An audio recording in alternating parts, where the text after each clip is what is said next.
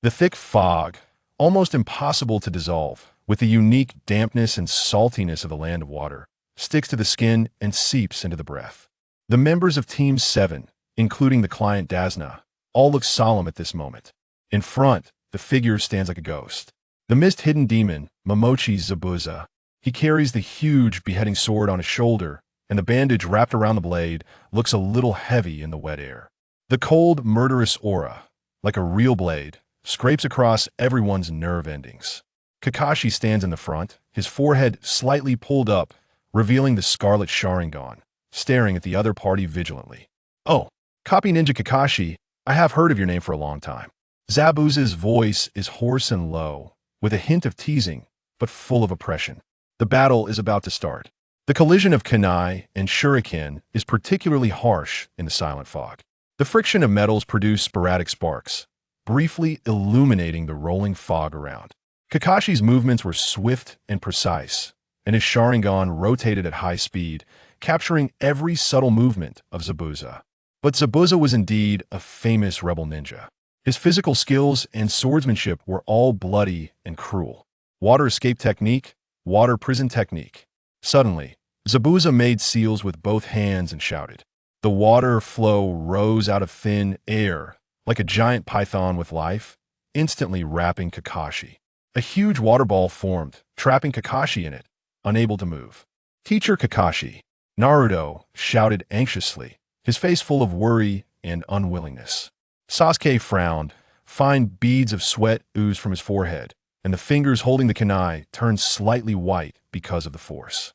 Sakura was even more pale, her body trembling unconsciously, and fear almost swallowed her.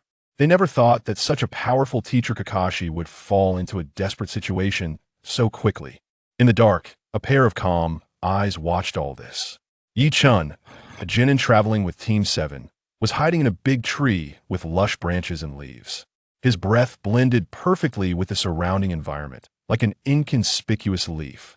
The mist lingered around him, but did not wet the corners of his clothes.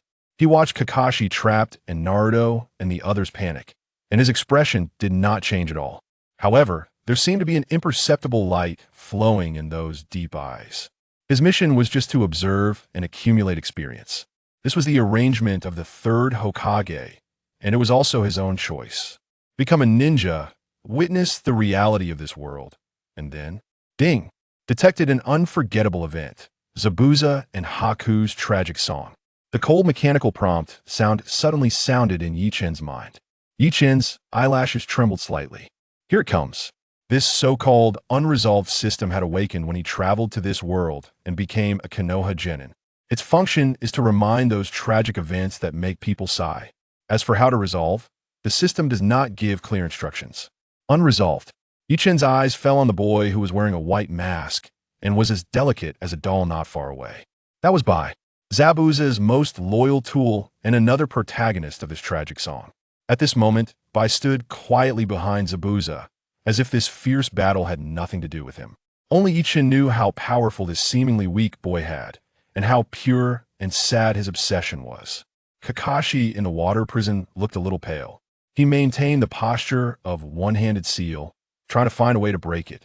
But the binding force of the water prison technique was extremely strong, and the oxygen was gradually thinning.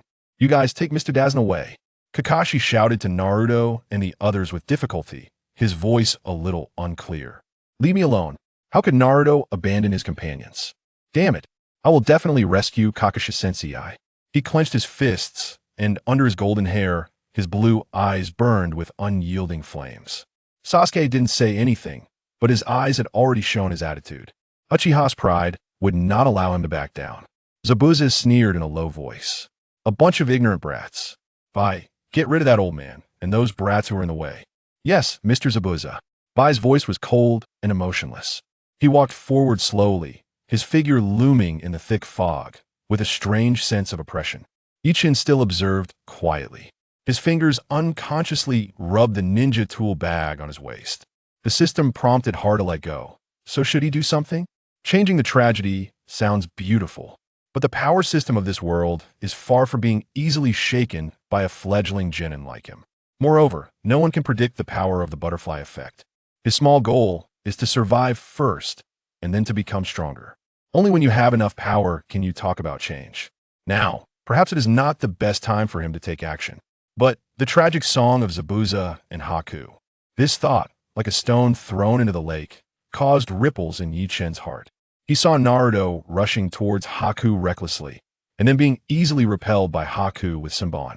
Sasuke also joined the battle, and the Sharingan began to show signs, but it was still difficult to resist Haku's ice escape secret technique. Despair began to spread in the hearts of the young members of Team 7. Teacher Kakashi was trapped, and they themselves were also in a hard fight. Old man Dazna hid behind them, trembling. This is the cruelty of the ninja world. Missions may cost lives at any time. Ichin's eyes once again turned to Kakashi in the water prison. He knew that Kakashi would not give up so easily. This experienced Jonin must have a backup plan, and he needs to wait for a more suitable time. A point of entry that can allow him to gain the maximum benefit at the minimum cost. The fog seemed to be thicker. The smell of blood in the air also began to spread faintly. Chapter 2. The Sacrifice of White. The initial emergence of time-space reversal. Naruto's chest heaved violently, sweat mingling with mist, blurring his vision. Sasuke's Sharingan manifested for the first time in battle, the two tomos slowly rotating, yet still unable to fully capture the elusive figure of White. Senbon pierced the air, carrying a chilling aura, relentlessly assaulting the two. Damn it! Naruto roared, swiftly forming hand seals. Shadow clone technique. With a series of explosive pops, multiple clones of Naruto appeared, fearlessly charging towards White, attempting to create an opening through sheer numbers.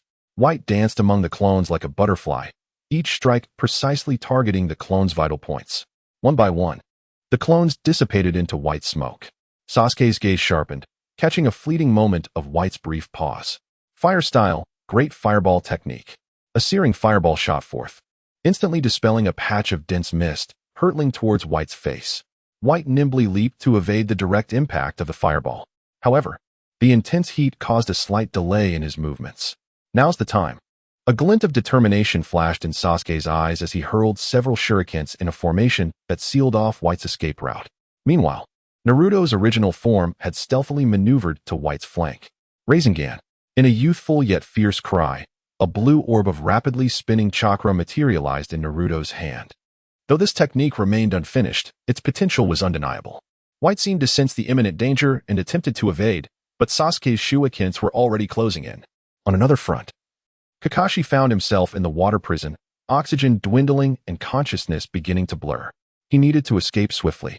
Naruto and Sasuke's teamwork caught White off guard, as well as Zabuza's. Bang! Naruto's Rasengan struck solidly against the outer wall of the water prison. The prison shook violently, ripples spreading across the water's surface. A faint cracking sound echoed. The water prison shattered. Kakashi tumbled out, gasping for air, his face pale yet his eyes sharp. Well done, Naruto, Sasuke, Kakashi praised, casting a glance of approval at his two disciples. Naruto grinned widely, his expression brimming with pride. Sasuke merely snorted, though the corners of his mouth slightly lifted. Zabuza's expression darkened. To his surprise, these youngsters possessed considerable skill. He approached Kakashi, wielding his executioner's blade, step by step. However, the game must come to an end. Kakashi, do you think this is over? The mist surged once more, heralding a more intense battle ahead. Kakashi pulled his forehead protector fully down, concealing his Sharingan. Zabuza, your opponent is me. The two faced off again, an invisible aura of killing intent clashing in the air, producing a sizzling sound. The battle reignited. This time, free from the constraints of the water prison, Kakashi's true strength was unleashed. The collision of taijutsu and ninjutsu stirred fierce winds through the clearing in the forest. The executioner's blade swung with a fierce whistle, tearing through the air. The kunai failed to block, sparking brilliantly. Naruto and Sasuke anxiously observed the unfolding battle, eager to assist, yet found themselves utterly powerless. Sakura clung tightly to Tazuna, her body trembling from fear. Haku stood silently to the side, his expression concealed beneath his mask, his gaze unwaveringly fixed on Zabuza's figure. Lightning release, lightning cutter. Kakashi's right hand surged with blinding lightning, emitting a sharp sound akin to a chorus of chirping birds. This was a self-created S-rank ninjutsu, powerful enough to rend anything asunder. The strike was aimed directly at Zabuza's heart. Zabuza's pupils constricted. He sensed the terrifying power contained within the lightning cutter. He attempted to evade, but Kakashi's speed was too swift. The shadow of death loomed over him in an instant. Just as the moment became critical, a white figure appeared like a flash of lightning, standing before Zabuza. It was Haku. He opened his arms, welcoming the lethal lightning with his frail body. Zabuza-sensei. Haku's voice was soft, almost inaudible, yet carried a resolute finality. Time seemed to freeze in that instant.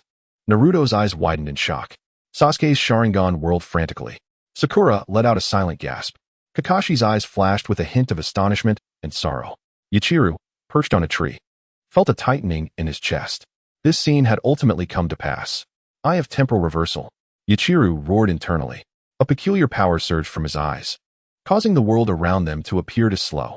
No, it was not that time slowed. Rather, Haku's figure and Kakashi's lightning cutter were retreating at a speed almost imperceptible to the naked eye. A mere 0.1 seconds. For mortals, this was an inconsequential moment. Yet for Yachiru, it was crucial in the face of the impending tragedy.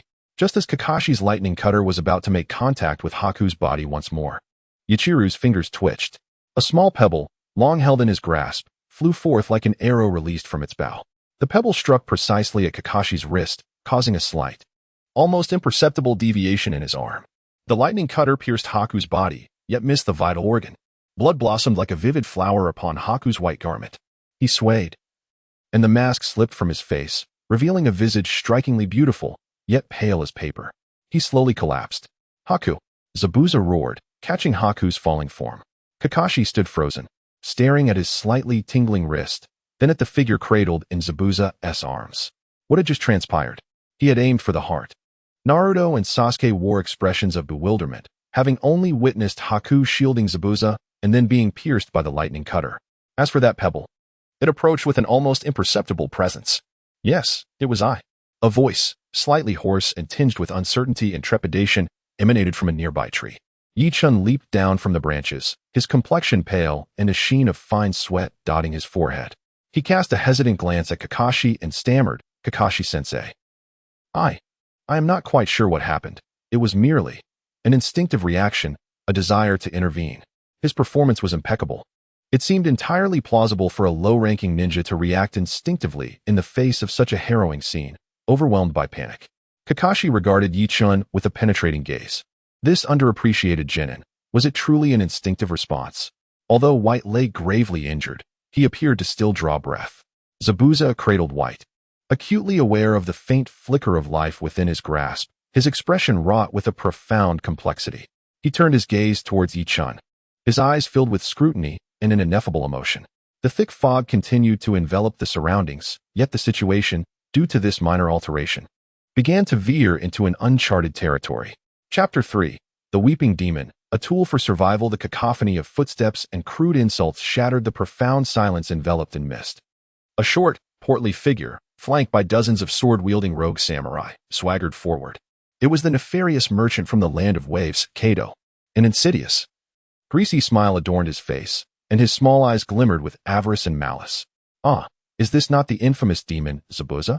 Kato exclaimed in an exaggerated tone, his gaze sweeping across the scene before settling on the fallen white figure. "And the Kakashi squad, how fortuitous, saves me the trouble of searching for each of you."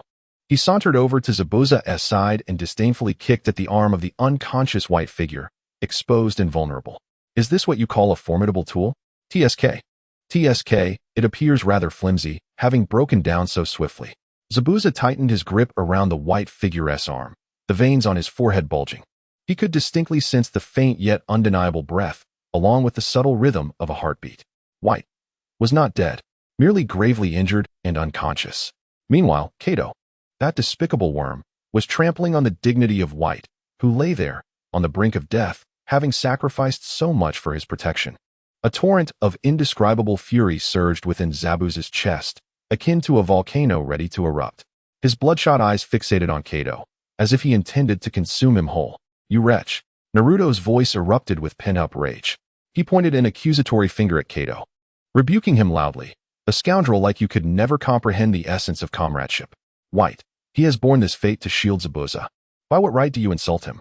Naruto's words struck each heart like a hammer. Sakura and Sasuke regarded him with complex expressions, while Kakashi's gaze deepened in intensity.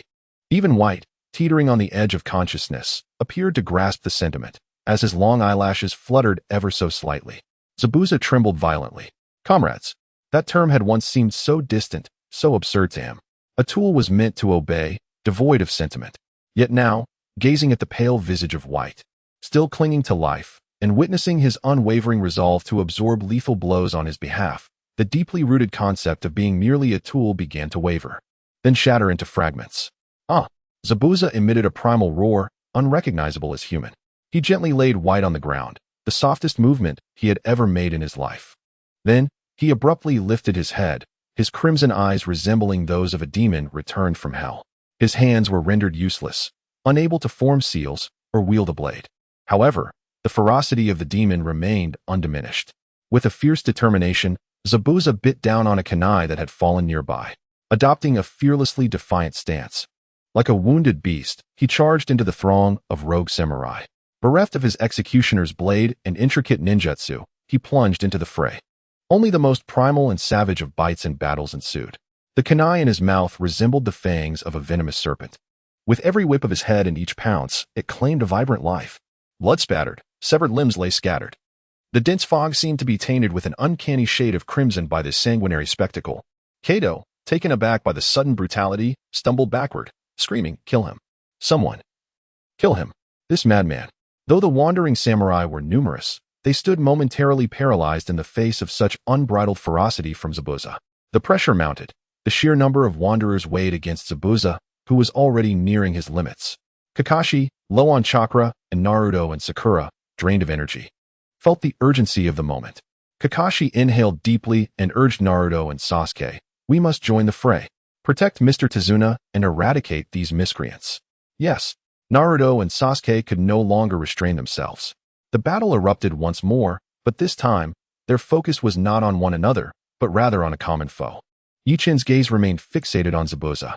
This former demon was, at that moment, embodying a transformation he himself was oblivious to through the very act of living. Zabuza's offensive was fierce, yet his hands were crippled, and he was rapidly succumbing to fatigue, accumulating numerous wounds. Just as a rogue samurai, with a sinister grin, prepared to strike from Zabuza's blind spot, poised to inflict a devastating blow, a flicker of imperceptible light flashed in Yichin's eyes. The eye of time reversal. This minuscule force acted solely within a minuscule radius around Zabuza. The impending blade, defying all logic, momentarily hesitated for less than a fraction of a second. Zabuza, seemingly struck by divine inspiration, executed a desperate roll, narrowly evading the lethal strike. The blade merely grazed his shoulder, leaving a shallow cut. "Watch your back," Yichin shouted at the opportune moment, as if he had just noticed the ambush. Zabuza, panting heavily, instinctively cast a glance in Yichin's direction. Confusion flickering in his eyes, only to be swiftly replaced by a more intense murderous intent. He had no time to ponder further. Kakashi's team and Zabuza formed an uncanny synergy.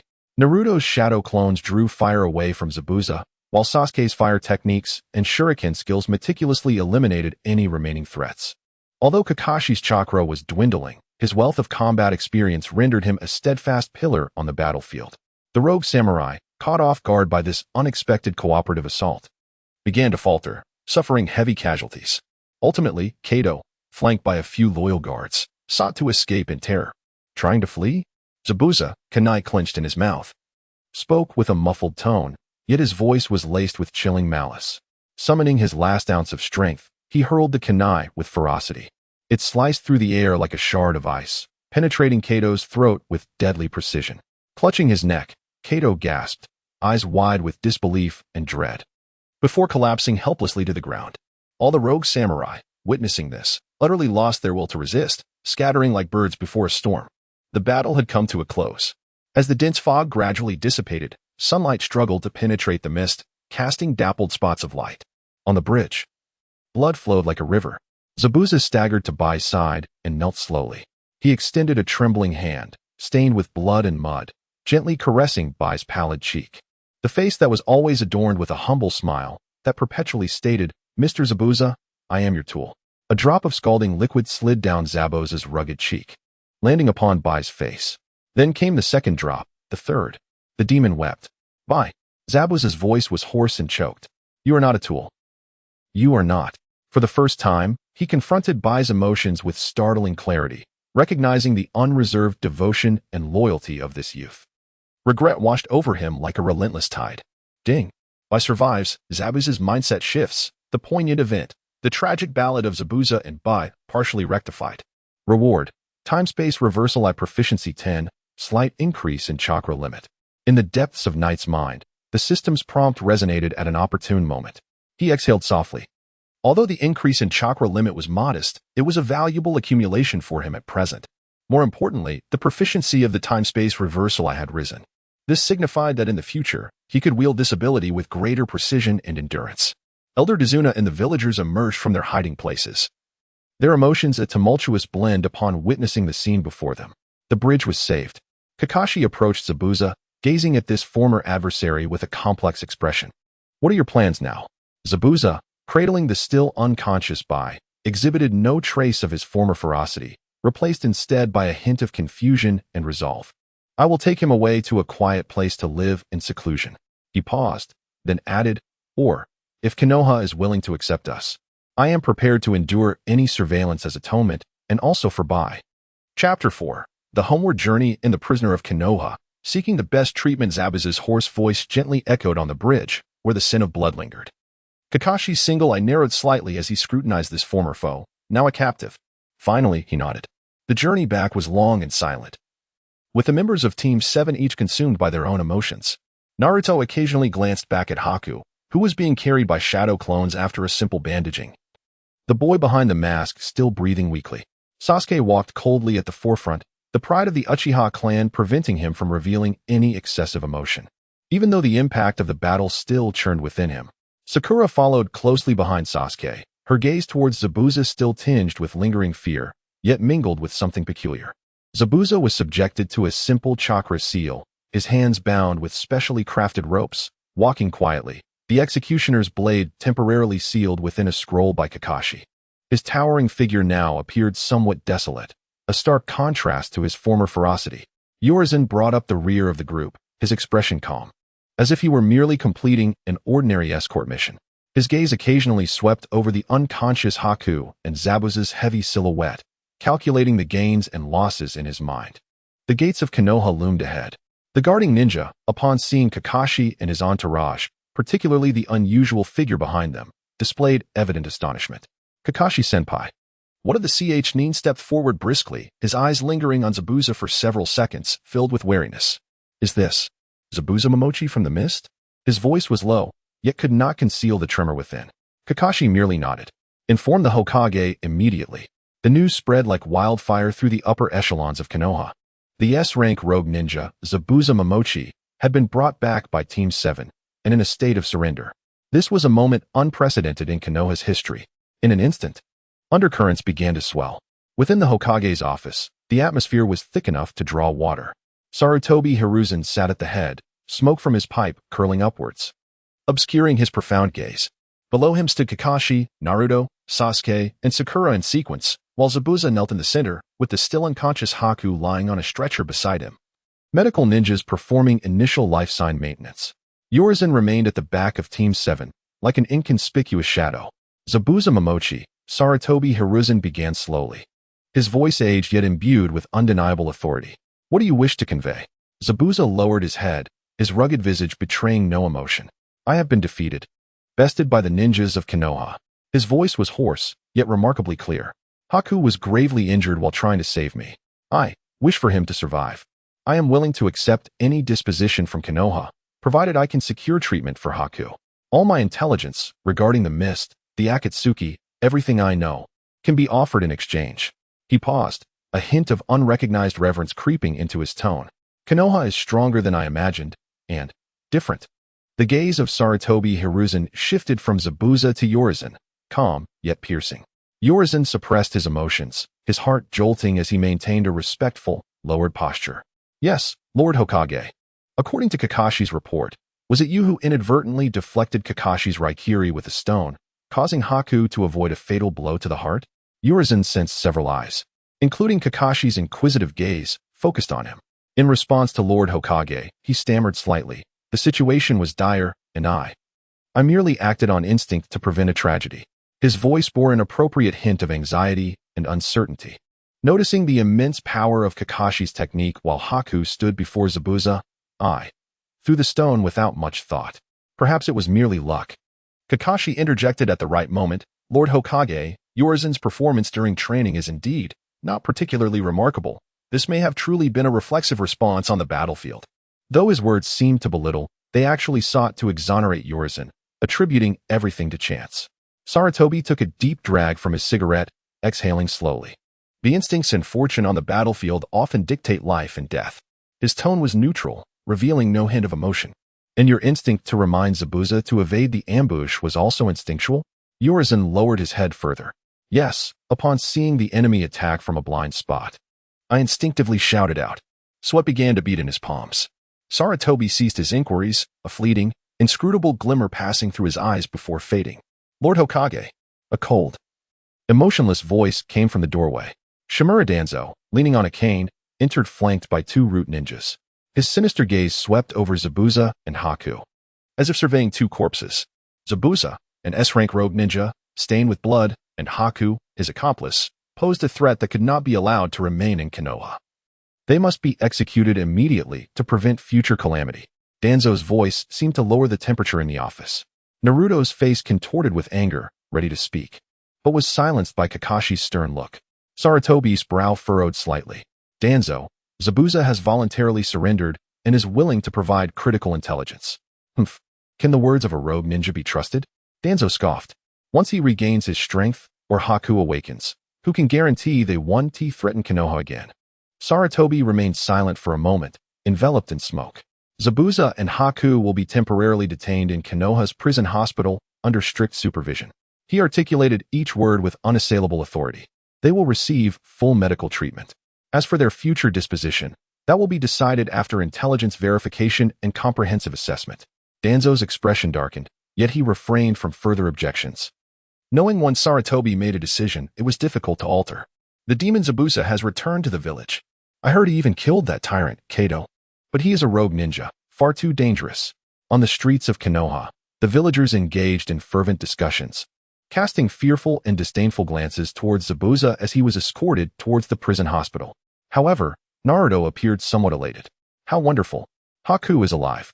He clenched his fists, yearning to visit the hospital, only to be informed that visitation was currently prohibited.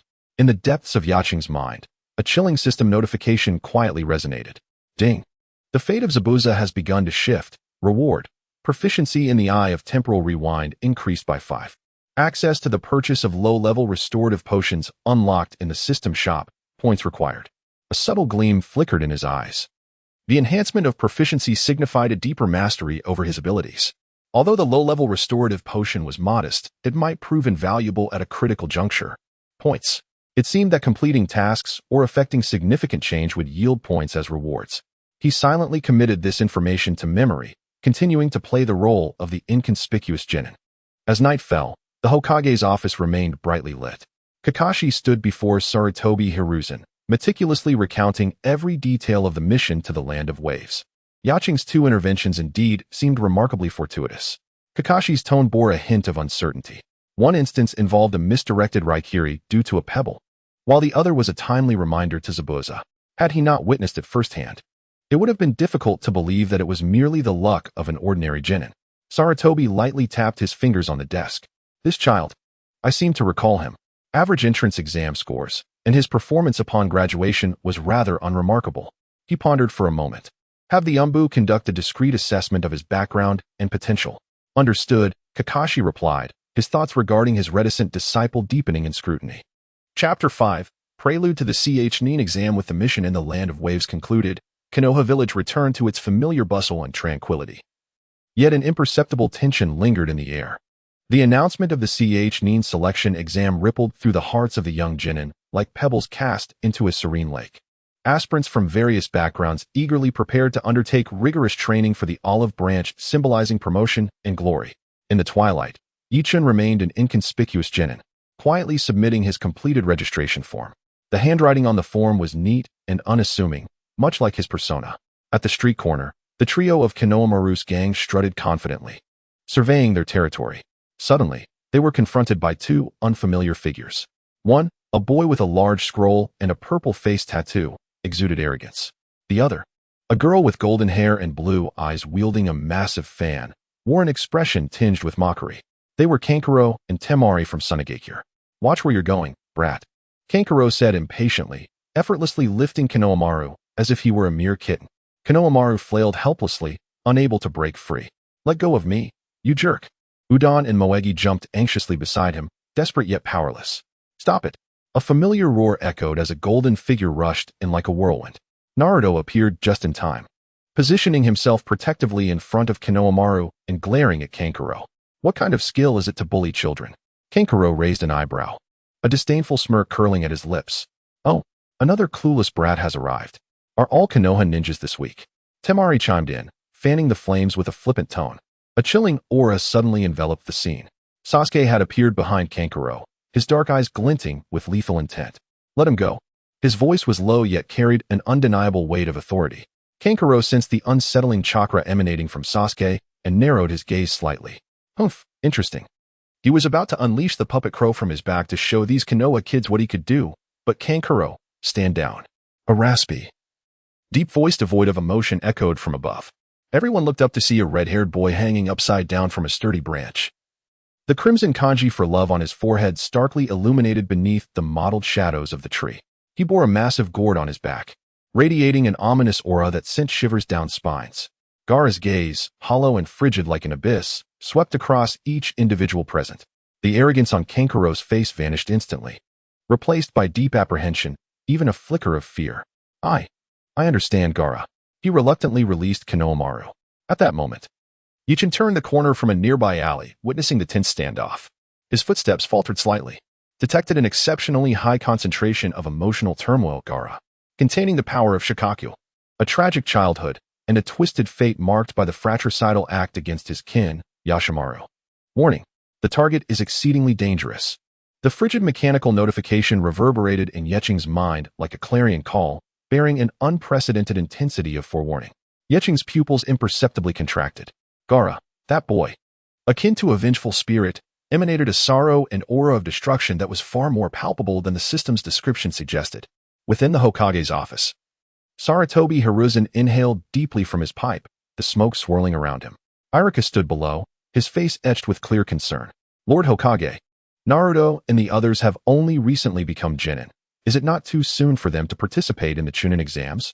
Their experience and strength may not suffice to confront such challenges. Kakashi, leaning casually against the wall, interjected, Iruka-sensei, they need to grow. True combat is the finest catalyst for development.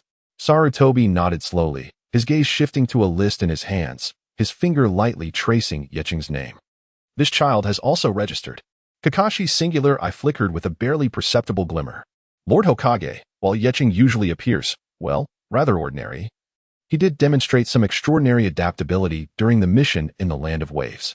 Sarutobi exhaled a ring of smoke. Hence, I have approved his participation. I am intrigued to see how much genuine potential he can reveal under greater pressure. Observing him is also an additional purpose of this Chunin exam. In the depths of Konoha Prison Hospital, within a heavily guarded ward, Zabuza sat in silence, his former ferocity replaced by a profound weariness. He voluntarily provided some fragmented intelligence regarding the inner workings of the hidden mist village to the interrogation department's Marino Ibiki, in exchange for the best medical care for Haku. In the adjacent ward, Haku lay quietly on the bed, his pale face finally tinged with a hint of color. He slowly opened his eyes, his long eyelashes quivering slightly. His gaze still somewhat bewildered. Consciousness was gradually returning, yet his body remained feeble. Yeching stood at the edge of the training ground, sensing the faint metallic tang in the air emanating from Gaara. The destructive impulse of Shikaku intertwined with Gaara's own sorrow and despair, forming a stifling aura of negative energy. This upcoming Chunin exam was destined to be anything but tranquil. A tempest of bloodshed seemed to be brewing. Source of pressure. The Chunin exam, gathering elite shinobi. With Orochimaru's shadow lurking in the dark, and the Konoha collapse plan concocting in secrecy. Yeching could feel the venomous serpent hidden in the shadows beginning to extend its cold tongue. His time reversal eye, though having improved in proficiency, still felt inadequate in the face of the impending colossal crisis. This sense of helplessness caused his brow to furrow. Under the guidance of their respective mentors, the young ninjas engaged in targeted and rigorous training. In the training grounds of Class 7, Naruto's frog leaps, Sasuke's beads of sweat, and Sakura's diligent notes all brimmed with hope for the future. Meanwhile, in a secluded corner, Yuchen quietly accessed the system shop.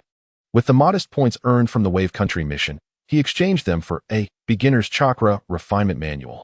Though lacking in earth-shattering techniques, it focused on the fundamental skills of chakra control and refinement. What he sought was a solid foundation, a means to accumulate strength before the impending storm. The first round of the Chunin exams, the written test, was about to commence.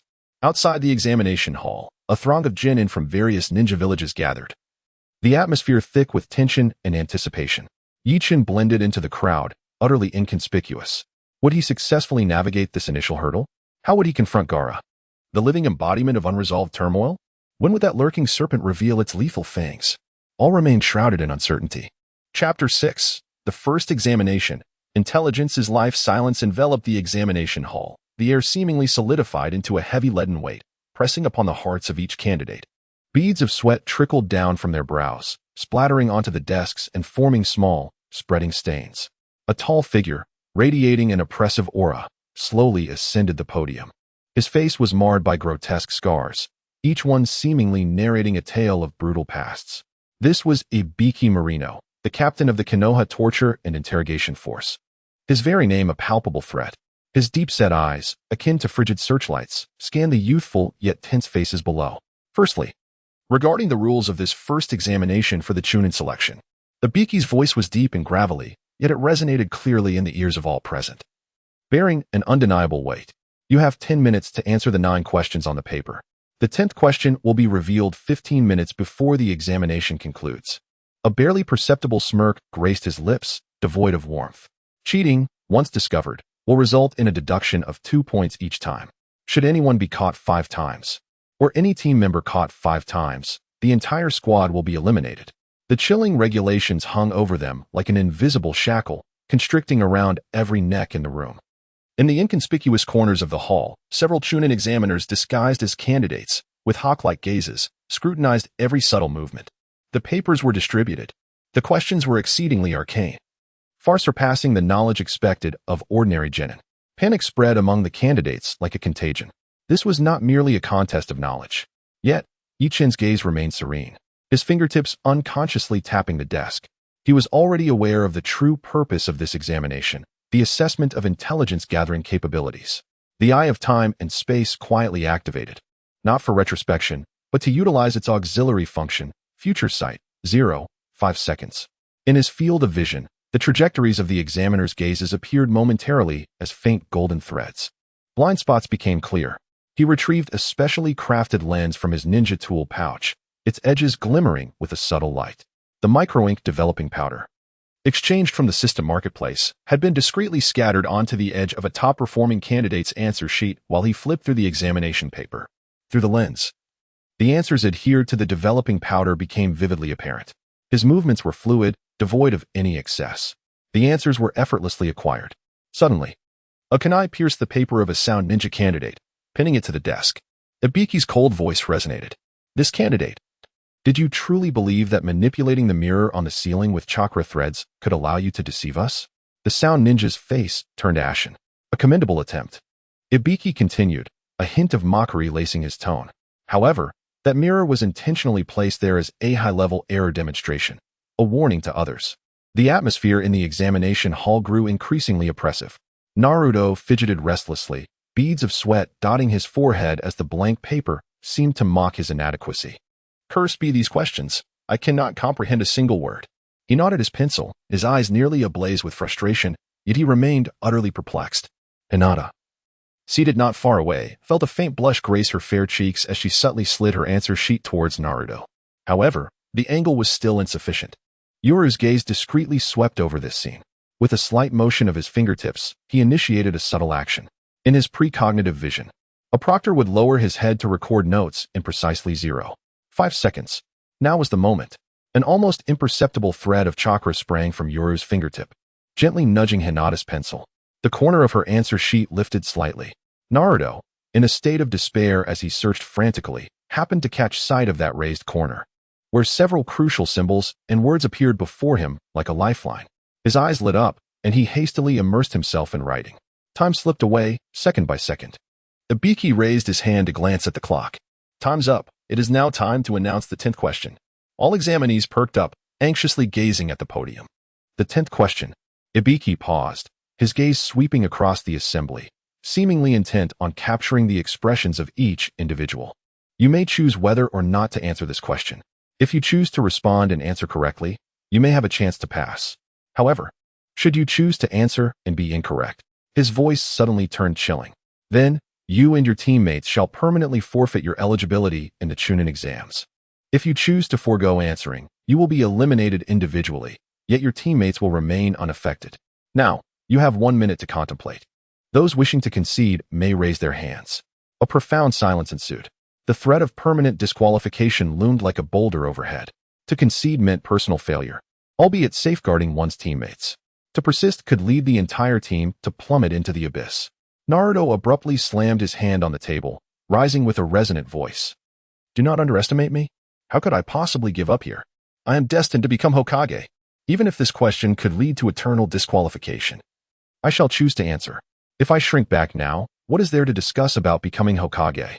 His fervent declaration rippled through the atmosphere like a stone cast into a tranquil lake, stirring waves of determination among several previously wavering examinees. Yoru observed this scene with calmness, feeling a nearly imperceptible stirring within. Such unwavering courage was indeed dazzling. Ultimately, the majority chose to remain. Ibiki regarded the resolute gazes from the crowd below, a rare, almost approving smile gracing his face.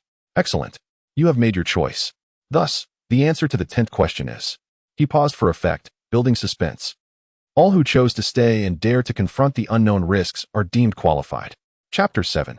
The Forest of Death. The gaze of Orochimaru exercise ground number 44. Ominously dubbed the Forest of Death, is shrouded in a forbidding atmosphere, with towering barbed wire delineating the boundary between the inner realm and the outside world. A sinister aura, akin to a damp, toxic mist, wafts from the depths of the forest. A woman with violet hair, clad in a fishnet ensemble and draped in a beige trench coat, holds a shuriken, licking the blood from its surface, blood drawn from her own arm, echoing the word death emblazoned on the massive banner behind her. This is Akamichi Rindu. Her wild, fierce eyes scan the gathered lower ninjas below, a sadistic smile curling at the corners of her lips. Welcome to my domain, little ones. Her voice drips with mockery, yet carries an undeniable authority. The second exam is a battle for the scrolls. You shall be randomly assigned either the Heaven Scroll or the Earth Scroll. Your mission is to collect both and reach the central tower within 5 days. Rindu tosses the death warrant she holds onto the ground. Of course, losing a few along the way is perfectly normal. Her chilling words drain the color from many lower ninjas' faces. Within the forest, not only lurk unknown beasts and venomous creatures, but also competitors from other villages. Watching with predatory intent, Yakin stands with his 2 temporarily assigned teammates. One, a stout fellow skilled in earth-style defense named Iwanaga. The other, a slightly anxious youth with a gentle breeze swirling around his fingertips, Kazama. They have received the Earth Scroll, at Rindu's command. Each team spills into the foreboding wilderness through various entrances. Towering ancient trees block out the sun, which struggles to penetrate the layered canopy, casting fractured shadows upon the ground. The decaying leaves emit a damp, moldy scent, occasionally intermingled with the stench of some wild beast. Not long after Team 7 ventures into the forest, Naruto clutches his stomach, his face contorted in discomfort. I can't hold it anymore. I need to take a leak. Without waiting for Sasuke and Sakura to object, he dashes into the dense underbrush. At that moment, an overwhelming aura of malevolence descends without warning. A colossal python descends from above, scattering Naruto, Sasuke, and Sakura. A female ninja, her visage grotesque and adorned with the forehead protector of the grass village, slowly reveals herself. She extends her disproportionately long tongue to lick her lips, her gaze filled with mockery and cruelty. Orochimaru. Yakin's team cautiously advances deeper into the forest. Suddenly, his brow furrows tightly, his heart racing uncontrollably. An indescribable sense of impending doom coils around his spine like a cold serpent. Warning. S-Class dangerous target Orochimaru has appeared. Approaching the location of Team 7. Detected intense malice associated with unresolved feelings. Target, Uchiha Sasuke's cursed seal. The system's alarm blares in Yakin's mind, a sharp, frantic sound resonating with unprecedented urgency and danger. Orochimaru. He has indeed come. Yi Chen's pupils suddenly constricted, cold sweat beading on his forehead. He vividly recalled the agonizing, near-death state that Sasuke fell into after Orochimaru implanted the curse mark in the original narrative. No, I must avoid this. This way. Yi Chen lowered his voice, his tone brooking no argument, pointing towards a path that deviated slightly from the direction of Team 7. His temporal reversal eye possessed a vague perception of pure murderous intent and malice. At that moment, a suffocating malevolence emanated from the direction of Team 7. Although Iwanaga and Kazama appeared somewhat puzzled, they chose to trust Yi Chen upon seeing his grave expression. The three cautiously circumvented the unsettling area. Faintly, distant sounds of battle and the growls of some beast could be heard. Time passed, and the heart-stopping malevolence gradually receded like a tide. Orochimaru seemed to have accomplished his objective. He devoured Team 7's Heaven Scroll, a hint of satisfaction curling at the corners of his mouth. However, unlike in the original tale, he did not immediately bestow the Heaven Curse mark upon Sasuke. Instead, his golden serpent-like eyes were contemplatively fixed on the direction where Yi Chen's team had recently concealed themselves. There, only dense thickets swayed gently in the breeze. Orochimaru extended his long tongue, ensnaring a non-venomous snake that happened to be slithering along a tree trunk, swallowing it whole. He directed a meaningful, playful, and inquisitive smile towards that direction. Then, like a specter, his figure vanished into the depths of the forest. In the distance, Yi Chen felt a sudden chill run down his spine, a cold sensation surging from the soles of his feet to the crown of his head. Just now, he seemed to have sensed an icy gaze scrutinizing him. Has Orochimaru discovered us? Or was it merely an illusion? Yi Chen's heart sank. This unforeseen turn of events cast a shadow over his plans. Just then, 3 Rain Village Genins surrounded them in a formation, silently closing in. The leader, a Rain Shinobi, wore a cruel smile. Surrender your scrolls, and you may suffer less. In their hands, they brandished a copy of the Earth Scroll. A battle was imminent. Doton, Tsuchi Ryuhiki, Iwanaga shouted, forming hand seals as a sturdy earthen wall erupted from the ground, blocking several shuriken hurled by the Rain Shinobi. F-Tun, Kazakiri.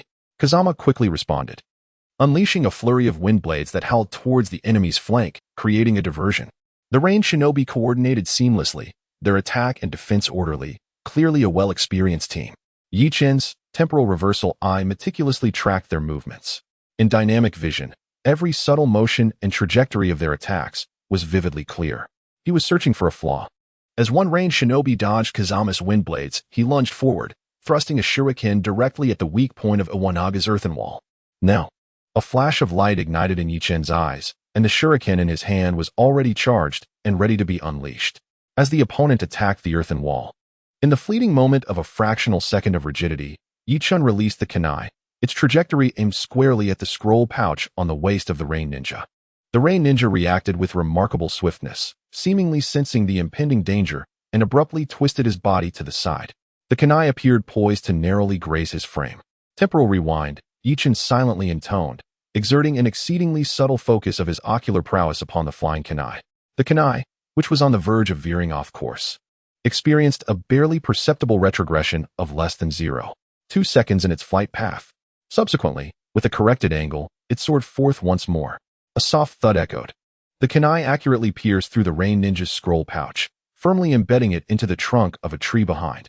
Within the pouch, a celestial scroll revealed itself. We did it! Kazakage exclaimed in delight. The Rain Ninja squad's expressions shifted dramatically. Team Yi Chen had successfully seized the celestial scroll. They resumed their journey towards the central tower. However, Yi Chen's heart did not feel significantly lighter. Orochimaru's meaningful glance loomed over him like a sword suspended above his head. Had he uncovered his secret? Was the crisis of Team 7 truly averted? Sasuke's Curse Seal. Chapter 8. Curses and Fear. Naruto's outburst, the suffocating malice, was not an illusion. It spread silently like the deepest marsh, instantaneously engulfing the last echoes of birdsong in the forest. The members of Team 7 simultaneously sensed that chilling presence that sent shivers through their very souls. Orochimaru. He emerged like a specter from the depths of hell, exuding a nauseatingly sweet and fishy scent, standing before Team 7. His face, pale to the point of being ghastly, was illuminated by the cold, inhuman glint of his golden snake-like eyes. He extended his disproportionately long tongue, slowly licking his lips, his gaze greedily fixated on Sasuke Uchiha. I have found you, Sasuke-kun. His voice was hoarse, laced with a chilling intimacy, reminiscent of whispers between lovers, yet concealing a deadly venom. Sasuke felt as though the blood in his veins had instantaneously frozen. His Sharingan activated instinctively, the crimson tomo spinning wildly. Yet it could not dispel the primal fear that gripped his heart. This man was too powerful, so powerful that even the thought of resistance seemed utterly futile. "Your eyes are quite impressive," Orochimaru remarked with a hint of amusement in his tone. "But they are still insufficient." He approached like a phantom, his speed so swift that even Sasuke's Sharingan struggled to discern his trajectory.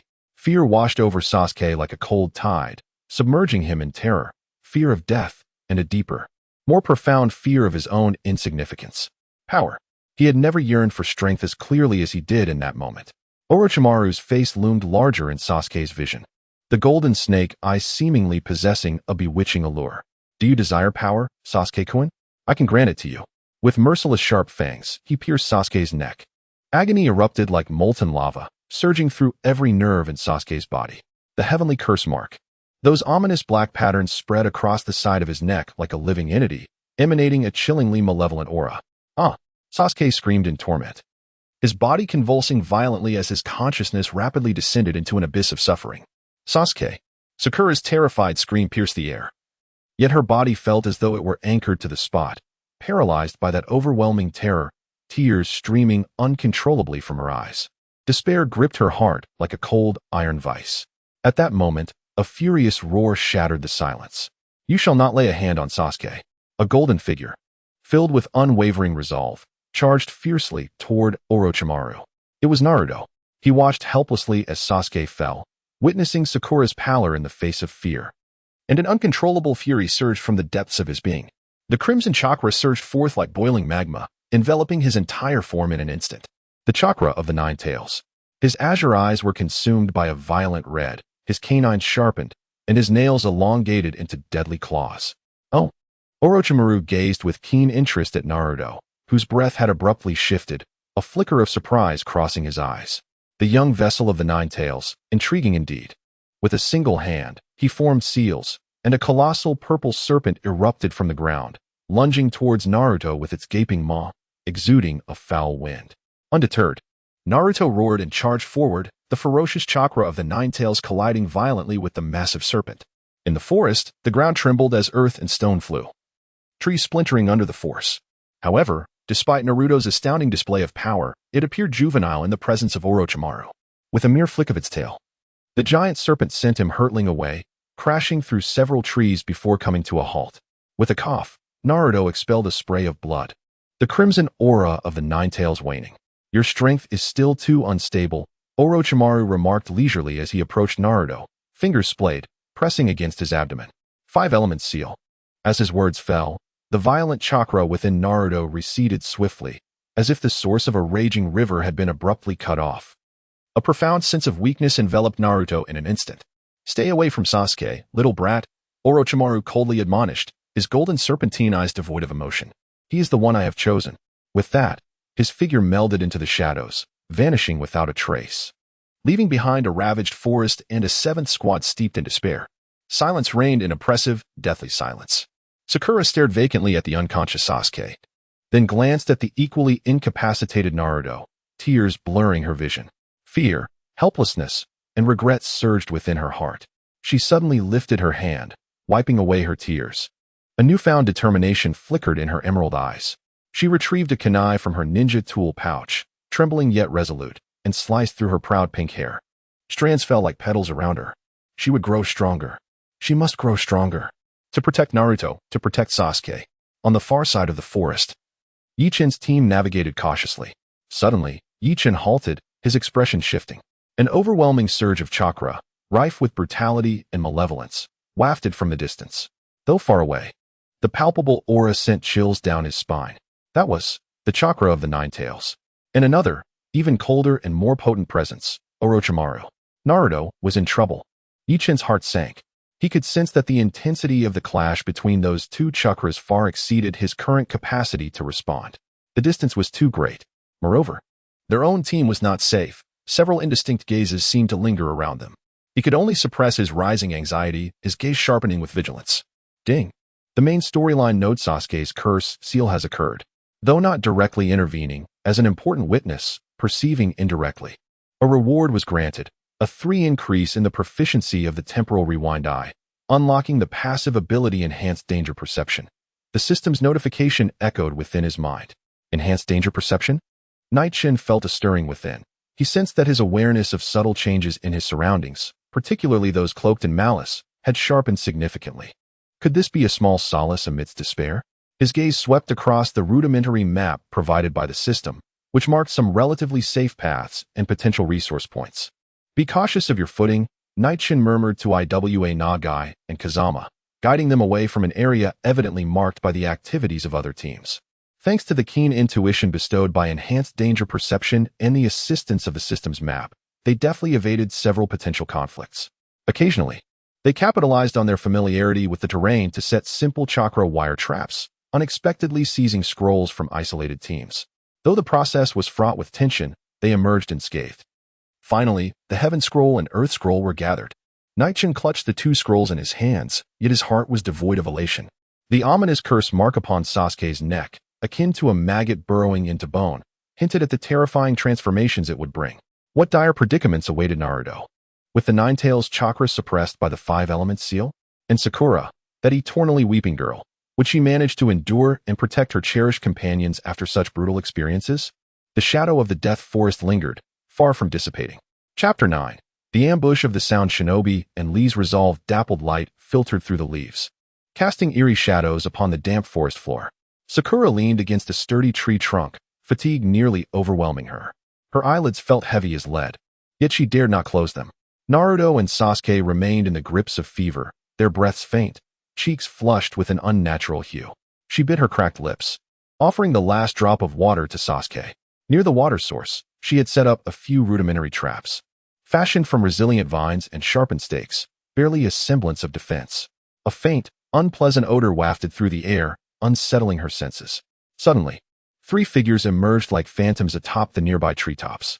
Leading them was a Sound Shinobi, his face swathed in bandages, revealing only a pair of sinister eyes. Toas. Beside him stood Sak, the pipes on his arms exuding an ominous aura. The sole female, Kin, playfully toyed with the bells tied at her waist. It appeared that Uchiha Sasuke was indeed here.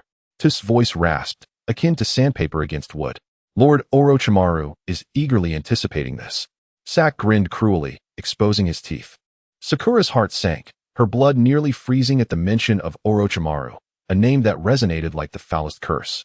She sprang to her feet, kunai held defiantly across her chest, shielding Naruto and Sasuke. Do not come near them. Her voice trembled yet rang with unwavering determination. Oh, there's an annoying little girl, Kin scoffed derisively. Sak, growing impatient, raised his hand, the palm aimed at Sakura. Die, he declared. At that moment, a vine at Sakura's feet suddenly tightened. A barrage of kunai, laced with paralyzing poison, shot forth from concealment, aimed directly at Sak's face. He scoffed dismissively and evaded with ease. Child's play.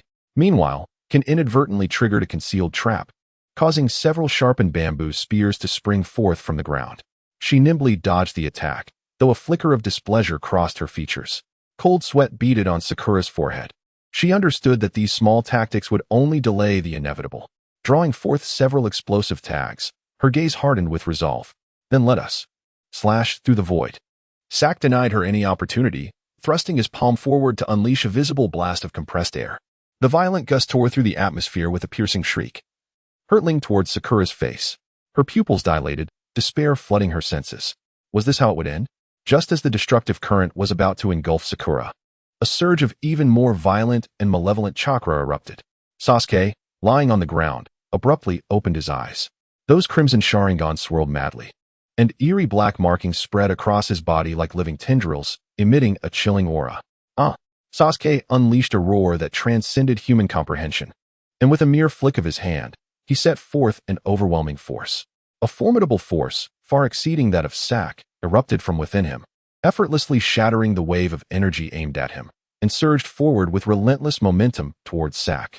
Sak's expression shifted drastically as he hastily raised his arms in defense. Thud! He was struck as if by a heavy blow, sent hurtling backwards to crash against a distant tree trunk, spitting out a mouthful of blood. What is this? For the first time, astonishment flickered across the faces of TOS and Jean. After repelling Sak, The dark patterns on Sasuke's body became even more pronounced. He clutched his neck in agony, the cursed seal searing his nerves like a branding iron. With another anguished roar, his body weakened, collapsing heavily to the ground, completely losing consciousness. Sakura stared blankly at this scene, her mind a complete void. Was that really Sasuke-kun? Seizing the moment. Kill him. TOS was the first to regain his composure, a glint of ruthlessness flashing in his eyes. Regardless of what had transpired with Sasuke, this was the optimal opportunity. Jin immediately understood, aiming his shuriken at the unconscious Sasuke once more. Stop! A thunderous shout rang out like a clap of thunder. A green figure, swift as lightning, suddenly appeared between Sakura and the Sound Ninja trio. With thick eyebrows, a watermelon hairstyle, and that iconic green jumpsuit, it was Rock Lee. Sakura, I have come to protect you. His voice was loud and resolute, his eyes ablaze with an indomitable spirit. Another fool rushing to his demise. Sak struggled to rise from the ground, wiping the blood from his mouth, his gaze filled with malice. You think you can stop me? TOS looked at Lee with disdain. Lee spoke not a word, lowering his stance into a fighting position. In the next instant, he moved. Swift. Incredibly swift. His figure left an afterimage in its wake as he dashed towards Sak. Konoha Hurricane. Sak barely had time to register the movement before an overwhelming force struck him from the side, sending him flying once more. Seeing this, Jin immediately launched several shuriken adorned with bells, the sound distracting the mind. Yet, Lee seemed unfazed, his toes tapping against a tree trunk, twisting his body at an impossible angle to evade all the shuriken while simultaneously delivering a sweeping kick towards Jin. Jin barely managed to leap back in time to avoid the strike. What astonishing speed! What incredible power! Sakura watched Lee with excitement, her heart rekindled with hope. His brow furrowed slightly as he calmly observed Lee's movements. So that's it, a pure taijutsu ninja, he murmured. Sak, Jin, his attack pattern is straightforward. But his speed is extraordinary. Focus on his lower body and encircle him. TOS refrained from hastily employing his eerie sound wave attacks, instead opting to analyze the situation calmly and issue commands. Following his instructions, Sak and Jin immediately altered their tactics. The two advanced from opposite sides, simultaneously closing in on Lee, attempting to restrict his escape routes. Although Lee was fast, he found himself somewhat flustered under their deliberate onslaught. On the opposite side of the forest, Team Yeching was making their way along a relatively concealed path. They had just circumvented an area where at least 3 squads were engaged in a fierce battle. Suddenly, Yichen's footsteps came to an abrupt halt. His enhanced danger perception allowed him to distinctly sense the violent clash of chakra emanating from afar. Among the energy signatures, one burned with an intense fervor and resoluteness of youth, yet it was flaring in an abnormal manner. Ding! Event of unresolved grievance detected. Lee Rock's grave injury. The dire cost of the 8 gates. The chilling sound of the system notification reverberated in Yi Chen's mind like a tolling bell. Lee Rock. The 8 gates. Yi Chen's pupils constricted sharply. What's wrong, Yi Chen? Yin Yong inquired, puzzled. Yi Chen did not respond. Instead, his gaze fixated on the direction of the chakra fluctuations. His expression grave. On the battlefield, Shaoli was already marked with several wounds from the ambush of Sak and Jin. Yet he showed no signs of retreating. I am the beautiful azure beast of Konoha. I vowed to protect Sakura. This is my ninja way. Sweat soaked his forehead, and his breath grew labored. What a stubborn fellow, TOS scoffed. Shaoli took a deep breath, his eyes sharpening with determination. He recalled the teachings of his mentor. My guy. To protect those dear to him, to validate his efforts. He slowly raised his leg, loosening the heavy weights strapped to his ankles. Bang! Bang! The weights fell to the ground, creating 2 small craters. An indescribable sense of lightness coursed through Xiao Li's entire being. I'm going in, he bellowed, preparing to unleash the pent-up power within. 8 gates, open. The air seemed to freeze at that moment. Within Xiao Li's frail frame, a terrifying chakra was awakening. Would he be able to overcome the Sound Ninja trio with the power of the 8 gates? Would Yi Chun, from a distance, choose to intervene? And if he did, would his hidden secrets be exposed to the scrutiny of others? Chapter 10. The cost of the lotus flower, a crucial buffer. Little Lee unfastened the heavy weights from his ankles. Thud, thud. The 2 metallic weights crashed to the ground, stirring up a cloud of dust and causing the earth to slightly indent. In that instant, the air seemed to lighten. No, it was Little Lee who had become swifter. The green bodysuit he wore transformed from a restraint into the surface of an imminent volcanic eruption. The mockery on Sak and Jin's faces froze. They sensed a sudden surge of momentum, far surpassing what had just been. This sensation, beneath the bandages on Tor's face, his cold, calculating eyes revealed a hint of seriousness for the first time. Little Lee took a deep breath. The veins beneath his skin becoming pronounced as a scorching chakra surged within him. The 8 gates. First gate, open the gate. Second gate, rest gate, open. A visible green energy vapor ascended from his form, the air currents tousling his watermelon hairstyle. His gaze was sharp as an eagle's, fixated on his target, Tor's. Lotus flower. Little Lee's figure blurred. He appeared beneath Tor's at a speed that transcended the limits of human perception. A ferocious upward kick landed squarely on Tor's jaw, propelling him skyward like a kite severed from its string, blood erupting from his mouth. Little Lee followed suit, leaping into the air, his bandages coiling around Tor's like a serpentine entity, ensnaring him in the air where he had no foothold. The rapid rotation tightened the bindings, and Tor's, caught in the violent whirl, felt the terrifying pressure threatening to shatter his bones. In the next moment, Little Lee embraced Tor's, inverted as if he were a meteor, crashing down towards the ground. Boom! A tremendous roar accompanied by a powerful shockwave reverberated outward. The earth was struck, creating a shocking crater, with dust swirling in the aftermath. Sakura instinctively covered her mouth, her eyes wide with astonishment. Such power! As the dust gradually settled, in the center of the crater, Little Lee panted slightly, his muscles trembling unnaturally. Yet, contrary to expectations, Tor's had not completely lost his combat capability. He lay at the bottom of the pit. One of his sonic wave generators shattered, blood oozing from the corner of his mouth, but the ferocity in his gaze intensified. At a critical moment, he utilized the sonic wave generator in his other arm to release a counteracting sonic wave, dissipating part of the impact. Cough, cough. I underestimated you, thick-browed lad. Tor's rasped, his voice tinged with a distorted excitement, just as Little Lee's powerful strike with the lotus flower had exhausted its force. Leaving him in a momentary state of rigidity, Zack and Jean remained entirely unperturbed. They seized this fleeting opportunity. Void Slash. Zack thrust both palms forward, unleashing 2 compressed air cannons that screamed through the air from 2 cunning angles towards Little Lee. Simultaneously, Jean hurled dozens of poison shurikens, their chimes sharp yet concealing lethal intent, effectively blocking Little Lee's escape route. Little Lee's pupils constricted. The overwhelming sense of danger compelled him to forcibly twist his body. He skillfully evaded the direct assault of the air cannon, yet was still grazed by the residual shockwave, leaving a series of bloody lacerations on his arm and side. The relentless barrage following Lianhua was abruptly interrupted. The adverse effects of forcibly employing the 8 gates began to manifest. Shaoli felt as though his muscles were being ruthlessly torn apart, and his speed noticeably diminished. He gradually found himself at a disadvantage. Toph had risen from the pit. A cruel smile etched across his face. This was the end. He aimed the sonic wave generator on his arm once more at Shaoli. A silent wave of sound surged forth, relentlessly bombarding Shaoli. Gritting his teeth, he attempted to shield himself with his arms.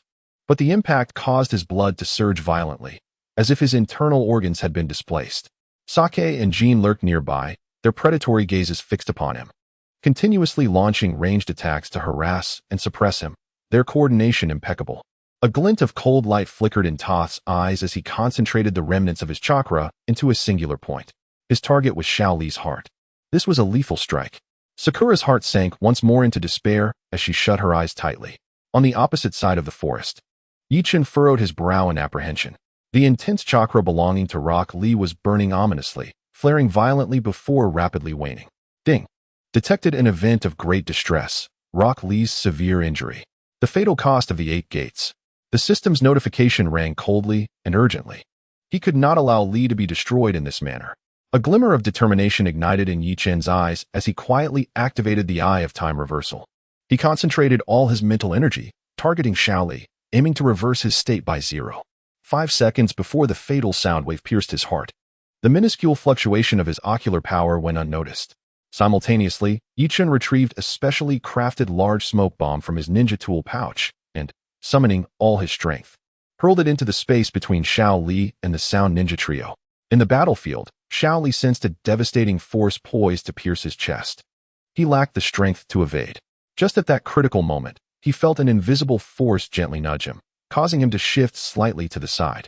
Almost simultaneously, a resounding boom erupted as thick white smoke exploded before Shaoli, rapidly enveloping the area and obscuring everyone's vision. The clustered sound waves grazed Shaoli's chest, leaving a horrific wound that extended from his left breast to his rib, blood gushing forth. Yet, he had ultimately evaded the fatal strike to his heart. What?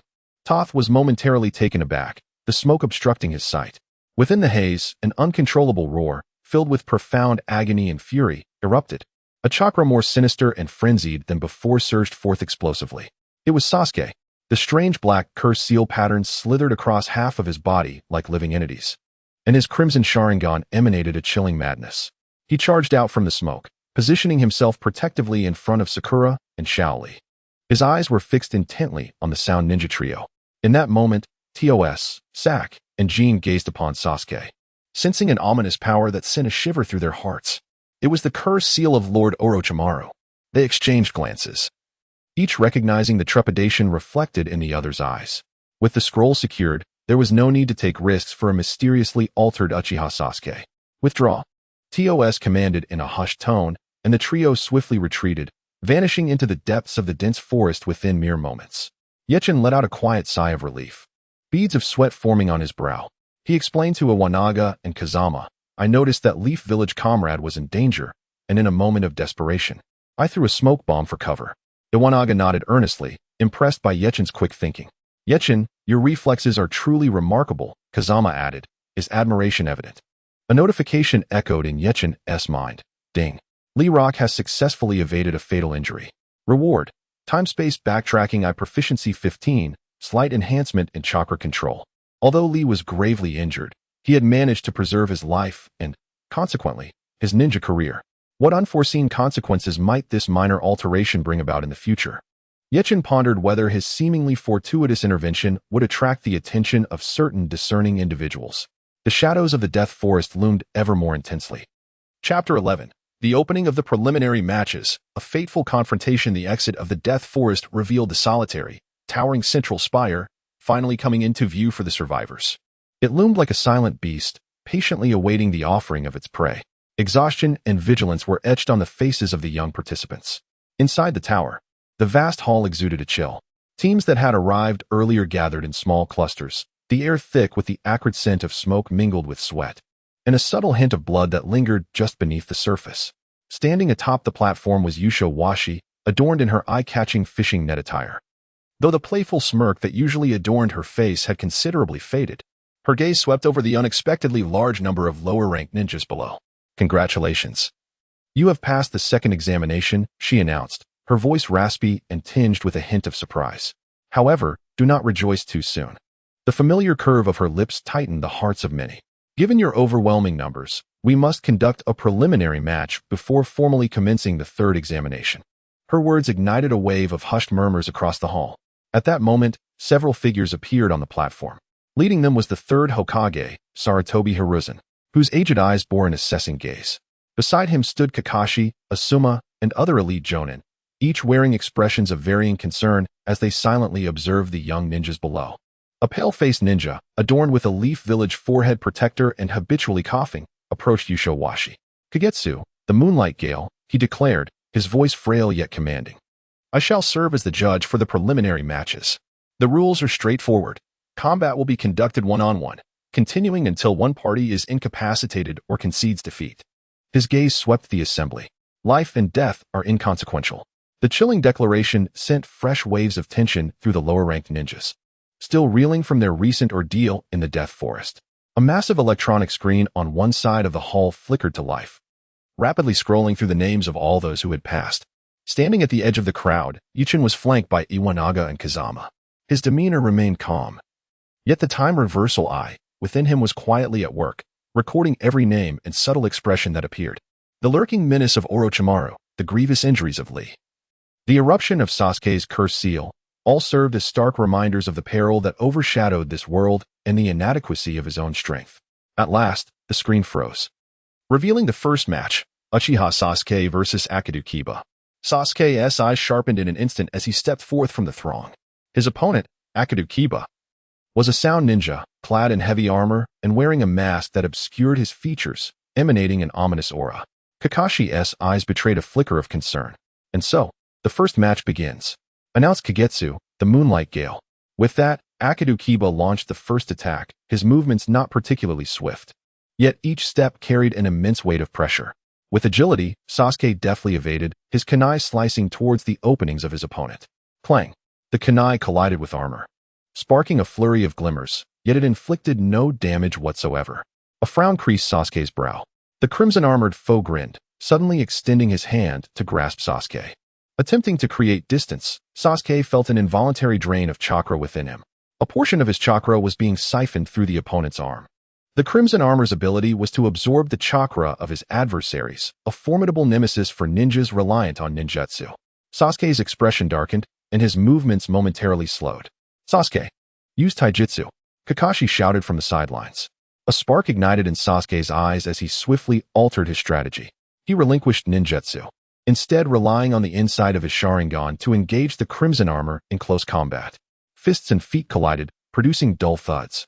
However, the ominous curse seal on his neck began to stir at that moment. A searing pain, accompanied by malevolent power, commenced its insidious encroachment upon his body and will. Cold sweat beaded on Sasuke's forehead, his breath grew ragged. Agony gnawed at his reason, while strength surged uncontrollably. A suppressed growl escaped his lips.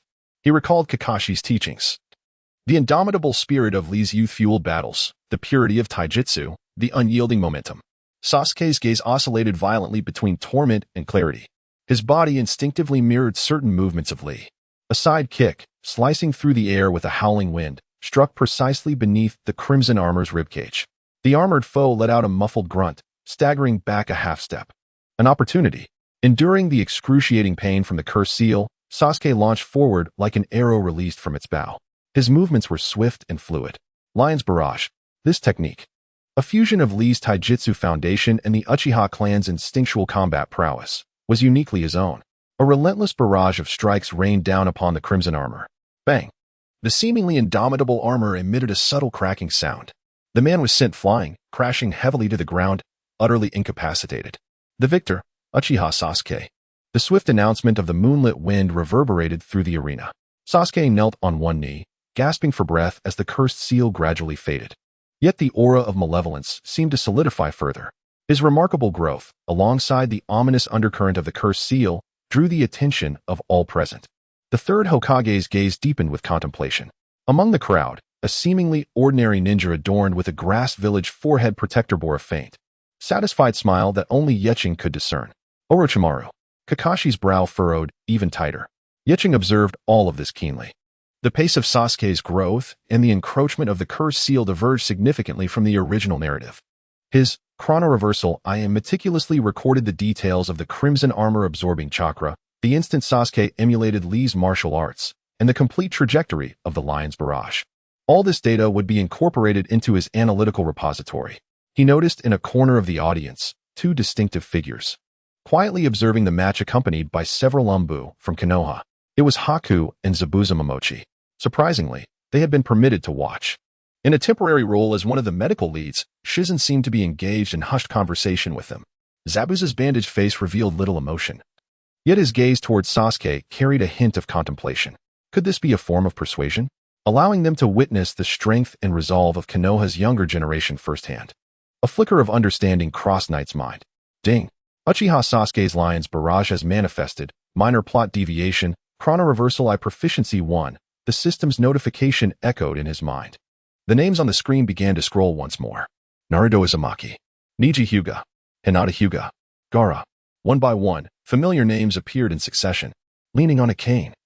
The still pallid Lee also emerged in the audience, his gaze fixed intently on the arena, fists unconsciously clenching. The fateful confrontation was about to commence. Knight's attention swept over those renowned figures etched in the annals of destiny. His capabilities remained rather limited. Each action he took was fraught with the risk of exposure. Yet, he must gather sufficient data for potential rescue operations and devise a more comprehensive plan. The shadows of the Forest of Death had yet to dissipate. The brutality of the preliminary rounds was merely beginning. Chapter 12. Neji and Hinata. The lament of the caged bird. The names on the electronic screen finally ceased their relentless scrolling. Hyuga Neji versus Hyuga Hinata. In an instant, the atmosphere within the grand hall became palpably tense. The terms main family and branch family, heavy as a curse within the esteemed Hyuga clan of Konoha, now lay bare before all. Neji stepped forward, his wide eyes reflecting an innate pride and an unwavering belief in his fate. His gaze landed upon the petite figure of his trembling kin not far away, laced with unabashed disdain. The tail of the crane remains the tail of the crane. Niji's voice, though not loud, resonated clearly in every ear, piercing like an icicle aimed at Hinata. Give up, Lady Hinata.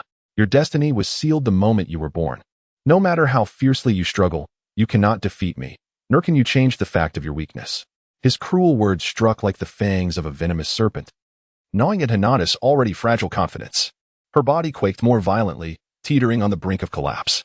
Among the crowd, Naruto's azure eyes ignited with flames of indignation. Hinata, do not heed his words. Believe in yourself. You can do it. Naruto's voice shone like a beacon, cutting through the shadows that enveloped Hinata's heart. She abruptly lifted her head, despite the lingering timidity in her pure white eyes. A flicker of stubborn determination ignited within them. I will not give up.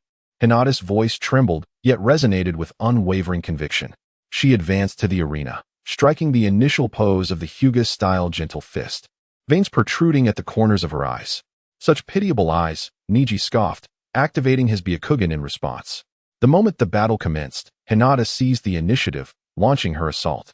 Her strikes were gentle yet concealed peril, each aimed at Niji's chakra points. However, Niji's movements were swifter, more precise. It was as if he could foresee every action, every strike Hinata made. Her attacks fell flat, akin to stones cast into the vast sea, failing to create even the slightest ripple as he effortlessly countered them. Too slow. Too weak. Niji danced just beyond the reach of Hinata's strikes, occasionally extending a finger to deftly tap her arm or leg at their chakra points. Each precise touch caused her body to stiffen, momentarily obstructing the flow of chakra, as excruciating pain and a sense of helplessness overwhelmed her.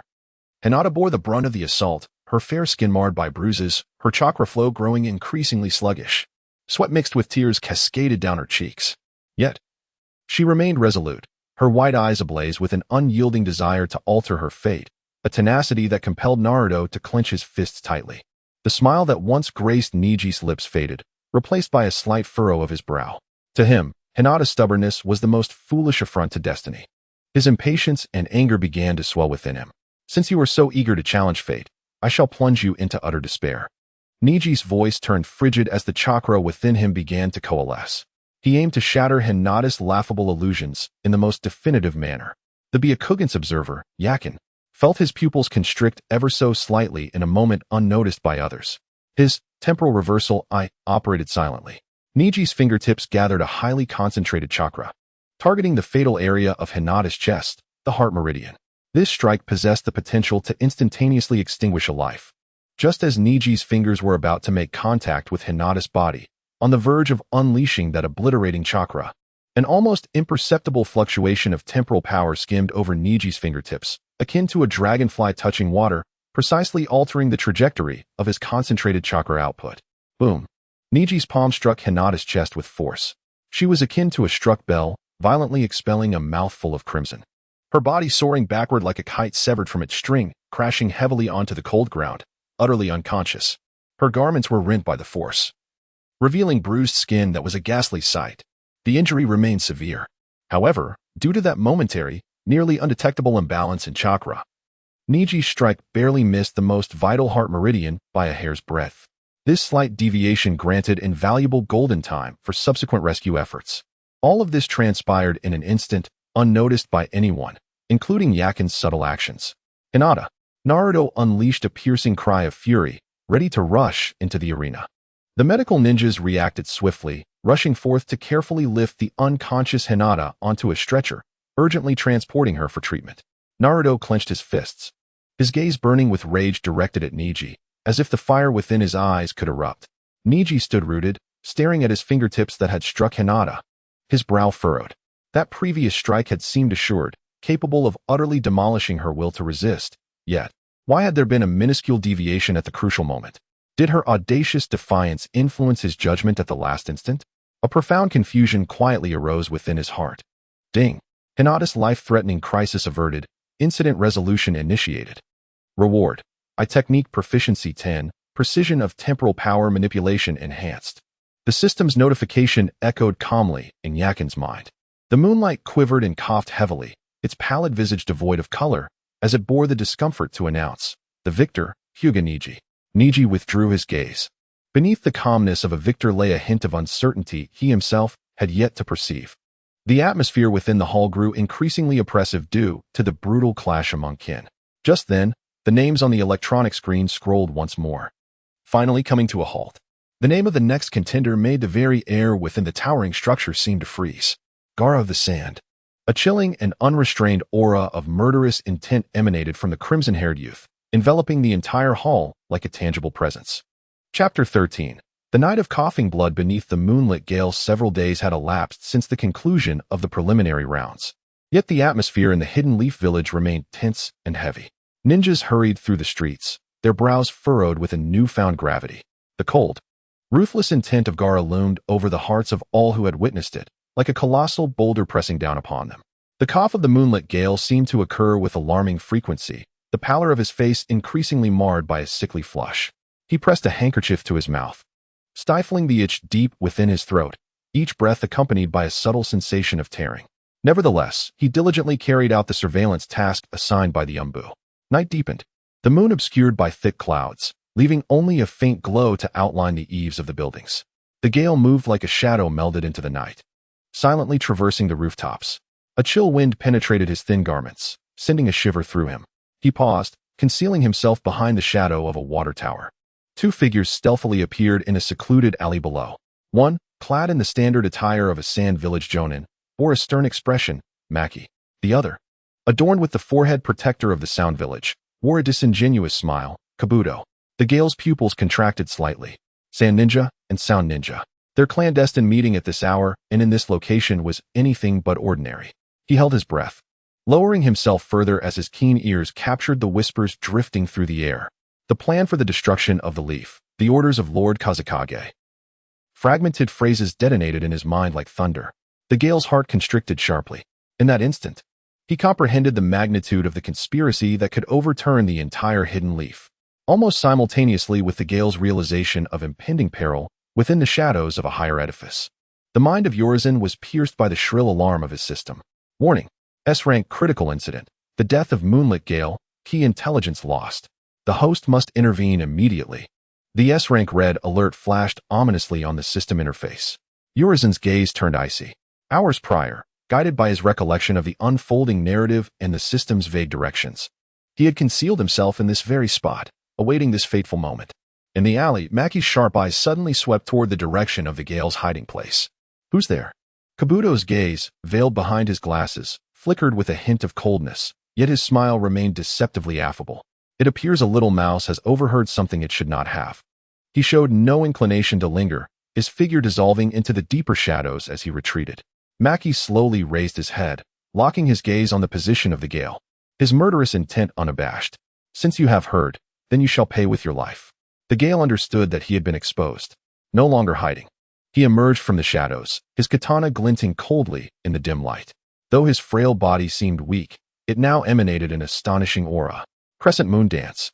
Shadows transformed into numerous fleeting figures, the blade's glimmer sweeping forth like a crescent moon, imbued with a sense of resoluteness. Maki emitted a cold snort, neither dodging nor evading. He simply raised his hand, and a fierce blade of wind coalesced from his palm, striking first to target the head of the swift wind. The air howled, the breath of death looming ominously. A flicker of gloom passed through the eyes of the swift wind. A frail body, ultimately unable to withstand such a formidable foe. Just as the wind blade was about to descend, the blood was on the verge of bursting forth in a moment of peril. Knight's temporal rewind eye quietly activated. The target, Moonlight Swift Wind. In a mere 0.3 seconds, the state of Swift Wind's body was precisely reverted to the moment before the wind blade grazed his neck. Almost simultaneously, a small stone, prepared in advance and affixed with a faint thread of chakra, was flicked from Knight's fingertips. The stone sliced through the night sky, silent yet strikingly accurate as it landed on the ground where Maki was about to step. Suddenly, Maki's foot slipped, a nearly imperceptible stumble. However, in a duel of masters, a miscalculation by a mere fraction can lead to catastrophic consequences. His intended wind blade veered off its deadly course. Puff! The wind blade skimmed past Swift Wind's scalp, severing a few strands of hair, yet it brutally struck his left shoulder. Blood gushed forth. Agonizing pain surged. Swift Wind stifled a groan, seizing upon the momentum of the impact and the momentary shock to muster his last ounce of strength. activating his phasing technique. His body became indistinct in the air, narrowly evading Maki's subsequent pursuit. He endured the excruciating pain and dizziness, crushing the emergency signal device hidden in his grasp. Maki steadied himself, his eyes filled with bewilderment. That momentary misstep was too peculiar, as if something had ensnared him. Yet the night was deep, and he could discern nothing. Shadows, like leopards, rushed in from all directions. Konoha's Umbu. Realizing the opportunity had slipped away, Maki emitted a cold snort and swiftly retreated. Swiftwind's body plummeted from the air, caught by an arriving Umbu. Sand Shinobi. Sound Shinobi. Collusion. Conspiracy. Konoha. He expended his final vestiges of strength to utter these few words before succumbing to unconsciousness. Ding. Moonlight's swift wind survives. Key intelligence regarding the Konoha collapse plan is prematurely exposed. Reward. I technique proficiency 20, temporal rewind range slightly expanded. The system's notification resonated calmly in Knight's mind. He quietly exhaled, beads of sweat forming on his brow. Moonlight Swift Wind was urgently transported to Konoha Hospital. When the bloodstained intelligence reached the ears of the third Hokage and Konoha's high-ranking officials, the atmosphere within the Hokage building plummeted to a freezing point. Orders for heightened alertness swiftly spread to every corner of Konoha. How significantly would Orochimaru's long-concocted scheme be impacted by this unforeseen turn of events? The shadows of the Death Forest had yet to dissipate. An even greater storm was silently gathering above Konoha. Chapter 14. A month later. The training before the final battle. A month has passed since the smoke of the preliminary rounds dispersed.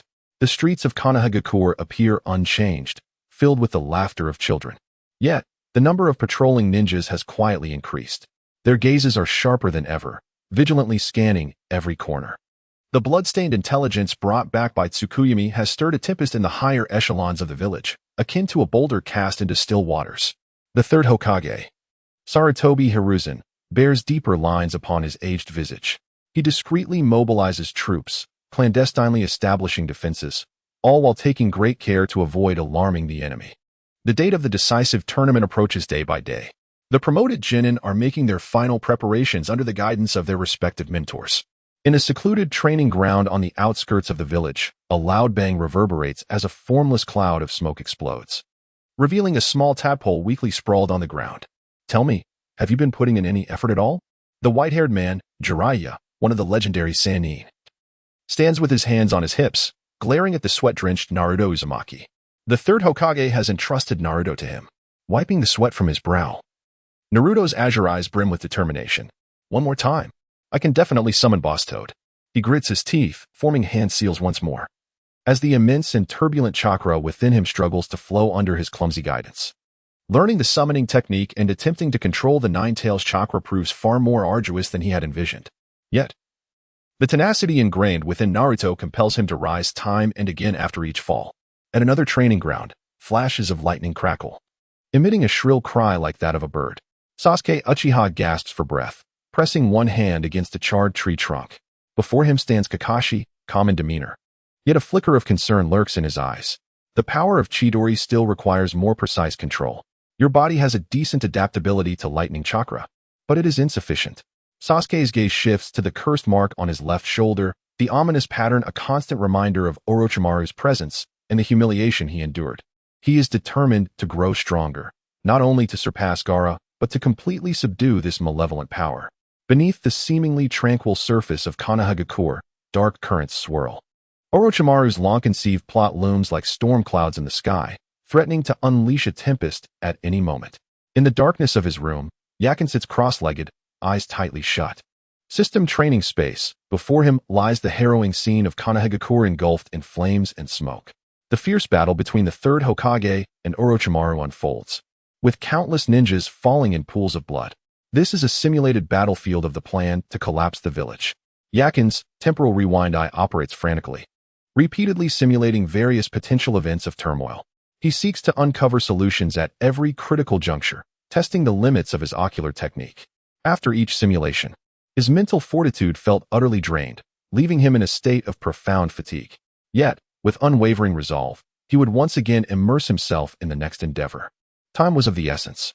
At Konoha Hospital, due to the village's heightened security, the identities of Bai and Kagaya Zabuza underwent subtle transformations. From being mere prisoners They were temporarily reclassified as cooperative observers. Under the vigilant scrutiny of several Umbu operatives, they were assigned to assist with the hospital's daily operations and the basic care of the injured. Bai's delicate fingers exhibited remarkable precision and talent while handling medicinal herbs. Occasionally, Shizen would approach him, softly imparting the nuances of medical ninjutsu. Zabuza, for the most part, remained silently leaning against the wall, his bandaged eyes betraying no emotion. However, on one occasion, when Kakashi visited the injured, Zabuza seemingly casually mentioned fragments of information regarding Orochimaru's activities in the Hidden Mist village from years past. That man had been dangerous for a long time. Those were Zabuza's exact words. In the patient room, the complexion of the young man known as Shippu had improved significantly compared to a month ago.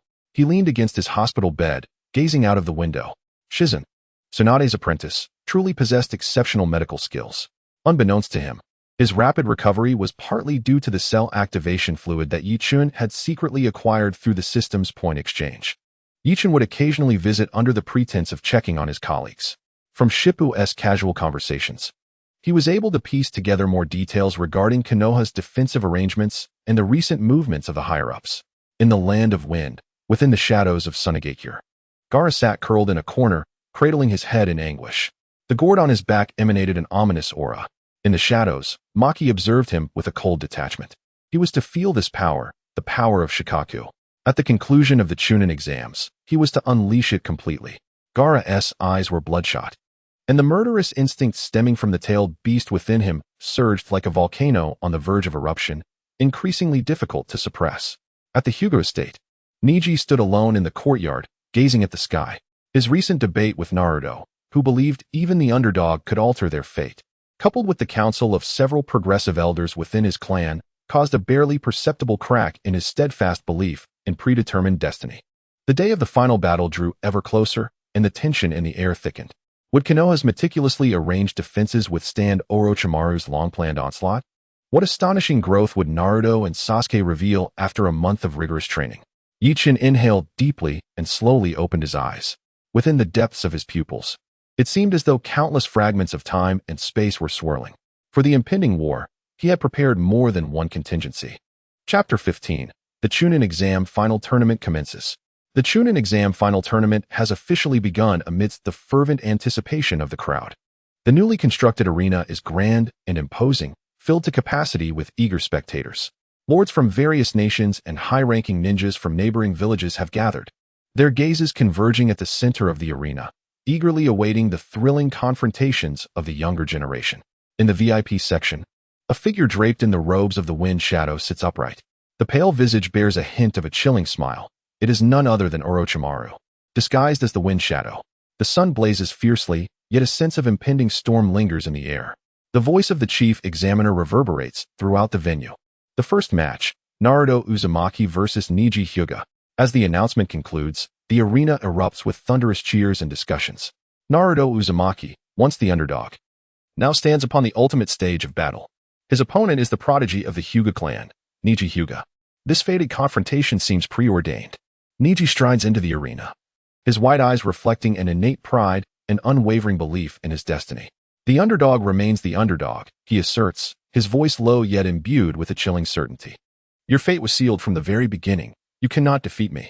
Naruto flashes a grin, revealing 2 rows of pristine teeth, his azure eyes ablaze with indomitable spirit. I refuse to believe in destiny. I stand by my word. This is my ninja way. I will defeat you and prove it. The battle is on the verge of ignition. Niji's form moves with ghostly swiftness, his gentle fist technique unleashing fierce winds aimed at Naruto's chakra points. Employing the shadow clone technique, Naruto conjures multiple clones, attempting to confound Niji's perception. An array of transformation techniques dazzles the audience, yet before Niji's all-seeing Byakugan, these tactics appear somewhat futile. 8 trigrams palm, heaven's return. Niji spins rapidly, forming an impenetrable wall of chakra that repels all of Naruto's clones. Naruto finds himself in dire straits, several chakra points having been accurately struck by Niji. The flow of chakra within him stagnates, and waves of numbness course through his body. The pressure mounts. Niji's prowess undeniably surpasses that of his previous adversaries, rendering Naruto's cherished shadow clone strategy nearly ineffective. His stamina and chakra are depleting at an alarming rate. Sweat dampens his brow, and his breathing grows labored. Give up. Niji's voice is as frigid as ice. This is the insurmountable chasm between us. Naruto grits his teeth, his knees slightly bending, on the brink of collapse. Yet visions of Iruka-sensei's encouragement, Hinata's timid yet resolute gaze, and Lee's spirited battles ignite a fire within him. I will not give up. A roar erupts from the depths of his throat. A surge of crimson chakra erupted from within him, resembling a blazing fire. The chakra of the Nine Tails. Though it was but a mere fragment, it instantaneously amplified Naruto's power and speed. His gaze sharpened with newfound intensity. Suddenly, with a resounding thud, Naruto vanished from his original position. In the next moment, he erupted from the earth beneath Niji's feet. With an uppercut infused with Nine Tails chakra, he landed a solid blow to Niji's jaw. Niji's body soared into the air like a kite severed from its string before crashing heavily to the ground. The arena fell into a profound silence, only to be shattered by a deafening roar of cheers. Kneeling on one knee, Naruto gasped for breath as the crimson chakra gradually receded. He had triumphed. Not only had he defeated the formidable Niji Hyuga, but he had also vehemently challenged Niji's theory of predestined fate through his actions.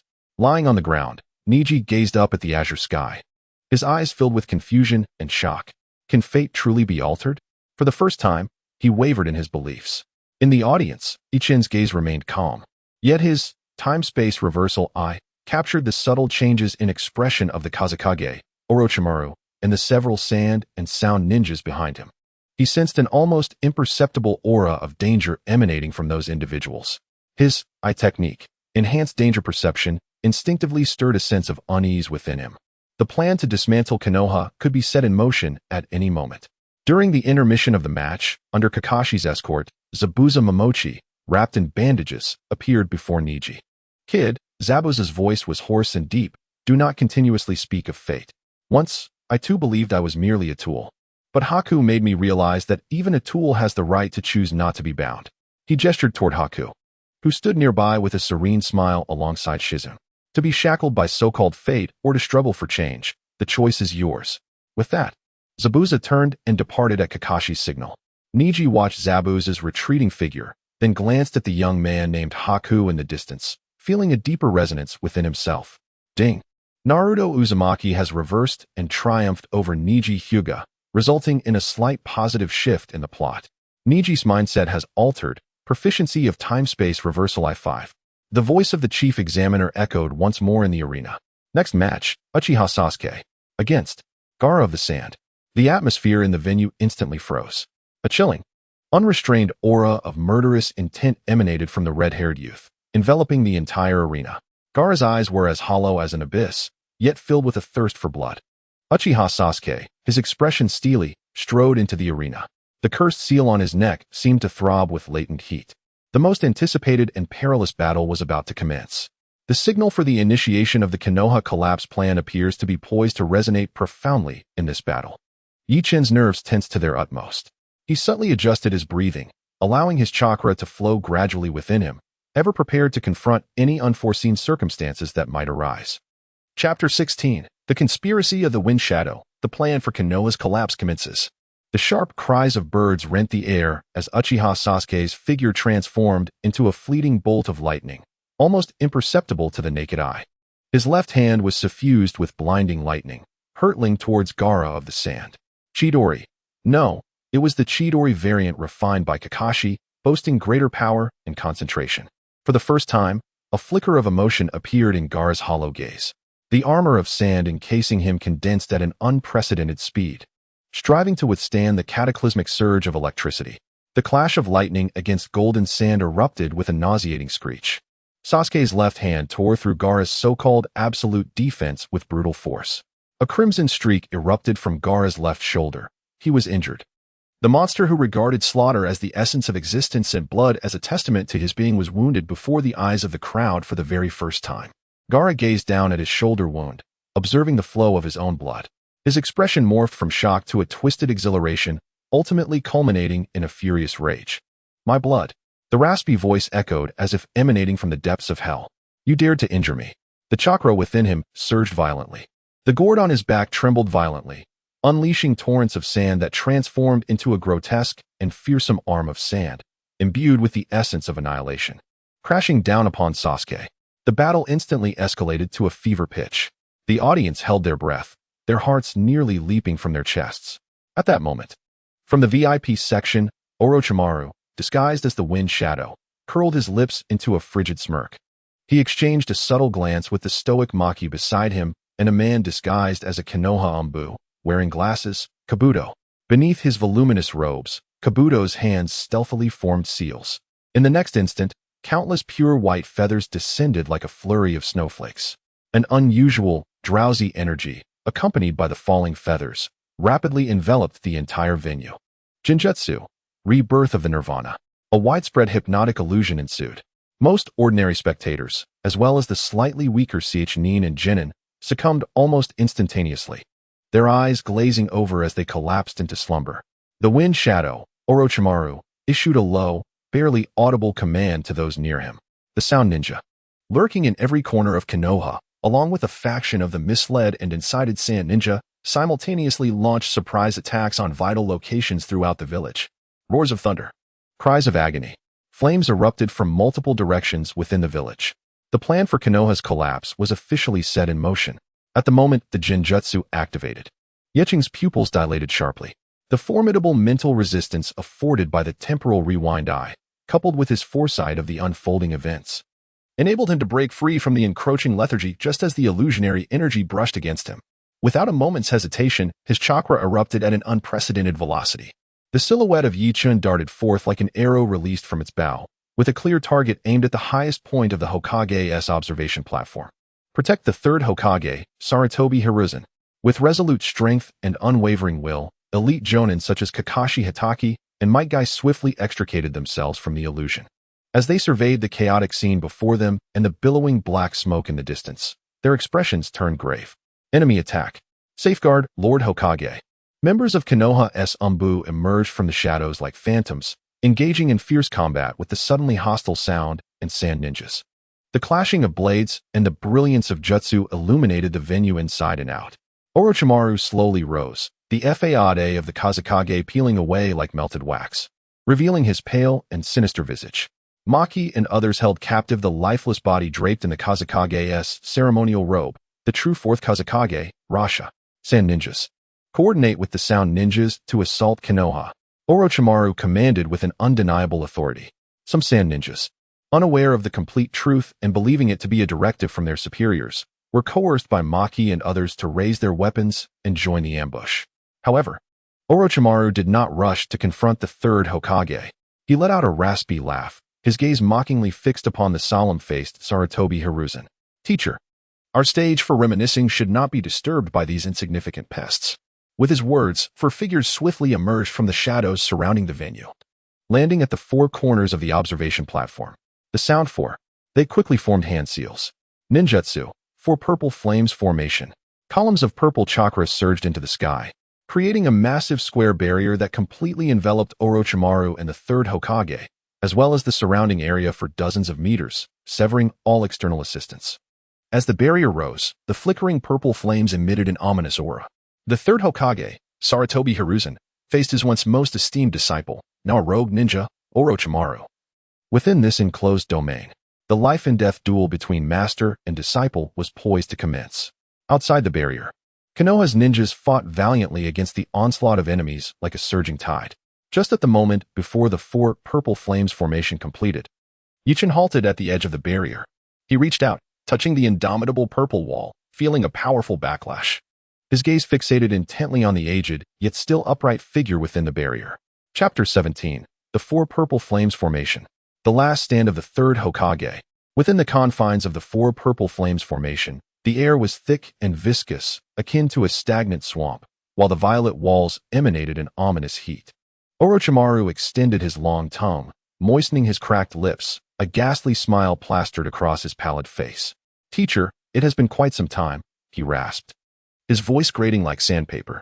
You remain so aged, it is quite disappointing. The gaze of Sarutobi Hiruzen was heavy with sorrow as he stared at his once promising disciple. Orochimaru, why have you descended to such depths? Why? Orochimaru erupted into a series of low, mocking chuckles as if he had heard the most ludicrous joke. Life is so fragile, so fleeting. Only eternal techniques can bestow true meaning upon existence. And war. Dear teacher, war is the most fertile ground for the birth of new techniques. Konoha. This so-called home is merely a cage that hinders my quest for truth. The heart of the third Hokage felt as though it had been struck by a heavy hammer, the shards of pain spreading through him. Slowly, he removed the ceremonial robes that symbolized his status, revealing the dark battle attire he had long prepared beneath. The final flicker of hope in his aged eyes extinguished, leaving only the resolve of a Hokage. Since that is the case, further words are futile. Allow me, as your teacher, to cleanse the path and safeguard the Konoha I hold dear. Cleanse the path? Orochimaru's smile twisted more grotesquely. Teacher, it seems you have yet to grasp the current predicament. With a rapid series of hand seals, a sinister technique caused the third Hokage's pupils to constrict in alarm. Forbidden technique, reanimation. The ground trembled violently as two coffins, marked with the characters for the first and second Hokage, emerged from the hardened stone below, exuding a chilling aura of death. The lids crashed to the ground, and two figures stepped forth, radiating an overwhelming pressure. The first Hokage, Senju Hashirama. The second Hokage, Senju Tobirama. Even diminished by the reanimation technique, the legendary Hokage's presence was suffocating, rendering the third Hokage momentarily breathless. He was about to confront two former leaders and his terrifying disciple, who had long since ventured into forbidden realms. Facing three alone was an almost certain death sentence. The hollow eyes of the first Hokage, Senju Hashirama, shifted to fixate upon Sarutobi Hiruzen. Immediately, a torrent of wood-release chakra surged forth, as colossal trees erupted from the earth like monstrous serpents, ensnaring the third Hokage in a deadly embrace. The second Hokage, Senju Tobirama, clapped his hands together, unleashing a formidable water release technique. A gigantic water dragon roared forth, combining with the wood release to seal all avenues of retreat. Outside the barrier, Yoru's expression was one of utmost despair as he struck the violet wall with a fierce punch. Sizzle! A searing pain shot through his fist, the purple chakra gnawing at his hand, leaving it charred and blackened. The agony pierced through him like a dagger. With a muffled groan, Yichin instinctively activated the Eye of Temporal Rewind, allowing his wounds to recover slightly in an imperceptible moment, though the searing pain lingered. He attempted to gather chakra to unleash a jutsu against the barrier. Wind release, vacuum sphere. Several highly compressed air orbs struck the same spot on the four purple flames formation with precision. Yet, the barrier merely rippled slightly, remaining as steadfast as a mountain. Yuchin's heart sank a little more with each passing moment. The intensity of the four purple flames formation far exceeded his expectations. Kakashi's Raikiri sliced through the air, crashing down upon the barrier with a blinding flash of electricity, yet it, too, returned in vain. Might Gaia's fists, burning with youthful fervor, could only leave behind powerless shockwaves on the violet light wall. The other Leaf Village ninjas attempted various methods, but all were thwarted by the impenetrable barrier. Helplessly watching the fierce battle within, Lord Hokage, urgent shouts echoed, yet could not penetrate the isolating shield. Inside the barrier, the third Hokage, relying on his extensive combat experience and renowned knowledge of ninjutsu, struggled against the relentless assault from the first and second Hokages. Fire release, Fire Dragon Flame Bomb. Earth release, Earth Flow Rampart. Water release, Water Barrier. He adeptly manipulated the 5 chakra nature transformations, continuously countering the onslaught of the two former Hokages. The figure of Sarutobi Hiruzen darted between the gaps of wood release and water release, ever vigilant against Orochimaru's stealthy, serpent-like strikes. His chakra was rapidly depleting, beads of sweat forming on his forehead, and his breath grew heavy. Summoning technique, Monkey King, Enma, accompanied by a puff of white smoke. The agile Enma appeared beside the third Hokage. Old man, this enemy is no ordinary foe. Enma's voice was steady, tinged with seriousness. Transform. With a low command from the third Hokage, Enma instantly transformed into a shimmering, metallic staff, which he grasped tightly in his hand. Wielding the staff, Sarutobi Hiruzen's aura shifted dramatically, seamlessly blending taijutsu and ninjutsu. The staff swept horizontally in his grasp, deflecting incoming wooden strikes. It thrust forward, shattering a surging water dragon. Leveraging his peak prowess as a ninjutsu instructor, he managed to carve out a moment of respite against the combined attacks of the first and second Hokages, even forcing them back a few steps. However, a more playful smile appeared on Orochimaru's face.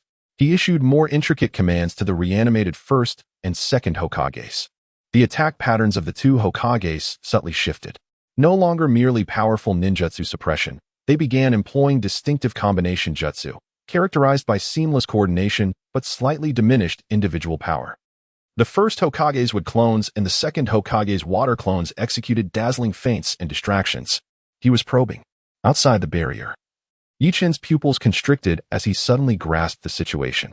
Orochimaru was exploiting the powers of the first and second Hokage, relentlessly depleting the chakra and stamina of the third Hokage while compelling him to reveal more of his hidden techniques. Sweat streamed down the forehead of the third Hokage like a meandering brook, and his arm, which gripped the adamantine staff, began to tremble slightly. The staff, transformed from the Monkey King, bore several distinct cracks, indicative of the immense pressure it had endured during the recent confrontation. Orochimaru's serpent-like eyes glimmered with a chilling light, as he appeared to await the opportune moment to deliver a fatal blow to his former mentor. Yiching fixated intently on the frail figure within the barrier, which, though teetering on the brink of collapse, continued to strive valiantly. Deep within his gaze, the energy of the time reversal eye surged wildly, nearly spilling over from his eyes. Golden radiance whirled like a vortex, and a subtle yet profound ripple of temporal energy permeated the air. He must intervene at this critical juncture, regardless of the cost. Chapter 18. The Sealing of the Corpse Demon? No, the Roar of the Monkey Demon. Within the confines of the four purple flames formation, the air was thick with a nauseating amalgamation of blood and scorched earth. Sarutobi Hiruzen's chest heaved violently, his chakra nearly depleted. His body bore the cruel marks of being lashed by wooden tendrils, and the sting of water release had left its painful imprint. Blood trickled from the corner of his mouth, staining his pale beard crimson. Indeed, he had reached the brink of utter despair. Orochimaru approached slowly, the blade of the Kusanagi reflecting an icy glint in the violet glow of the barrier. "Master, behold the price of aging," he rasped, his voice laced with mocking derision for Sarutobi Hiruzen's current state of disarray, accompanied by a twisted sense of satisfaction. How utterly pathetic for one once revered as the professor of ninjutsu. With the Kusanagi raised high, its point aimed directly at Sarutobi's heart, he prepared to deliver a merciless, fatal blow to his former mentor. In Sarutobi's eyes, the last flicker of hesitation vanished, replaced by a chilling resolve. With great effort, he lifted his hands to weave a series of complex and ancient seals, each one seemingly sapping the remnants of his vitality. Forbidden technique, the sealing of the corpse demon. He intended to wager his very soul, dragging Orochimaru and the desecrated spirits of the first and second Hokage into the abyss of the netherworld. This was his final act of guardianship as Hokage. Warning. Warning. An S-class irreversible incident. The death of the third Hokage, Sarutobi Hiruzen, is imminent. The host must intervene. Once the sealing of the corpse demon is initiated, the caster's soul will be devoured by the Grim Reaper. The third Hokage is doomed. In Ichin's mind, the system's alarm blared with piercing urgency, his vision engulfed by blinding crimson light, flashing with frantic intensity. He could not allow him to perish. Absolutely not. Just as Sarutobi Hiruzen completed the final seal, the terrifying specter of death seemed poised to emerge from behind him, threatening to snatch away his soul at the last moment.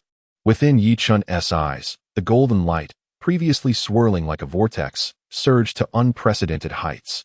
He disregarded everything, unleashing the energy of the time reversal eye with reckless abandon. Target, third Hokage Sarutobi Hiruzen. State reversal, 3 seconds before the sealing of the corpse demon. A tremendous, intangible force of time and space forcibly penetrated the barriers of the four purple flames formation, violently altering the flow of time within the confined space surrounding Sarutobi Hiruzen. He found himself momentarily disoriented.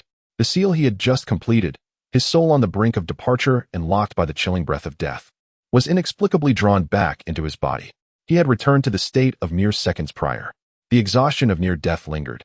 Yet the process of executing the sealing of the corpse demon was interrupted, almost simultaneously with the activation of his ocular technique.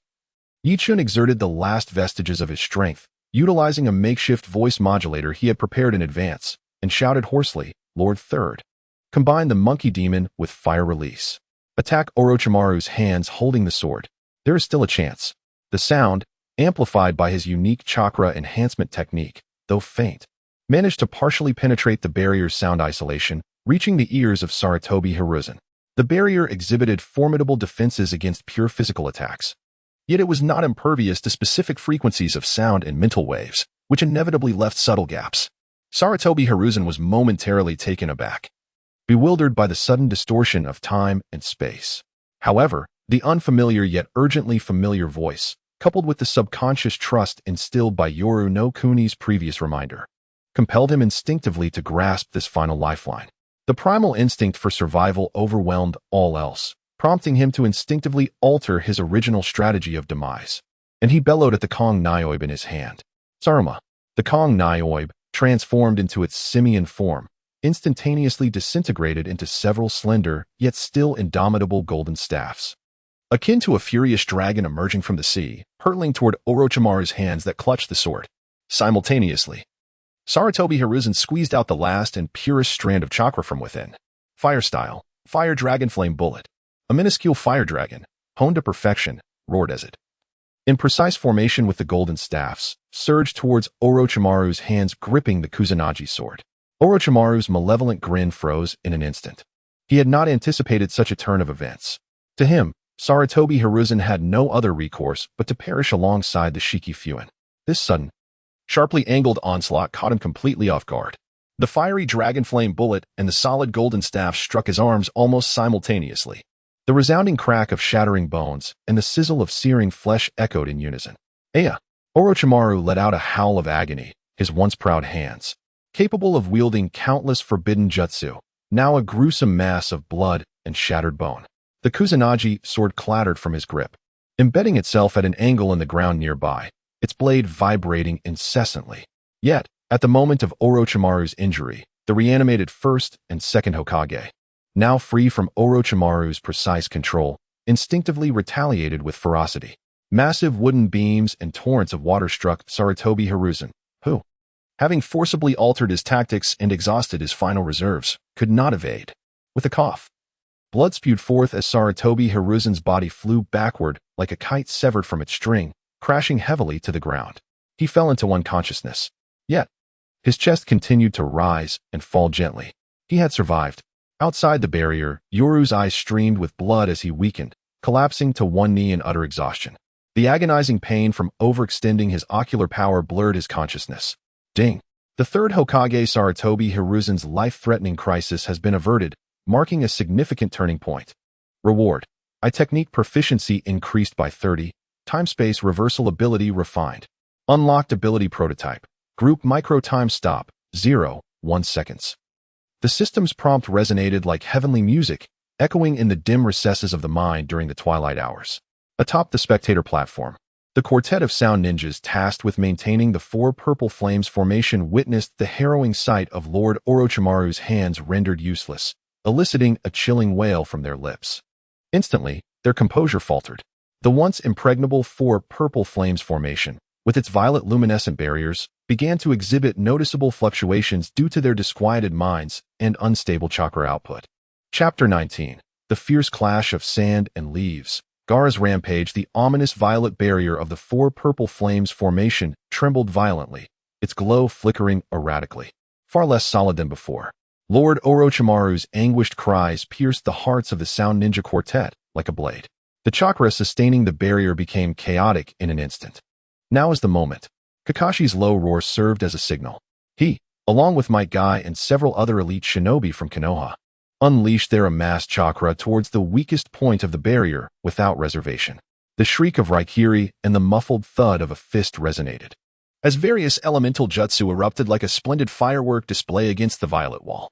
With a thunderous boom, the seemingly indestructible four purple flames formation shattered like fragile glass, disintegrating into countless luminous particles. Dust filled the air.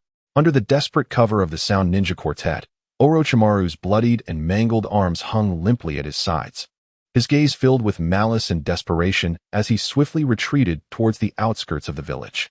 Pursue. Several ENBU ninja immediately followed suit. However, the battle raged on throughout Konoha, the sounds of combat echoing like thunder. The invading sand and sound ninja, akin to a bloodthirsty swarm of ants, relentlessly assaulted Konoha's defenses. Naruto, Sakura, Shikamaru. Kakashi's voice commanded with undeniable authority. His summoning dog, Pakin, sniffed the air and pointed in a direction. Gaara and his companions have fled that way. We must pursue them. Naruto nodded emphatically, the fire of battle igniting in his azure eyes. The trio wasted no time and dashed towards the direction indicated by Pakin. In the woods, Gaara stumbled forward, his left shoulder still oozing blood from Sasuke's Chidori wound. The exhilaration of battle and the agony of his injuries pushed his mental state to the brink of collapse. A low, inhuman growl escaped his lips. The savage will of Shikaku within him was mercilessly eroding his sanity. Sand poured uncontrollably from the gourd on his back, wrapping around his body as if it were alive. His skin began to take on a sandy texture, his scara turning blood red, transforming his form into something beyond human. A shadow, like a flash of lightning, pursued him. Uchiha Sasuke, gasping for breath, felt the cursed seal on his neck radiating an ominous purplish-black chakra, bringing waves of searing pain. Yet, he had no time to spare. Gaara. Sasuke's Sharingan locked onto the increasingly aberrant figure ahead. He forcibly suppressed the corruption brought on by the cursed seal, gathering blinding lightning in his hands once more. However, the Gaara before him was no longer the opponent he once knew. Half-beast Gaara suddenly turned, a colossal claw made entirely of sand, exuding an overwhelming pressure, struck fiercely towards Sasuke. The speed and strength far surpassed anything before. Sasuke's lightning jutsu was effortlessly dispersed. Countless grains of sand, animated like living creatures, ensnared him, binding him completely and rendering him immobile. The sand constricted tighter and tighter, threatening to crush his bones. Source of pressure. The Shikaku form within Gaara had become increasingly complete. The menacing outline of the sand beast growing distinctly clearer. His power and destructive force were escalating at an exponential rate. As Naruto, Sakura, and Shikamaru approached, they beheld a scene reminiscent of a monstrous deity descending from myth. In the face of such a creature, their chances of victory appeared almost non-existent. Meanwhile, several Umbu shinobi cautiously carried a stretcher, upon which lay the unconscious Yato, who had fainted from overexertion of his ocular powers, and the severely injured third Hokage, also in a state of unconsciousness. They were being urgently transported to a makeshift medical station at the rear.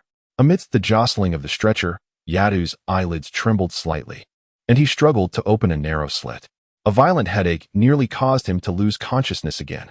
He caught sight of the third Hokage beside him, his breath faint and complexion as pale as parchment. I cannot let anything happen to him. Yato gritted his teeth, mustering the last remnants of clarity, and issued a command to the system in his mind. System, exchange for a basic life elixir to administer to the third Hokage. A potion, emitting a gentle green luminescence, silently appeared in his hand. With his final strength, he brought the potion to the cracked lips of the third Hokage, laboriously administering the liquid. Having accomplished this, darkness enveloped Yato's vision, and he lost consciousness once more. At the edge of the battlefield pursuing Gaara, Temari and Kankuro gazed upon Gaara's inhuman visage, their eyes filled with terror and a hint of deeply buried concern. Gaara. Kankuro summoned his courage, attempting to approach, seeking to awaken his increasingly unfamiliar brother. Calm down, Gaara. In response, an uncontrollable whip of sand formed and struck him fiercely. Thud. Kankuro cried out, hurled away to crash against a tree trunk, blood spilling from his mouth. Kankuro.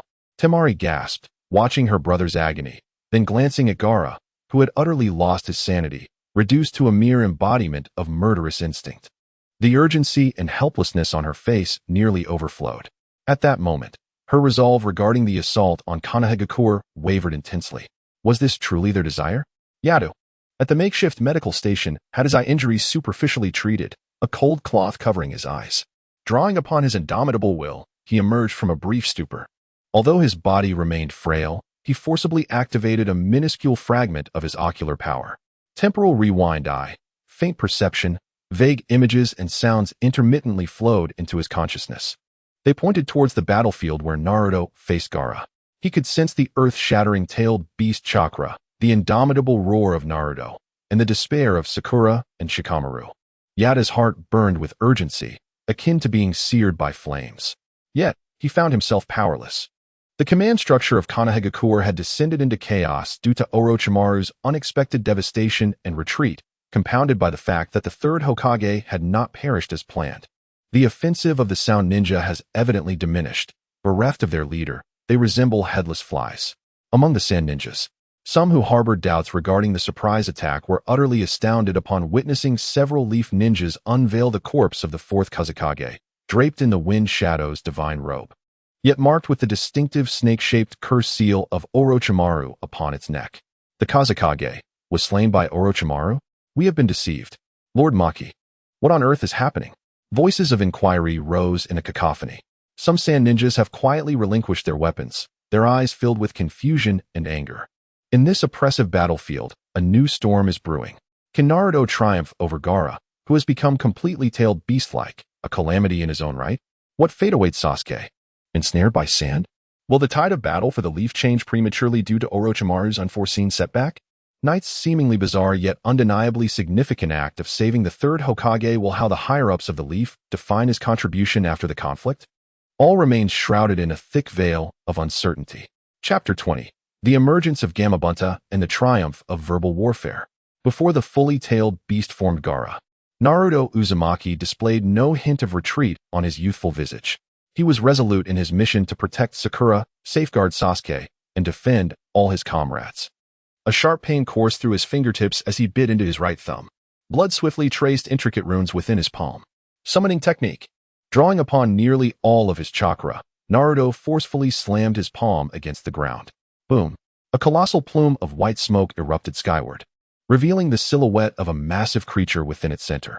As the smoke dispersed, a gargantuan toad, draped in a blue short coat, with a pipe clenched in its mouth, majestically squatted before him. Gamabunta, the great toad. With a hint of drowsiness in its immense golden eyes, Gamabunta surveyed the surroundings. Upon noticing the young lad with tousled blonde hair and a panting demeanor standing atop its head, the toad shook its pipe. "Hey, kid," Gamabunta's voice resonated. Deep and thunderous, laced with evident displeasure. "You summon me again? This opponent seems rather formidable, doesn't he?" Its gaze shifted toward the roaring sand beast, Shikaku. Naruto clutched the skin atop Gamabunta's head tightly, exclaiming, "Please, great toad. Only you can confront it." Gamabunta expelled a thick cloud of smoke, which swirled around him. Ugh, what a bother. Nonetheless, since I'm here, I might as well entertain it. With a powerful thrust of its massive foot, the earth trembled beneath.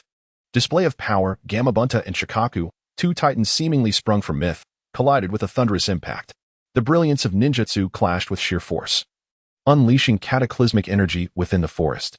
Mountains trembled, and countless colossal trees were uprooted like fragile blades of grass, reduced to splinters. Sakura, supporting the injured Shikamaru, cautiously distanced herself from the epicenter of the battle, her face etched with terror. They could only strive to guide the few remaining civilians who had not yet evacuated to a safer location. Naruto stood steadfast atop Gamabunta's head, his gaze unwaveringly fixed on Gaara, who was similarly poised atop Shikaku, his face contorted in a fierce grimace. "Gaara." Naruto's voice cut through the clamor of ninjutsu. "I understand your feelings.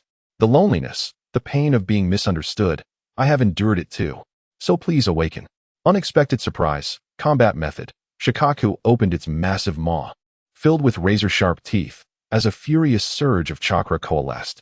Wind release, infinite sand dust storm, an unending tempest of sand, interwoven with slicing wind blades, surged forth like a tsunami toward Gamabunta. Simultaneously, several highly compressed air bullets erupted from Shikaku's mouth, accompanied by a piercing whistle. Unyielding, Gamabunta inhaled deeply, its cheeks puffing out. Water release, gunshot ball. Massive water orbs soared forth, akin to cannonballs, to meet the sandstorm and air bullets head-on. Amidst the thunderous roars, water clashed violently with sand, enveloping the air in a veil of steam. Wentai unsheathed the short frog blade at his waist, its luminous edge slicing through the remnants of the swirling sand. In a more ferocious collision, the sand arm of Shikaku met Wentai's blade in a fierce confrontation, sending shockwaves rippling outwards. Naruto and Gaara were both hurled from the heads of their respective summoned beasts, tumbling through the air before landing heavily in the chaotic clearing of the forest below. In close-quarters combat, the tension was palpable. Naruto bent his knees slightly. The scarlet chakra of the Nine Tails surged forth from within him, enveloping his form. He could not afford to lose. He was determined to pull Gaara from the depths of that interminable darkness. With a fierce roar, he transformed into a streak of orange lightning, charging towards the staggering Gaara. A powerful punch, imbued with the essence of the Nine Tails chakra, struck Gaara squarely in the face, distorting it in agony. In that moment, the so-called absolute defense of Gaara's sand armor cracked under the impact. Naruto's fist, fueled by a searing resolve, seemed to pierce through the barriers of sand and the frozen heart of Gaara. A flicker of clarity broke through the madness in Gaara's eyes, as he felt the burning pain on his face and heard Naruto's anguished scream echoing in his ears. "How long must you suffer alone?" These words pierced deeply into the innermost recesses of Gaara's heart, awakening his long-suppressed yearning for love and acceptance. The chakra surrounding him began to waver with instability. Naruto pressed on without hesitation, launching himself forward once more, summoning every ounce of strength to deliver a headbutt against Gaara's forehead. With this direct assault, he aimed to convey his unwavering belief and determination to never abandon a comrade. The madness in Gaara's eyes began to recede like a receding tide, replaced by confusion, pain, and a flicker of nascent light. A roar of defiance erupted from the colossal form of Shikaku, which began to crumble and disperse into a cascade of golden sand. Meanwhile, at the makeshift medical point, Ichen lay with cool medicinal cloths covering his eyes. Before him floated a misty, indistinct mirror, an improvised crystal ball used by the Umbu to relay battlefield intelligence. Upon witnessing Naruto's headbutt against Gaara, and the moment Gaara fell helplessly, Ichen's tense body finally relaxed, releasing a long sigh of relief. A notification echoed in his mind. Gaara's state of unresolved sorrow significantly alleviated. Reward: proficiency in ocular techniques 10, slight increase in mental strength. The system's timely announcement brought a sense of comfort after the fatigue. The plan for the destruction of Konoha, hindered by Orochimaru's unexpected injuries. The survival of the third Hokage Sarutobi Hiruzen, and the imminent defeat and awakening of the Sans Jinchuriki, Gaara, had already heralded its collapse. Shortly thereafter, when some of the elite shinobi from Sunagakure confronted the chilling corpse of the fourth Kazekage, Raza, clad in the ceremonial garb of the Kazekage yet marred by the sinister curse mark of Orochimaru upon his neck, they were struck by the shocking revelation of the Kazekage's assassination and the truth that Orochimaru was the true architect of this treachery. Enraged and humiliated by this deception, the remaining high-ranking shinobi of Sunagakure swiftly negotiated a ceasefire agreement with Konoha following urgent discussions. Chapter 21. Konoha. After the war, Tsunade's news: the third Hokage, Hiruzen Sarutobi, lay quietly in the special care ward of Konoha Hospital. His pallid visage bore deeper wrinkles, and each breath he took seemed laborious. Though his life force had stabilized, the recent Great War had drained him of an inordinate amount of energy and chakra. He required an extensive period for recuperation and could not oversee the affairs of Konoha in the foreseeable future. Within the makeshift conference room of the Hokage building, the atmosphere was thick with tension. The two advisors, Mitarashi Anko and Tsunade, wore ashen expressions, their eyes bloodshot. Opposite them sat the leader of the root, Danzo Shimura. The position of Hokage could not remain vacant for even a day. Danzo's voice was deep, imbued with an undeniable sense of authority. "I am willing to shoulder this responsibility." Mitarashi Anko furrowed her brow, her tone resolute. "Danzo, your methods are excessively extreme and unsuitable for leading the entire village." Tsunade added coldly, "What Konoha requires now is stability and unity, not a heavy-handed approach." A flicker of malice crossed Danzo's eyes, yet he refrained from further comment. At that moment, the door to the conference room swung open, and a bold figure strode in. With white hair and an oil-slick forehead protector, it was none other than Jiraiya, one of the legendary three. "Oh, it seems I have arrived at an inopportune time," he remarked, surveying the charged atmosphere with a grin. "I happen to have a suggestion regarding the Hokage position." Tsunade. Jiraiya uttered the long-silenced name. "Bring her back to serve as the fifth Hokage." Mitarashi Anko and Tsunade exchanged glances, their eyes betraying a complex array of emotions. Tsunade, also one of the legendary three and the granddaughter of the first Hokage, possessed formidable strength and medical ninjutsu. However, she had long departed from the village, lost in the throes of gambling due to past traumas. Tsunade hesitated. Jiraiya patted his chest in assurance. "I will personally seek her out and bring her back." Ultimately, faced with a lack of better alternatives, the two advisors reluctantly nodded in agreement. Meanwhile, Urizen received the promotion notice to tune in from the medical ninja, along with some verbal commendations. His eyes remained covered with bandages, concealing the aftereffects of the intense chakra depletion. His shouts during the critical moments of the Hokage's defense battle and his courageous act of breaching the barrier were deemed by the higher-ups as extraordinary feats filled with coincidence and luck. After all, for a recently graduated genin to achieve such feats was nothing short of astonishing. Urizen did not contest this assessment. He simply accepted it with calm composure. He publicly declared that, during the dire situation, He had acted impulsively, and now, reflecting on it, he felt a sense of dread. Remaining low-key was the best way to conceal his secrets. Ding. Mainline task completion for the Konoha collapse plan. Successfully safeguarded the third Hokage, Hiruzen Sarutobi, and altered key plot points, significantly changing the trajectory of the world line. Reward, 8,000 system points. The system's prompt echoed in his mind. Cold and mechanical. Reward, I technique, group miniature time stop, 0.1 seconds, initially mastered. The ability to halt time for a brief moment.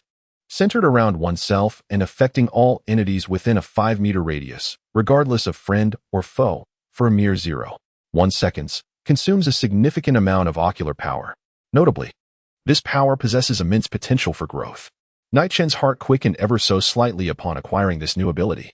Though 5 meters and 0.1 seconds may seem trivial, in the rapidly changing theater of battle, such a fleeting pause could alter the course of life and death. Moonlight Gale, still recovering, sought out Night Shen. His characteristic cough persisted, yet his gaze brimmed with sincere gratitude. Night Shen, though you do not admit it, I know you saved Lord Sandame, and indirectly. You saved me. Night Shen merely smiled faintly. Senior Gale, you overthink. It was merely a coincidence. Gale regarded him deeply, choosing not to press further. In the future, should you require my assistance within the Umbu, do not hesitate to ask. This promise signified that Night Shen had gained a reliable source of intelligence within the Umbu. As for Zabuza and Haku, their identities as prisoners were somewhat relaxed due to their assistance in transporting the injured and relaying battlefield intelligence during the war. They were granted permission to move within designated areas of Konoha, albeit under strict surveillance for further observation. Jiraiya swiftly made a decision. He would personally accompany Naruto on a quest to find Tsunade. On one hand, the Nine Tails within Naruto was a coveted target for the Akatsuki, making his presence relatively safe. On the other hand, he wished for Naruto to witness a broader world and intended for him to learn medical ninjutsu from Tsunade. The injury sustained by Sasuke and Lee required the expertise of top-tier medical ninjas. Standing by the window, Night Shen's eyes, concealed beneath the bandage, appeared capable of penetrating through time and space to glimpse the uncertain journey ahead. Jiraiya's expedition would undoubtedly be tumultuous. Orochimaru's escape would not go unchallenged. The Akatsuki, lurking like a venomous serpent in the shadows, could strike at any moment. Warning: a new unresolved grievance event chain is brewing. The entanglement of the 3 Sannin, the Akatsuki's haunt. The system's frigid notification confirmed his foreboding. The reconstruction of Konoha proceeded methodically amidst the ruins. Sunlight pierced through the dust, casting rays upon every industrious figure, bringing a glimmer of hope amidst the desolation. Uchiha Sasuke stood alone at the edge of the training ground, observing his comrades pouring sweat in the distance. He lowered his gaze to his still throbbing neck, a reminder of his defeat against Gaara. The sense of helplessness in the face of overwhelming power gnawed at his soul like a venomous insect. The cursed seal left by Orochimaru burned faintly beneath his skin, as if a devil whispered temptations in his ear, luring him to seek even greater strength. Chapter 22. The Harbingers of Dawn. Itachi and Kisame appear. Jiraiya and Naruto embarked on a quest to locate Tsunade, departing from the ravaged yet resilient Konoha, which was diligently rebuilding itself. Along the way, Jiraiya sought information regarding Tsunade's elusive whereabouts, while systematically imparting advanced ninjutsu to Naruto, who was brimming with unprecedented enthusiasm. Simultaneously, 2 ominous figures materialized like phantoms at the borders of the Land of Fire, clad in a black cloak adorned with red clouds. Itachi Uchiha moved gracefully amidst the gentle breeze in the forest. Beside him stood the imposing figure of Kisame Hoshigaki, wielding a massive weapon tightly wrapped in bandages. Their objective was clear and merciless: the Nine-Tails Jinchuriki of Konoha, Naruto Uzumaki. In the aftermath of war, the border security of Konoha had become vulnerable due to the significant personnel drawn away for reconstruction efforts, leading to inevitable lapses. Itachi and Kisame infiltrated the village silently, encountering little to no resistance. The once bustling streets, now echoing with the remnants of battle, were sparsely populated, intertwining the sounds of reconstruction with the lingering echoes of conflict. They prowled through the village like shadows, searching for Naruto's presence. In a still operational tea house, Asuma Sarutobi and Kurenai Yuhi had just concluded a routine patrol and were preparing for a brief respite. The door swung open to reveal Itachi and Kisame. The previously lively atmosphere within the tea house dulled to a tense silence. Asuma, with a cigarette dangling from his lips, cast a casual glance at the two newcomers. Within Itachi's calm, inscrutable gaze, the faint rotation of his crimson Sharingan could be discerned. Kisame flashed a grin, revealing his shark-like teeth, while the wrapped Samahata emanated a disquieting chakra. Asuma's brow furrowed ever so slightly. Something was amiss with these two individuals. Warning. Orange alert. Members of the Akatsuki, Itachi Uchiha and Kisame Hoshigaki, have infiltrated Konoha. Incident of discontent. Kakashi severely injured by Tsukuyami. Asuma and Kurenai in critical danger, approaching rapidly. In Knight's mind, the system's alarm blared urgently, akin to a chilling needle prick. At that moment, Knight was traversing a relatively secluded street, his eyes still concealed beneath a bandage. Not long ago, through informal channels within the Umbu, the Swift Wind had discreetly relayed reports regarding two suspects matching the characteristics of notorious Akatsuki members. The Swift Wind had merely cautioned that the village was currently unstable and advised greater vigilance, yet Knight instantly grasped the underlying implications. He could even surmise the likely operational zones of these two individuals, most likely targeting specific intel or individuals of interest. Under the pretext of taking a post-dinner stroll to familiarize himself with the post-war changes in the village, Knight's figure appeared nonchalantly on the street. His perceptive abilities, honed to their utmost through the eyes of temporal rewind, detected the looming threat. From several blocks away, two massive and malevolent chakras flickered like beacons in the night, clearly registering within his senses. Itachi Uchiha, Kisame Hoshigaki. Indeed, it was them. The atmosphere within the tea house had grown as frigid as ice. Two unfamiliar figures sat nearby. Asuma extinguished his cigarette in the ashtray, his tone seemingly casual, yet his gaze was sharp as a blade. Sunset Hong also sensed the unease, subtly retreating a step, her apprehension evident. At that moment, a silver-white figure appeared at the entrance of the tea house, as if teleported, Kakashi Hitaki. His exposed eye fixated intently on Itachi Uchiha. Itachi. Kakashi's voice was low, laced with a barely perceptible tremor as he recognized the familiar yet chilling chakra. Itachi Uchiha regarded Kakashi with calm composure, as if greeting an old acquaintance after a long absence. We are merely here to retrieve something. His voice betrayed no emotion. If you do not interfere, we shall not unleash carnage in Konoha. That item, I fear, you will not be able to take. Kakashi slowly raised his hand, revealing his own Sharingan, gleaming with 3 interlocking tomo. As long as I remain here. The air crackled with the tension of imminent conflict. Asuma and Sunset Hong fell into battle stances, standing resolutely beside Kakashi. In the shadows at the street corner, Urizen's figure lurked, his eyes beneath the bandage seemingly directed toward the tea house. In the face of such high-level combat, what could his current ocular prowess accomplish? The legendary Mangeki Sharingan. Along with that ability to consume chakra, he felt a wave of helplessness wash over him. Chapter 23. The Might of Tsukuyami. Kakashi's dire defeat. The air within the tea house felt as though it had solidified into a frigid iron block. Kakashi's voice emerged, raspy and harsh, akin to metal scraping against metal. Asuma, Kurenai, whatever you do, do not meet his gaze. Uchiha Itachi, with his strikingly handsome yet emotionless visage, stood there with an unsettling calm, resembling an insurmountable chasm. In the next instant, the battle erupted. Itachi's figure moved with a ghostly swiftness, the clash of their taijutsu resonating with dull thuds. Kakashi, relying on the taijutsu he had replicated with his Sharingan and his extensive combat experience, struggled to fend off the onslaught. Flames materialized out of thin air. Fire release, Phoenix fire technique. Numerous blazing fireballs sealed off all of Kakashi's escape routes. He rolled desperately to evade, yet his heart sank further. Itachi's prowess exceeded his darkest expectations. Meanwhile, the face of Kisame Hoshigaki, resembling that of a shark, twisted into a sinister grin. The sword in his hand, wrapped in bandages, emitted a low, excited hum. Water release, water shark bomb technique. A colossal water shark roared forth, charging at Asuma and Kurenai. Asuma's wind techniques and Kurenai's illusions appeared feeble against such overwhelming power. Together, they struggled to hold their ground amidst the raging storm, peril lurking at every turn. Each swing of Kisame's sword siphoned away their chakra, exacerbating their dire predicament. The source of their pressure, Itachi seemed to have lost his patience. His profound gaze underwent a subtle transformation. 3 tomo spun rapidly, ultimately converging into a bizarre, heart-stopping pattern. The kaleidoscope Sharingan. This was the end. Itachi's voice was devoid of any emotion. Tsukuyami. Kakashi's pupils dilated sharply. He recognized the technique. It was the most terrifying jinjutsu of Uchiha Itachi.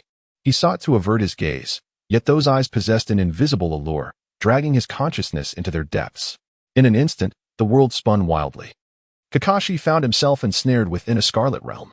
The sky was crimson, and the ground was drenched in blood-red hue. Itachi's figure loomed above, godlike in presence. In this domain, time, space, and mass are all under my dominion. For the next 72 hours, you shall be repeatedly pierced by my blade. The icy edge of the knife plunged into his flesh. Agonizing pain tore at his very being. Once, twice, countless times. 3 days and nights of mental torment condensed into a mere moment in reality. Kakashi emitted a heart-wrenching scream, collapsing to the ground as though his bones had been extracted. His body convulsed violently, his gaze vacant, utterly devoid of combat ability. Kakashi-sensei, Asuma, and Kurenai, witnessing this, felt their hearts shatter. They unleashed their most formidable attacks in a desperate attempt to breach Kisame's blockade. Yet Kisame merely sneered, wielding his sword to effortlessly nullify their assaults. The disparity in strength was insurmountable. Itachi slowly approached the fallen Kakashi, extending his hand as if to take him away.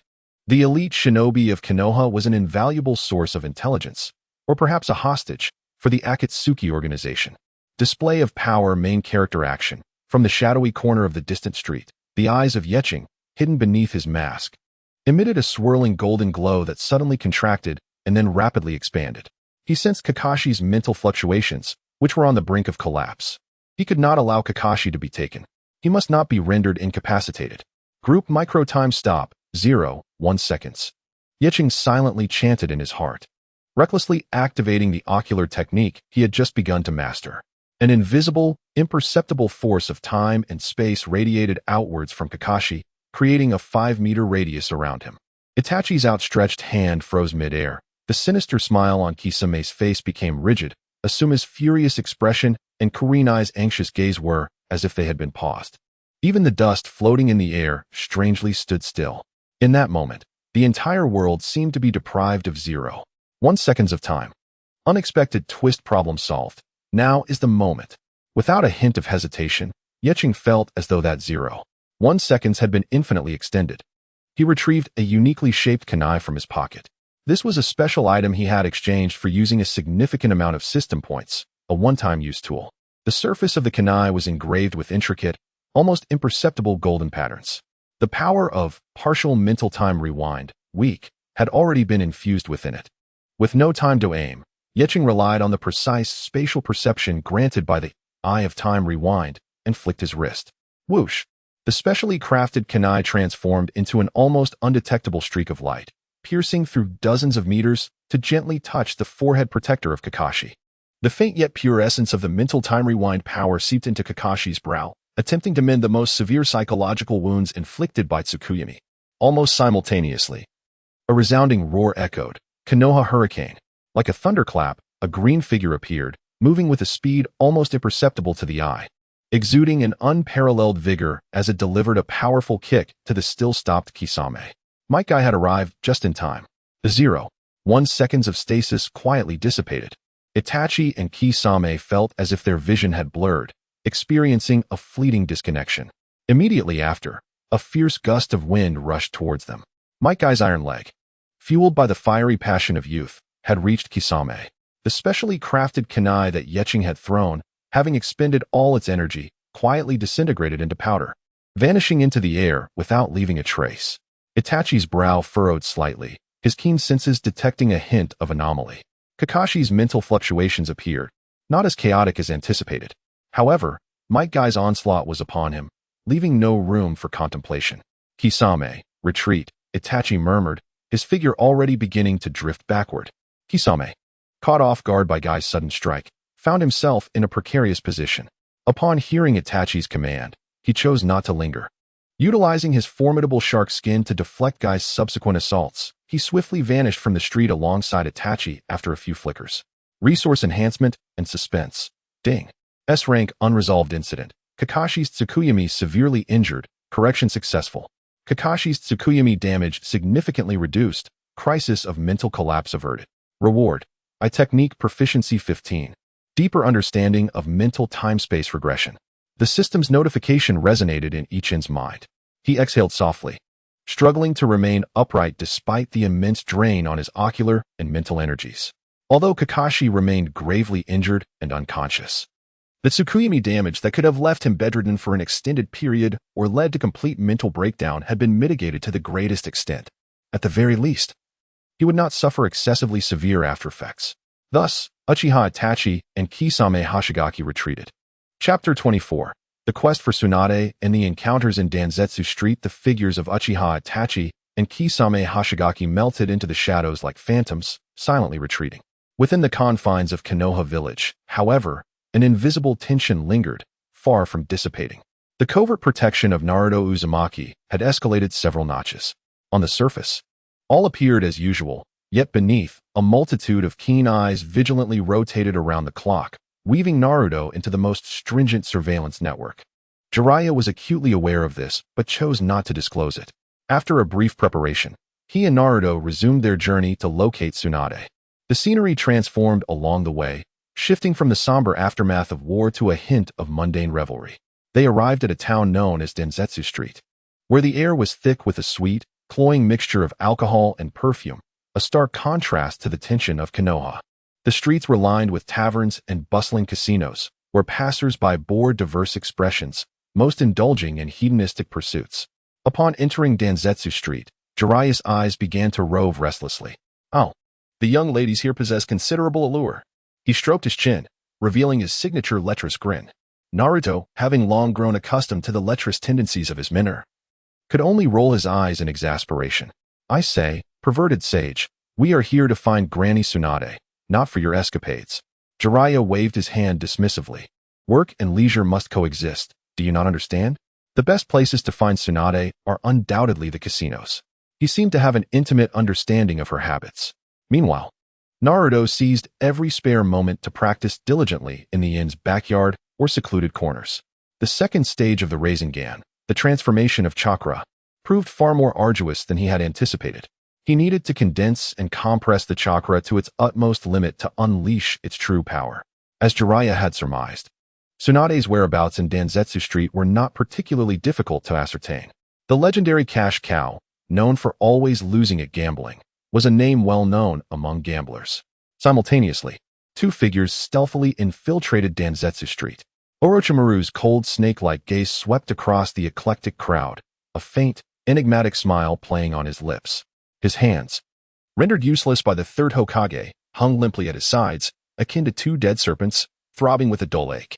Kabuto Yakushi respectfully trailed behind him, his eyes gleaming with shrewdness behind his glasses. Their target was also the fabled medical ninja, Tsunade Senju. Tsunade, the granddaughter of the first Hokage, Hashirama Senju, and one of the legendary Sannin. She possessed unparalleled medical ninjutsu, alongside the formidable combat prowess inherited from the Senju clan. Yet, behind her illustrious facade lay an indelible pain. The sacrifice of her lover, Dan Kato, and the untimely death of her brother, Nawaki, pierced her heart like venomous thorns. Blood became a haunting nightmare she could never escape. Hemophobia rendered this top-tier medical ninja incapable of wielding a scalpel ever again. In a state of despondency, he languished in gambling and alcohol, seeking solace through intoxication to escape the harshness of reality. Beneath Tsunade's seemingly reckless demeanor lay a profound despair and an inability to let go of the past. In a secluded inn on Shorut Street, Ichin opened the window, and the morning breeze carried a hint of coolness. His eyes remained shrouded in bandages. Following the conclusion of the Itachi and Kisame incident, he claimed that he had overexerted himself during the collapse of Konoha and needed to venture out to hone his skills, broaden his horizons, and simultaneously seek methods to restore his vision, requesting a short-term leave from the third Hokage, who was still recuperating. Sarutobi Hiruzen regarded this young man, who consistently achieved miracles yet always found plausible explanations, and after a moment of silence, ultimately granted his request. Ichin's rationale was impeccable. System. Track the general location of Jiraiya and Naruto. Ding. The target's location has been vaguely marked on the map. Please determine the specific position yourself. The system's response was succinct and efficient, relying on his hazy memories of the original plot and the rudimentary guidance provided by the system. He followed Jiraiya and Naruto at a measured distance, observing them in the shadows, waiting for the right moment to act. This was his most prudent choice at present. As night fell, the clamor of Shorut Street intensified. Within a bright and bustling establishment known as Ichiraku, Jiraiya and Naruto finally located their target amidst the intoxicating atmosphere. In a corner of the izakaya, a voluptuous blonde woman was audaciously downing a cup of sake, her demeanor bold and uninhibited. She was none other than Tsunade. Her assistant, Shizune, a gentle and demure woman, cradled a small pig named Tun-Tun, looking helplessly at her inebriated mistress. Tsunade. Jiraiya boisterously approached and plopped down opposite her. Tsunade, with hazy eyes, looked up and, upon recognizing him, a sardonic smile crept across her lips. Well, if at ISNT Jiraiya, what a rare visitor. Come to borrow money for gambling again, have you? Jiraiya chuckled. This time, it's not for money. I'm here to invite you back to take up the mantle of the 5th Hokage of Konoha. The Hokage? Tsunade erupted into a raucous laugh. As if she had heard the most absurd joke. She slammed her cup onto the table, sake splattering everywhere. That foolish sacrifice. That death sentence of a title. Let whoever desires it take it. Her voice was thick with resentment and disdain. Naruto stood nearby, his youthful face flushed with anger at Tsunade's disparagement of the sacred title of Hokage. You must not speak of the Hokage that way. The Hokage protects the village and their comrades, and that's why everyone acknowledges them. Tsunade cast a scornful glance at Naruto. Oh, another brainwashed little brat. The Hokage is a fool's role. What do you know? Naruto shouted, stepping forward, his azure eyes ablaze with determination. I will become the Hokage.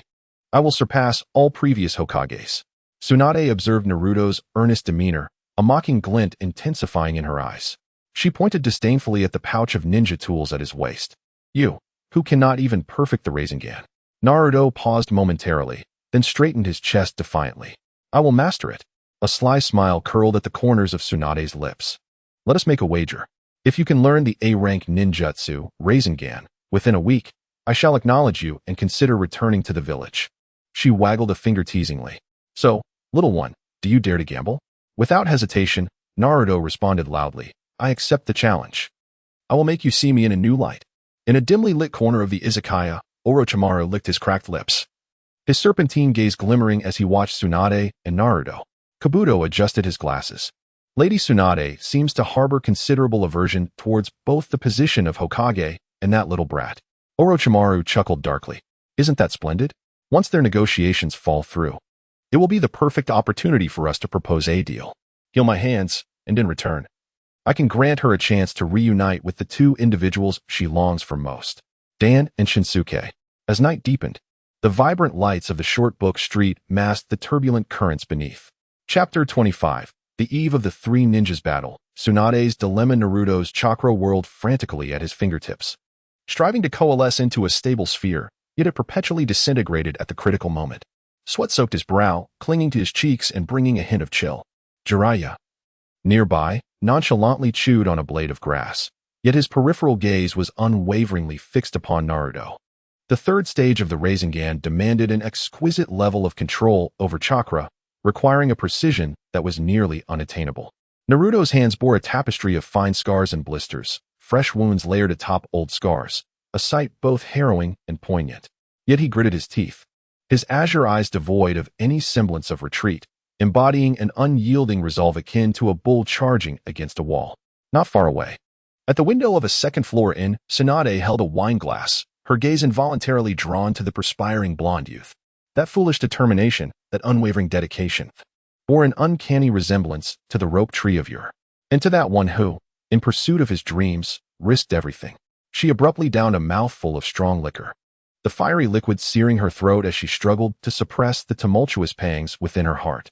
Orochimaru appeared like a wraith at her lowest ebb. In the shadowy recesses of an alley, his golden serpent-like eyes flickered ominously in the dim light. Tsunade, I can bring them back. His voice, gravelly and laced with a serpentine hiss, rendered each word a venomous hook. Dan and rope tree. He extended his arms, as limp as discarded marionettes. If you heal my hands, as payment, I shall bring them back before you. Edo Tensei. The very mention of this forbidden technique struck her heart like a hammer. 1 week. Orochimaru granted her a week to ponder this devilish bargain. Tsunade's heart was in utter turmoil. On one side lay the cherished memories of lost loved ones, the poignant ache of longing gnawing at her soul day and night. On the other side was her duty and honor as one of the legendary three of Konoha. The granddaughter of the first Hokage, the very principle she had staunchly upheld. The temptation posed by Orochimaru entwined her fraying will like a creeping vine of poison. Shizune held a cup of hot tea, observing Tsunade's despondent demeanor, her heart swelling with concern. She sensed something amiss. As she pieced together Orochimaru's nefarious scheme from Tsunade's occasional words and peculiar behavior, her complexion turned ashen. "Lady Tsunade, you cannot acquiesce to him." Shizune's voice trembled with urgency, attempting to rouse the submerged Tsunade. "That is a forbidden technique that toys with the souls of the deceased. Lord Dan and Lord Roketree would never wish for you to do such a thing." Tsunade remained silent, drinking her wine, her gaze vacant. Subversion of expectation surprise, character psychology. The mere mention of resurrection by Orochimaru served as a key, unlocking Tsunade's long-buried memories. Yet simultaneously, her profound reverence for life and her aversion to Orochimaru's reckless transgression of the boundaries between life and death stirred a visceral disgust within her. Nevertheless, the torrent of emotions surged too violently, nearly engulfing her rationality. In an inconspicuous corner at the far end of Short Book Street, Yi Chen sat cross-legged, his eyes still shrouded by a medicinal cloth. Through the perception of the eye of temporal rewind, 3 exceptionally potent and restless chakra signatures flickered like unstable stars in the night sky above Short Book Street.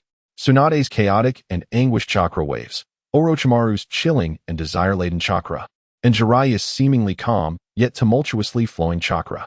An extraordinary battle was brewing. Yi Chun inhaled deeply, beginning to inspect his scant equipment. Several specially made kunai adorned with faint golden patterns, a handful of concentrated smoke bombs, and a potion obtained from the system shop that could restore a small amount of ocular power and chakra in critical moments. These, perhaps, were his meager resources to intervene in this swirling vortex. A week's time had passed in the blink of an eye. Naruto's Rasengan, after countless failures and relentless perseverance, finally began to spin steadily in his palm, emanating a heart-stirring chakra fluctuation. He had succeeded. A smile of relief blossomed on Jiraiya's face. Yet a trace of coldness lingered deep within his gaze. Orochimaru's presence drew ever closer. What was destined to come would ultimately arrive. That night, within the izakaya, Tsunade unusually refrained from drunkenness. Silently, she sprinkled a colorless, odorless powder into the cup of sake before Jiraiya. It was a substance capable of temporarily disrupting the flow of chakra. "Jiraiya, let us share a drink," she said, her voice betraying little emotion.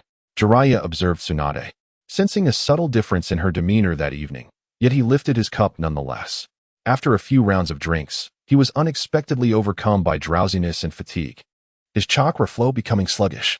Tsunade pressed her forehead, casting a complex glance at Jiraiya, who had collapsed onto the table, before rising to head towards the designated meeting point with Orochimaru. She was poised to deliver her answer. The night breeze tousled her golden hair, swaying her wavering resolve. Chapter 26. The Legendary Battle. The collision of 3 titans. Outside the dilapidated old shrine on Short Book Street, the moonlight was dim, resembling shattered glass. Tsunade stood alone beneath the torii gate, the night breeze tousling her golden hair, creating a haunting sound. Her silhouette stretched long under the moonlight, imbued with a sense of desolation and determination. Orochimaru emerged silently before her, akin to a serpent crawling from the depths of hell. A grotesque smile etched upon his pale face. Behind him, Kabuto stood like a shadow, his gaze sharp and cold behind his glasses. "What have you decided, Tsunade?" Orochimaru's voice was hoarse, with a metallic rasp that pierced through the stillness of the night. Tsunade inhaled deeply, her chest rising and falling slightly, as if she had reached a difficult resolution. "I will heal your hands. However, you must first release the impure world reincarnation, allowing them to rest." Her words landed like a stone cast into a tranquil lake. Orochimaru's smile widened, tinged with mockery. "Oh, how unexpected, Tsunade. I thought you would be more straightforward." Tsunade disregarded his taunt, extending her hand. "Let us begin." A faint green glow of medical chakra swirled in her palm, a signal of her feigned agreement and a prelude to her deadly strike. As she prepared to close in on Orochimaru, intending to unleash her monstrous strength and obliterate his filthy heart at the moment he let his guard down, a glimmer of gold flashed in Orochimaru's eyes. His form slid backward as if devoid of bones. "Ha ha ha, Tsunade, you are still so naive. Did you truly believe I would trust you?" In that instant, the battle erupted. Tsunade's fist, imbued with the terrifying force capable of splitting mountains, crashed down upon the spot where Orochimaru had stood. Boom! The ground shattered, debris flew, and dust clouded the air. Yet, Orochimaru had already positioned himself several meters away, a gleaming Kusanagi sword appearing in his hand. Though his hands were rendered useless, his body retained its agility and cunning. How brutish! Orochimaru licked his lips, excitement gleaming in his serpentine eyes. Kabuto's figure slipped in like a specter from the side, his fingers clutching several glimmering chakra scalpels, aimed directly at Tsunade's arms and leg muscles. His movements were precise and malicious. Splat! Splat! Blood blossomed on Tsunade's body as she grunted in pain. Her follow-up assault inevitably affected. Kabuto's attacks, akin to maggots gnawing on bone, incessantly disrupted her rhythm, constraining her movements. Source of pressure at the opposite end of the shrine. Along the forest path, Jiraiya staggered, beads of sweat forming on his forehead. The chakra within him flowed sluggishly, as if hindered by countless tiny pebbles cast into a stream. The medication administered by Tsunade proved to be far more potent than he had anticipated. Damn it, that wretched woman. He muttered curses under his breath, forcefully extracting every ounce of chakra he could muster. Naruto and Shizen followed closely, their faces etched with anxiety. They were ultimately a step too late. The distant roar of a tremendous explosion, along with the three entwined and disconcerting fluctuations of chakra, signified that the battle had escalated to a fever pitch. Jiraiya suppressed the discomfort within him, letting out a thunderous roar as he charged onto the battlefield. Orochimaru, you scoundrel! The moment he appeared, he engaged in combat with Orochimaru. The clash of ninjutsu and taijutsu erupted in a cacophony of piercing sonic booms. Summoning technique. Jiraiya formed hand seals, and the colossal toad, Gamabunta, appeared, pipe in mouth, with a resounding entrance. You troublesome creature, Orochimaru. Gamabunta's voice resonated like a great bell. A glint of malice flickered in Orochimaru's eyes as he too formed seals. Summoning technique. A massive purple serpent, Manda, was forcibly summoned with his remaining chakra, though its form appeared considerably diminished and its aura somewhat unstable. Witnessing this, Tsunade hesitated no longer. Summoning technique. A gigantic slug, imbued with healing properties, descended onto the battlefield. The three summoned beasts, after years apart, once more collided under the moonlit sky, creating a scene of monumental grandeur that shook the very earth. Naruto, observing the fierce battle before him, felt his blood surge with adrenaline.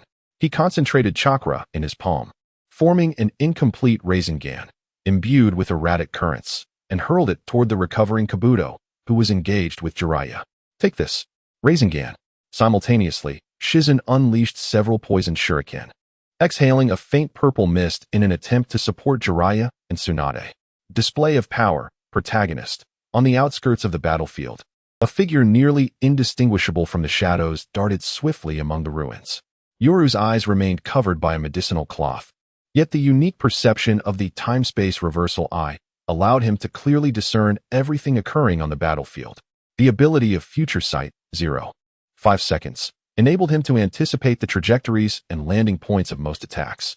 His heightened sense of danger acted like the most sensitive radar, constantly alerting him to lethal threats. Like a phantom, he evaded the terrifying shockwaves of the three summoned beasts locked in combat with the three legendary ninjas.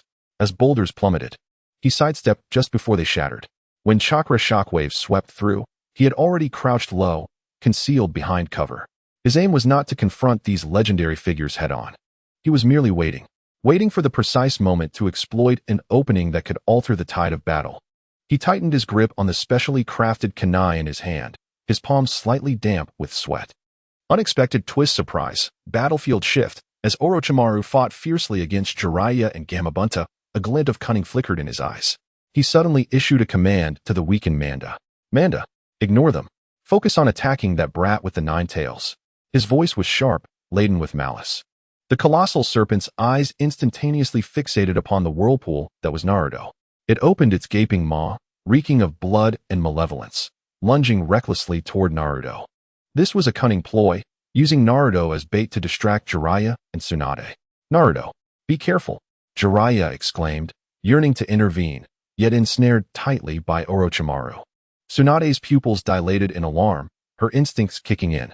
She abandoned her pursuit of Kabuto, her figure flickering as she positioned herself protectively in front of Naruto. With a sickening thud, the serpent's venomous fangs failed to pierce Naruto, but instead plunged deeply into Tsunade's shoulder.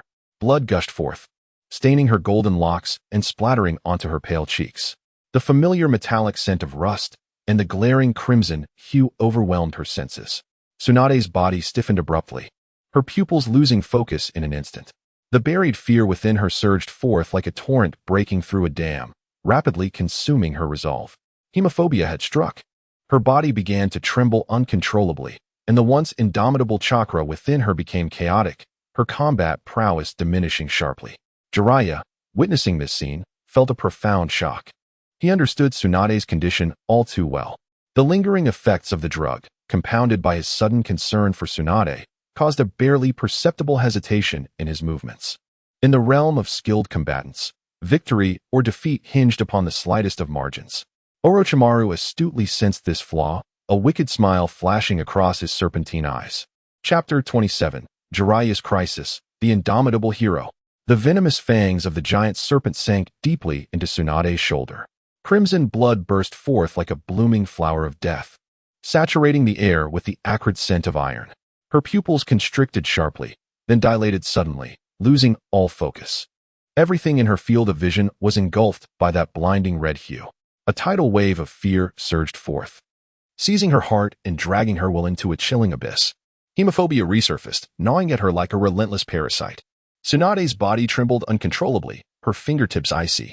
The once surging chakra within her dissipated rapidly like a punctured balloon. Her towering figure swayed slightly, barely maintaining its balance.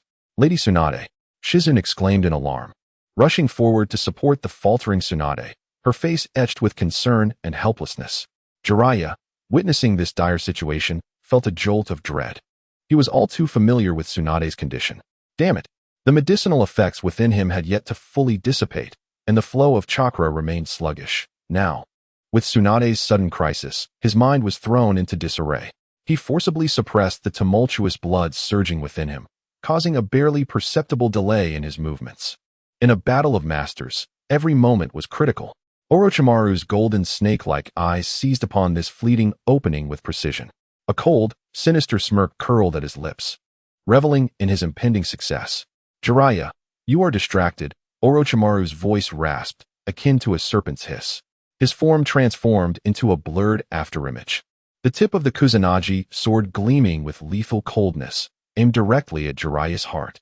Simultaneously, Kabuto's figure emerged like a specter, flanking Jiraiya from the opposite side. The chakra scalpel between his fingers glimmered with an ethereal blue light, slicing with uncanny accuracy towards the leg that supported Jiraiya's weight. The angle was treacherous, the timing brutal. Slicing sounds echoed, accompanied by sprays of blood. Several critical tendons in Jiraiya's right leg were severed with surgical precision by Kabuto. Agonizing pain coursed through him like electric currents. Jiraiya grunted, his body instinctively lowering, nearly collapsing to one knee. His movements were fatally hampered in an instant. Warning! High-risk alert. Jiraiya's life is in grave jeopardy. The system's alarm blared sharply in Knight's mind, resonating like a persistent alarm bell. Orochimaru's Kusanagi sword was nearly upon him, the chilling aura at its tip threatening to freeze Jiraiya's very breath. Perverted sage. Not far away, Naruto, witnessing Jiraiya's perilous plight, felt his azure eyes fill with bloodshot fury. He let out a furious roar, recklessly launching the spiraling sphere he had only just managed to coalesce towards Orochimaru. The chakra sphere, still unstable, surged forth with a violent wind, appearing pitifully immature. Orochimaru did not even glance back. With a casual wave of his left hand, an invisible force sent Naruto and his half-formed sphere hurtling away. Bang! Naruto fell like a kite severed from its string, crashing heavily upon a distant pile of rubble, blood gushing from his mouth as he instantly succumbed to unconsciousness. Just as Orochimaru's Kusanagi sword was poised to pierce Jiraiya's heart in a moment of peril, a pair of eyes hidden beneath the night's veil glimmered with a whirlpool of golden light, contracting to an extreme. Now was the moment. Temporal rewind, 1 second. An invisible force of time and space, confined to a minuscule range around Jiraiya, subtly activated. In the perception of Yichun, the sword tip that was about to penetrate Jiraiya's heart experienced a fleeting, nearly imperceptible rewind. Jiraiya's nerves, dulled by excruciating pain and the effects of the drug, seemed to regain clarity in that brief second of reversal. His body's instinctive reflexes surged ahead of his consciousness, leading him to instinctively twist sharply to the left. The Kusanagi sword's tip barely grazed the edge of his heart, plunging deep into his right shoulder instead. Blood stained his white hair and garment crimson. The anguish was excruciating. Yet he averted a fatal blow. Almost simultaneously, a deafening cacophony of explosions erupted near the battlefield's edge, close to Orochimaru and Kabuto. Several specially designed explosive talismans, subtly placed by Yi Chun amidst the debris, detonated in an instant. Brilliant flames soared skyward. Thick clouds of smoke mingled with debris and shockwaves, sweeping across a corner of the battlefield like a tsunami. Orochimaru and Kabuto were instantly engulfed by the unexpected blast. The violent explosion startled everyone present. Orochimaru and Kabuto emerged from the smoke, their faces marked by a blend of astonishment and caution. They instinctively suspected it to be a trap set by Jiraiya or Tsunade. Jiraiya and Tsunade were equally taken aback by this sudden turn of events. However, their extensive combat experience allowed them to quickly realize that this was a rare opportunity to catch their breath. Yi Chun remained perfectly concealed in the distant shadows. The explosion's location, calculated with precision, was safely distanced from Naruto, Tsunade, and Shizune, perfectly covering the positions of Orochimaru and Kabuto moments prior. The ensuing chaos, coupled with the billowing smoke, deftly obscured his subtle actions of igniting the talismans. No one noticed that this distant observer was the true architect behind the unexpected commotion. This precious chaos, lasting mere seconds, granted everyone a moment of respite. Jiraiya, enduring the agonizing pain in his shoulder and leg, gasped for breath. A flicker of relief dancing in his eyes as he realized he had narrowly escaped disaster. Ding. S-rank unresolved incident. Jiraiya's fatal crisis. Correction successful.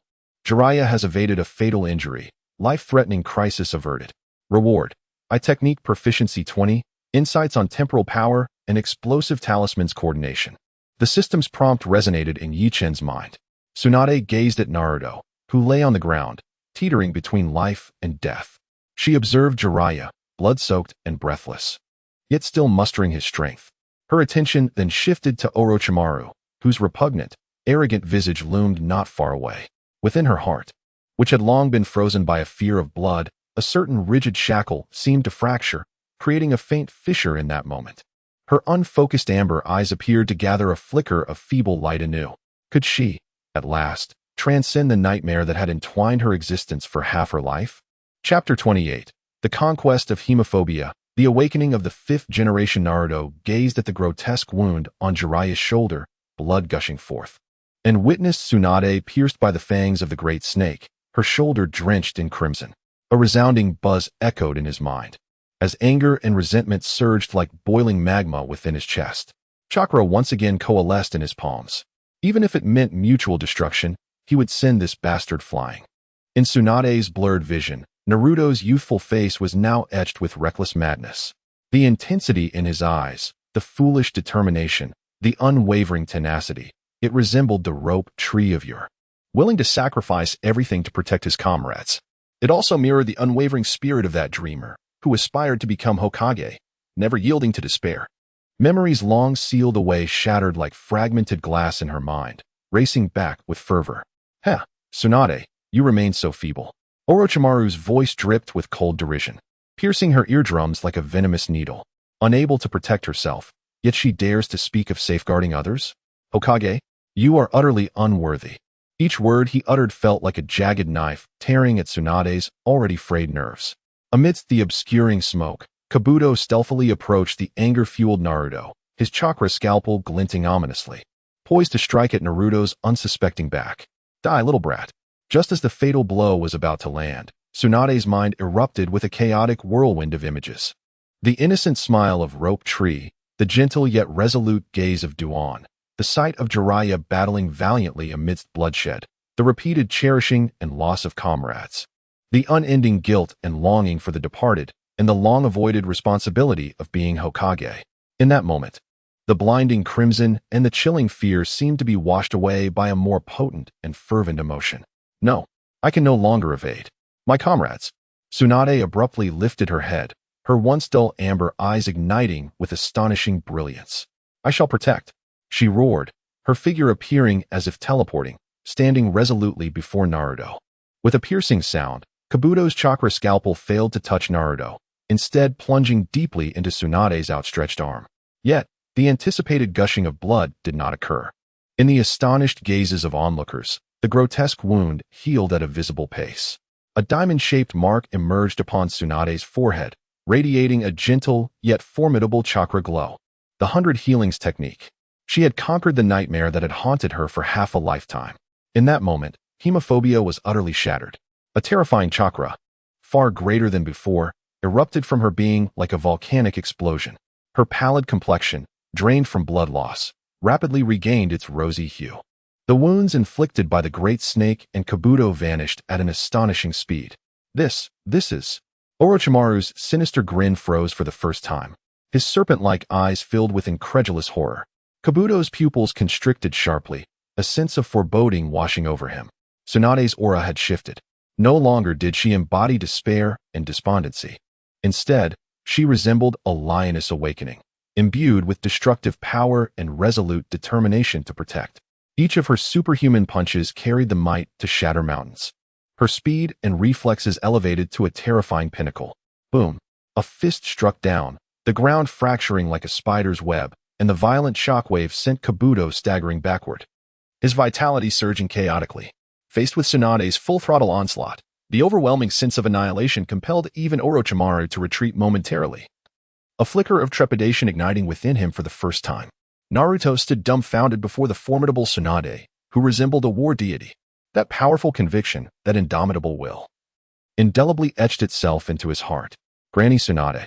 He clenched his teeth, the chakra in his palm no longer dissipating but instead condensing and compressing with unprecedented speed.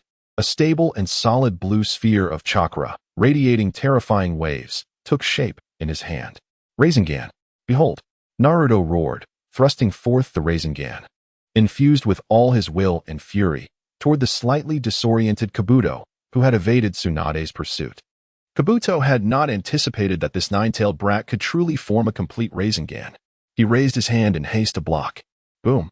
The Rasengan slammed into his abdomen, unleashing a torrent of violent rotational force. Kabuto emitted a piercing scream, his body hurtling backward like a cannonball, crashing through a crumbling wall, blood gushing from his mouth. Temporarily incapacitated. At the edge of the battlefield, concealed behind the ruins, Ichen observed clearly as Kabuto, in the moment of impact from the Rasengan, quietly crushed a small tubular object with his other hand. A colorless, odorless toxic mist was about to diffuse from him. Ichen's brow furrowed slightly. Local temporal spatial microadjustment, wind direction reversal, his ocular power stirred, retracing the subtle air currents on the battlefield through the temporal rewind eye, accelerating their reverse process. A sudden strong wind arose on the battlefield without warning. The impending toxic mist was swept away by this gust, blown in the opposite direction of Tsunade and Jiraiya, dissipating into the distant ruins without causing any harm. Jiraiya, clutching his shoulder wound, gazed at Tsunade, who had regained her composure and fighting spirit, and at Naruto, who had successfully unleashed the Rasengan with a resolute expression. A glimmer of solace and hope flickered in his murky eyes. Tsunade's awakening, Naruto's explosion of power, seemed to tilt the precarious battle in favor of Konoha. Amidst the dust-laden battlefield, Orochimaru's cold serpent-like eyes glimmered with uncertain light. Would he relent here? What hidden trump cards did he possess? Would the series of subtle maneuvers by Yi Chun be perceived as somewhat unusual by these seasoned legendary ninjas, who have weathered countless battles? The night remains profound. The fight is far from over. Chapter 29. Orochimaru's Retreat. Konoha's new hope at this moment. Every punch delivered by Tsunade was imbued with sheer, cataclysmic power capable of altering the very landscape. Orochimaru's once proud, supple physique appeared almost laughable in the face of such overwhelming force.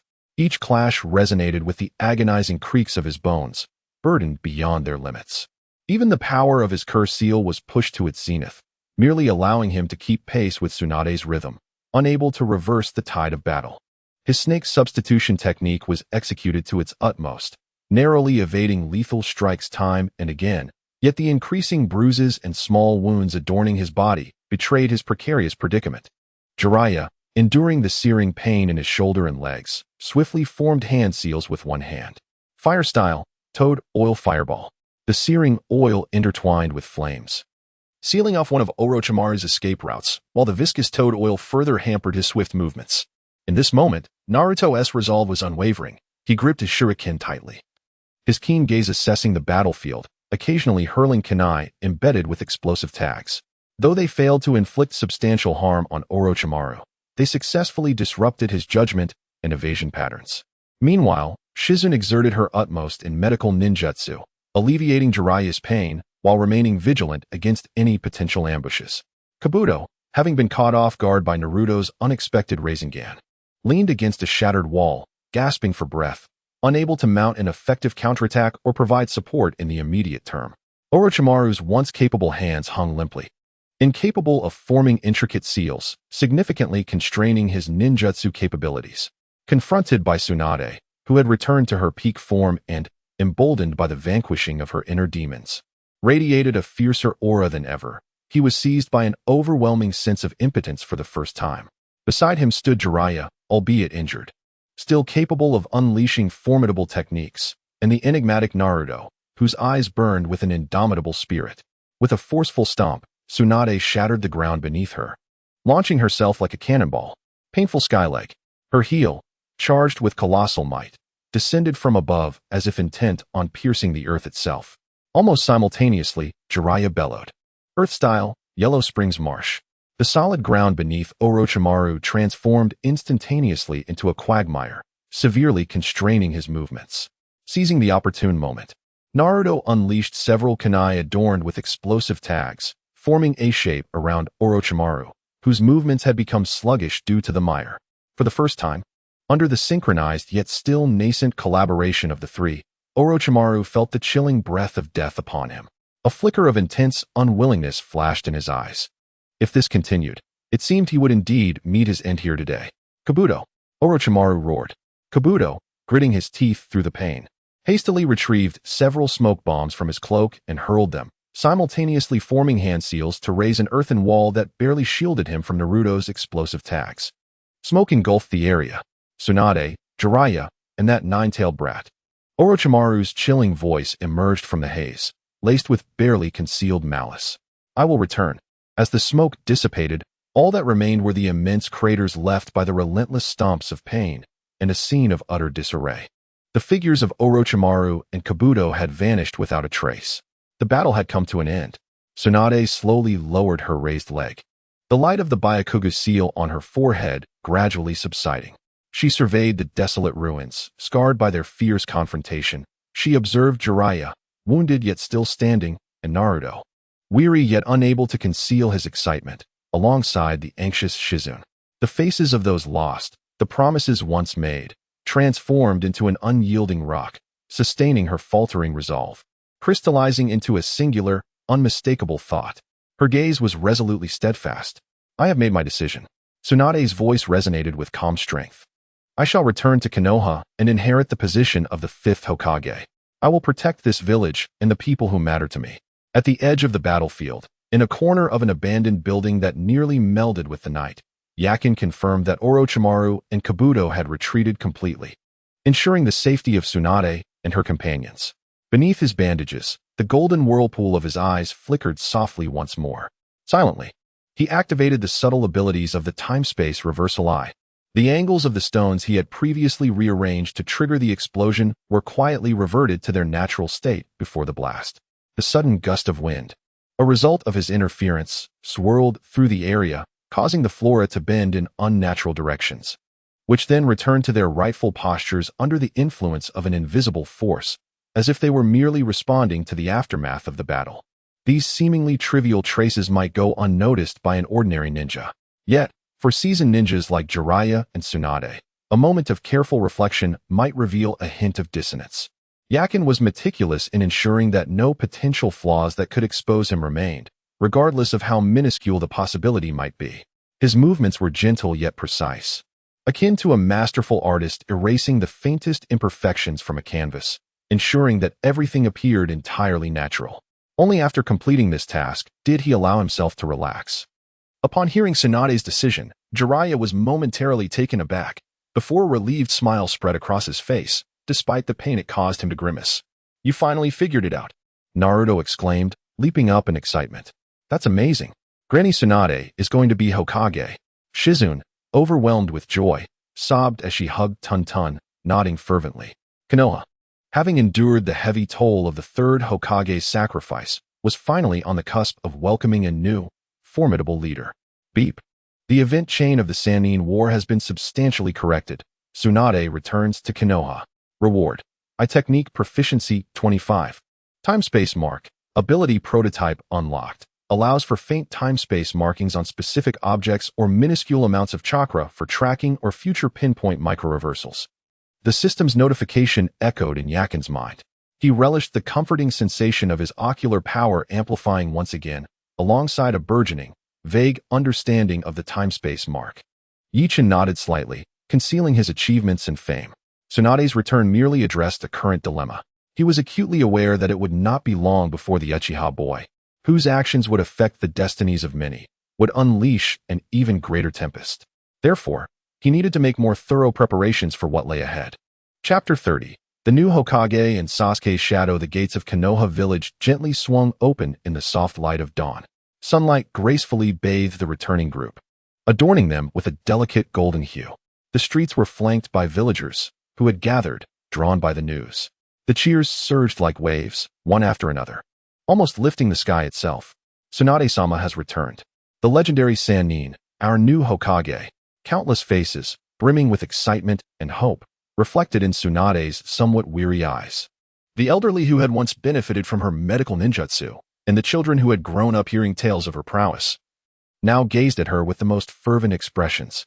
Jiraiya beamed, patting her shoulder with a look of relief in his eyes. Naruto, brimming with excitement, waved his fists, completely forgetting the fatigue of their journey. Sakura, holding her beloved pig, felt a swell of joy, her eyes glistening with unshed tears. Tsunade inhaled deeply, the air rich with the scent of earth and food, a fragrance unique to Konoha. This familiarity allowed the tension in her heart to ease slightly.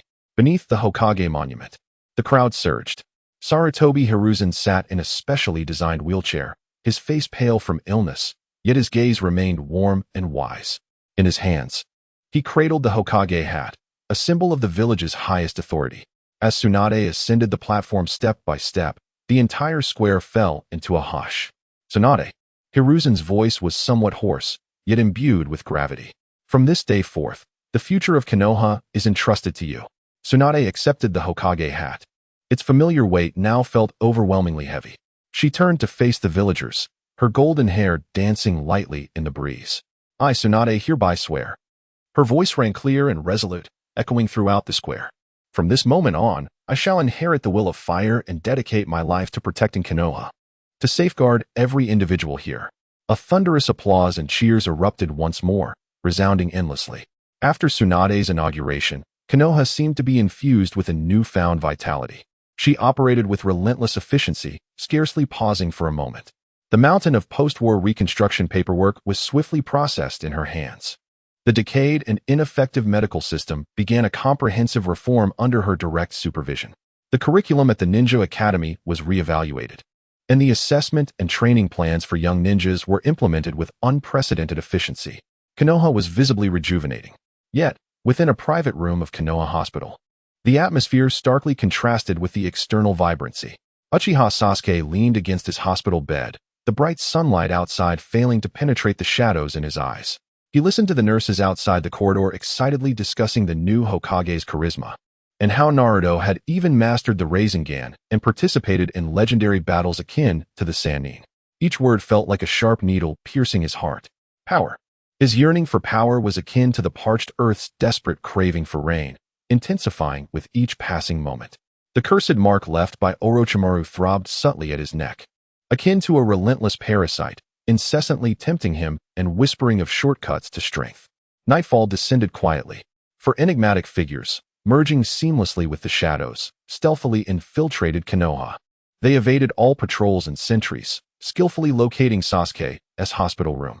The Sound Four, loyal confidants of Orochimaru, had previously been dispatched on other covert missions and had not participated in the legendary battle of the three shinobi on the short street. Uchiha Sasuke, the leader, Dosu, spoke with a hint of mockery. Lord Orochimaru has a gift for you, a gift that can grant you true power. In the Hokage's office, Tsunade rubbed her throbbing temples. The documents before her seemingly endless. A knock sounded at the door. Come in. Entering was Yuichiro, still veiled in a cloth over his eyes, his demeanor calm and unruffled. Tsunade-sama, he said. Tsunade set down her pen, her sharp gaze appraising the young man before her. Yuichiro.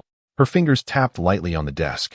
In light of your pursuit of me and your previous tasks, the higher-ups have unanimously determined that you possess extraordinary adaptability and, well, exceptional luck.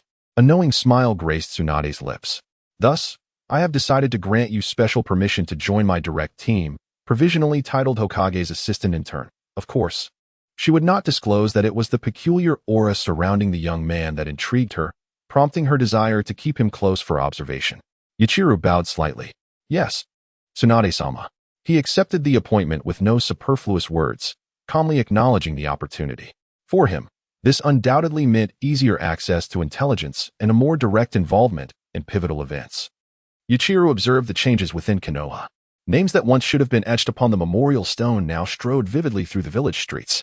The third Hokage, Hiruzen Sarutobi, though physically diminished, remained spirited, often seen in the Hokage building conferring with Tsunade on village affairs. Mizuki, no longer the sickly figure he once was, coughed far less frequently and had even begun to take on some clerical responsibilities. Occasionally, Yuichiro caught glimpses of Haku and Zabuza in the corners of the streets. They seemed to have been reintegrated, tasked with some external vigilance, their expressions no longer as cold as before. Kakashi-sensei had not suffered the mental devastation from Tsukuyomi, as recalled, still appearing the seemingly lazy yet undeniably reliable J-Nin. Lee's injuries, under Tsunade's personal care, had healed remarkably well, allowing him to undertake basic physical training.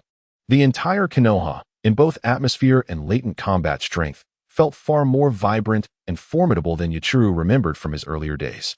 Jiraiya and Kakashi had exchanged glances in private, each recognizing the same astonishment and an ineffable sense of confusion mirrored in the other's eyes.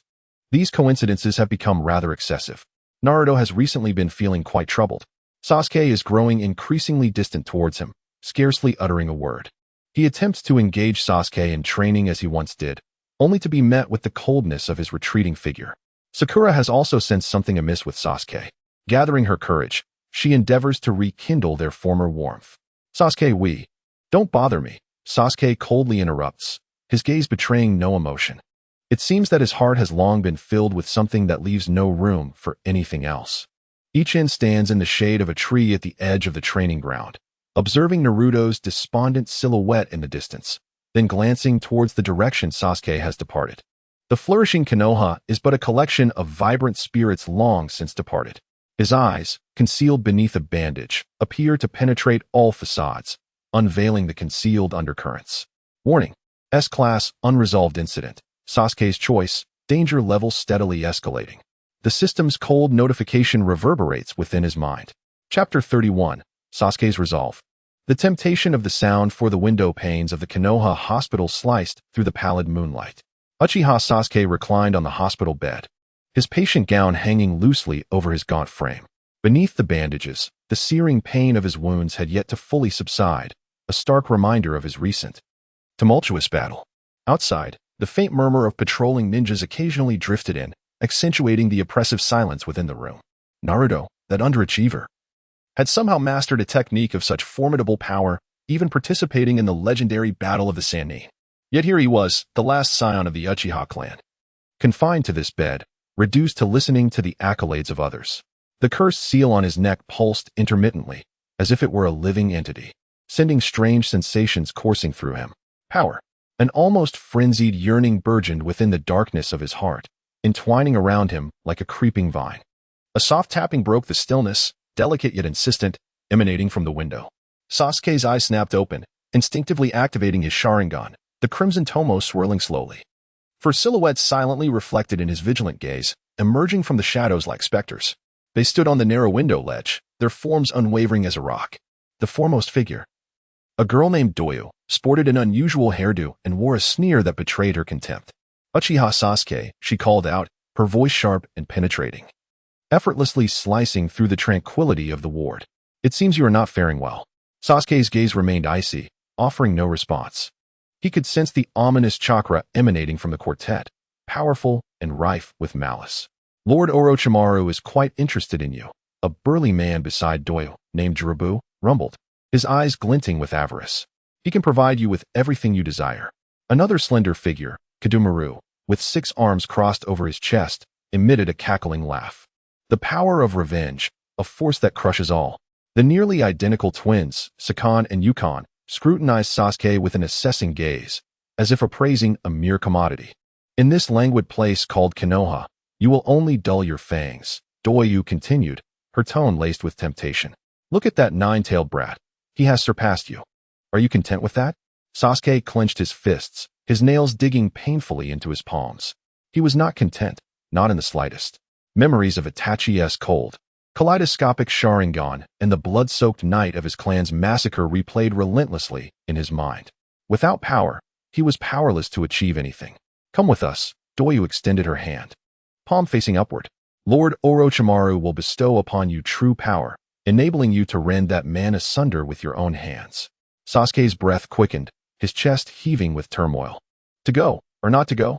The bonds of Konoha, Naruto's face, Sakura's worry, Kakashi's teachings flashed through his mind. Yet, the flames of vengeance burned ever brighter within him. Meanwhile, in the Hokage's office, Yichun had just received his appointment as an assistant to the Hokage from Tsunade and was preparing to acclimate to his new working environment. The golden, swirling patterns beneath his bandages flickered with the faintest tremor. An indescribable unease emanated from a certain direction within the village. It was not merely a fluctuation of chakra, but rather a subtle noise, akin to the distortion of space itself. His future sight, 0.5 seconds, was passively triggered, revealing several blurred, ominous shadows before him. Immediately after, the alarm in his mind blared, sharper and more urgent than ever before. Warning: S-rank event of great significance. Uchiha Sasuke's defection from Konoha is entering the final confirmation stage. Post: should this event proceed along its original trajectory, it will trigger a series of significant tragedies and chain reactions, with immense difficulty in rectification. Yichun's footsteps faltered for a moment. It was here. He calmly exited the Hokage building, his figure swiftly melding into the shadows of the night. He did not rush directly to the hospital where Sasuke was located. The range of his temporal reversal eye expanded discreetly under the cover of darkness, like an invisible web. He clearly perceived 4 unfamiliar sources of chakra within Sasuke's hospital room, each exuding a sinister aura of cursed markings. The sound for. At this moment, Sasuke's chakra was rife with struggle and chaos, yet a resolute darkness was quickly gaining the upper hand. Yichun's brow furrowed subtly beneath his bandages. Should he intervene directly? Given his current strength, a frontal confrontation held little promise of success and might instead alert Orochimaru, complicating his subsequent schemes.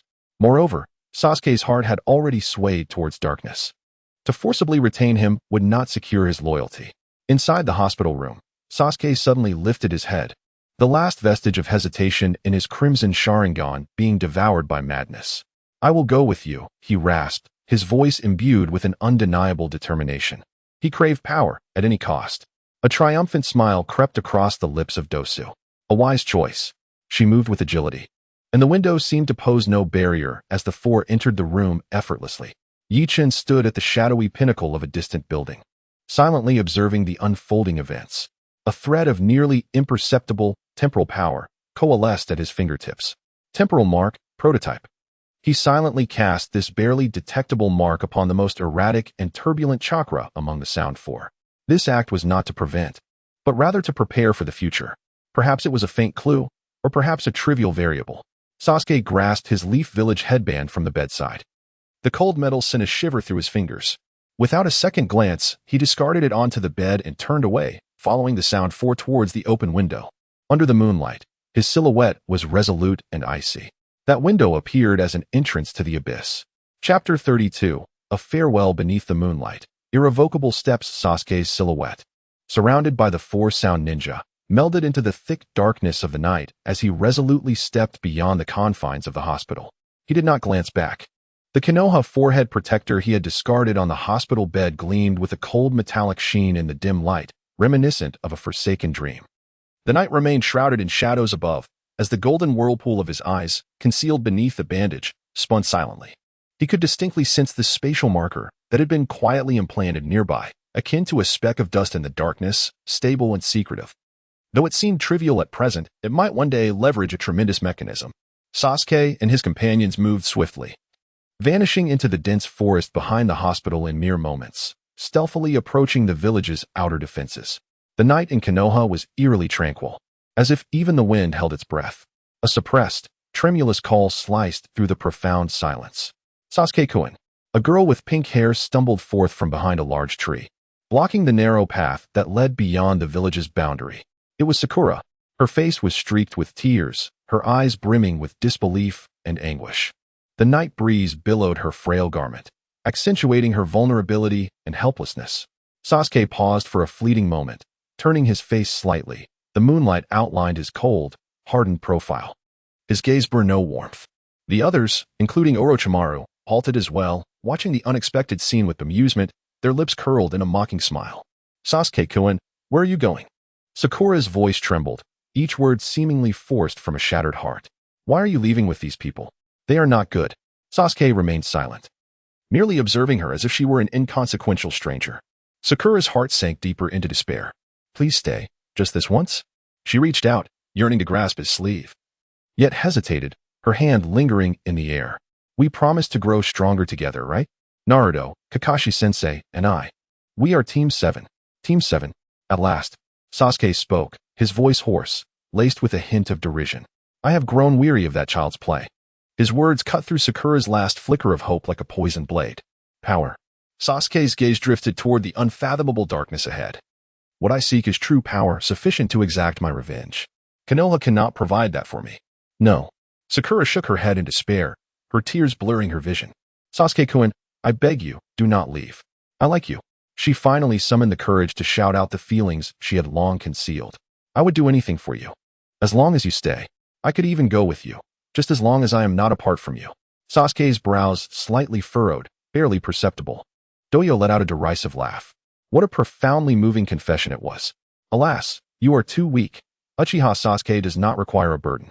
Sakura's body trembled violently, as if on the verge of collapse at any moment. Sasuke slowly raised his hand. A flicker of faint hope crossed Sakura's eyes. However, that hand, imbued with an unyielding gust of wind, struck her nape. Thud. Sakura barely had time to utter a cry of pain before she crumpled softly to the ground, losing consciousness. Sasuke withdrew his hand, casting an expressionless glance at the girl sprawled on the earth. Let us go, he said, taking the lead as he stepped beyond the borders of Konoha. The moonlight elongated his shadow, stretching it into the darkness until it melded with the night. The four sound ninjas followed closely, their silhouettes swiftly vanishing into the depths of the twilight. From a distance atop a building, Yakin silently witnessed it all. His eyes, concealed beneath the bandage, betrayed no emotion. Sakura's sorrow and Sasuke's resolve were entirely within his expectations. To intervene? That thought did not cross his mind. As the system had indicated, Sasuke's betrayal served as the key to unlock numerous pivotal narratives ahead. Forcing him to remain would only further complicate future trajectories, potentially unleashing uncontrollable disasters. Moreover, the current Sasuke was already emotionally dead. Without experiencing this chase and loss, Naruto would likely struggle to achieve true growth. Beep. S-rank unresolved incident. Uchiha Sasuke's defection from Konoha has been confirmed. Chain event. Konoha's pursuit team facing life and death crisis has been activated. The system's notification sounded cold and mechanical. Yakin's fingertips moved almost imperceptibly. The pursuit team's life and death ordeal, indeed. Choji, Neji, Kiba, Shikamaru, and Naruto. In the original narrative, each of them faced harrowing trials, with some even paying the ultimate price. Despite his interference, Konoha's overall strength had improved. The third Hokage was still present, and Tsunade had returned earlier than expected. Yet, Orochimaru's machinations, the terrifying cursed seal state of the four sound ninjas, and the bone manipulation of Kimimaro were not easily alterable. Yakin inhaled deeply, the frigid night air filling his lungs. He would not directly interfere with Sasuke's choices. However, he would ensure that those lives that should not perish could continue to flourish. He would discreetly safeguard the pursuit team, at least when they truly faced the threat of death. He lifted his gaze toward the direction in which Sasuke had vanished, his bandaged eyes seemingly penetrating layers of obstruction, glimpsing the future battlefield stained with blood and fire. What he needed to do was provide the most precise corrections at the opportune moment. Chapter 33. The Formation of the Pursuit Team. Shikamaru's initial command on the outskirts of the village, near a wooded path, an early rising leaf ninja abruptly halted in his tracks. His gaze fixated on a figure not far ahead. The pink-haired girl, Sakura Haruno, lay curled up on the cold ground, her attire disheveled, with traces of dried tears on her cheeks. She lay there silently, completely unconscious. Beside her, a lone leaf forehead protector rested amid the dew-kissed blades of grass, its metallic surface reflecting the dim morning light. "Sakura!" the ninja exclaimed in alarm, hastening to her side. Moments later, the shrill sound of an urgent alarm shattered the tranquility of the Leaf Village's dawn. In the Hokage's office, the lights blazed brightly. Tsunade slammed her fist onto the desk, the sturdy wooden surface groaning under the impact, spiderweb-like cracks rapidly spreading across it. "Uchiha Sasuke." Her voice trembled slightly with extreme anger, her amber eyes ablaze with fury. Shizen stood nearby, her complexion pale, her hands tightly gripping the hem of her clothing, worry etched across her face. Based on the location where Sakura was found and the last person she interacted with, an Umbu member knelt, reporting in a steady voice. "Sasuke is highly likely to have defected from the village." Defection. These two words struck Tsunade's heart like heavy hammers. She had just assumed the role of Hokage, striving to steer the war-torn village back onto a path of stability. Sasuke's betrayal undoubtedly carved a gruesome wound into her already fragile authority. What about Naruto? Tsunade's voice was as frigid as ice, capable of freezing the very air. "Naruto Uzumaki has rushed to the hospital to visit Sakura. His emotions are extremely agitated." The Umbu replied.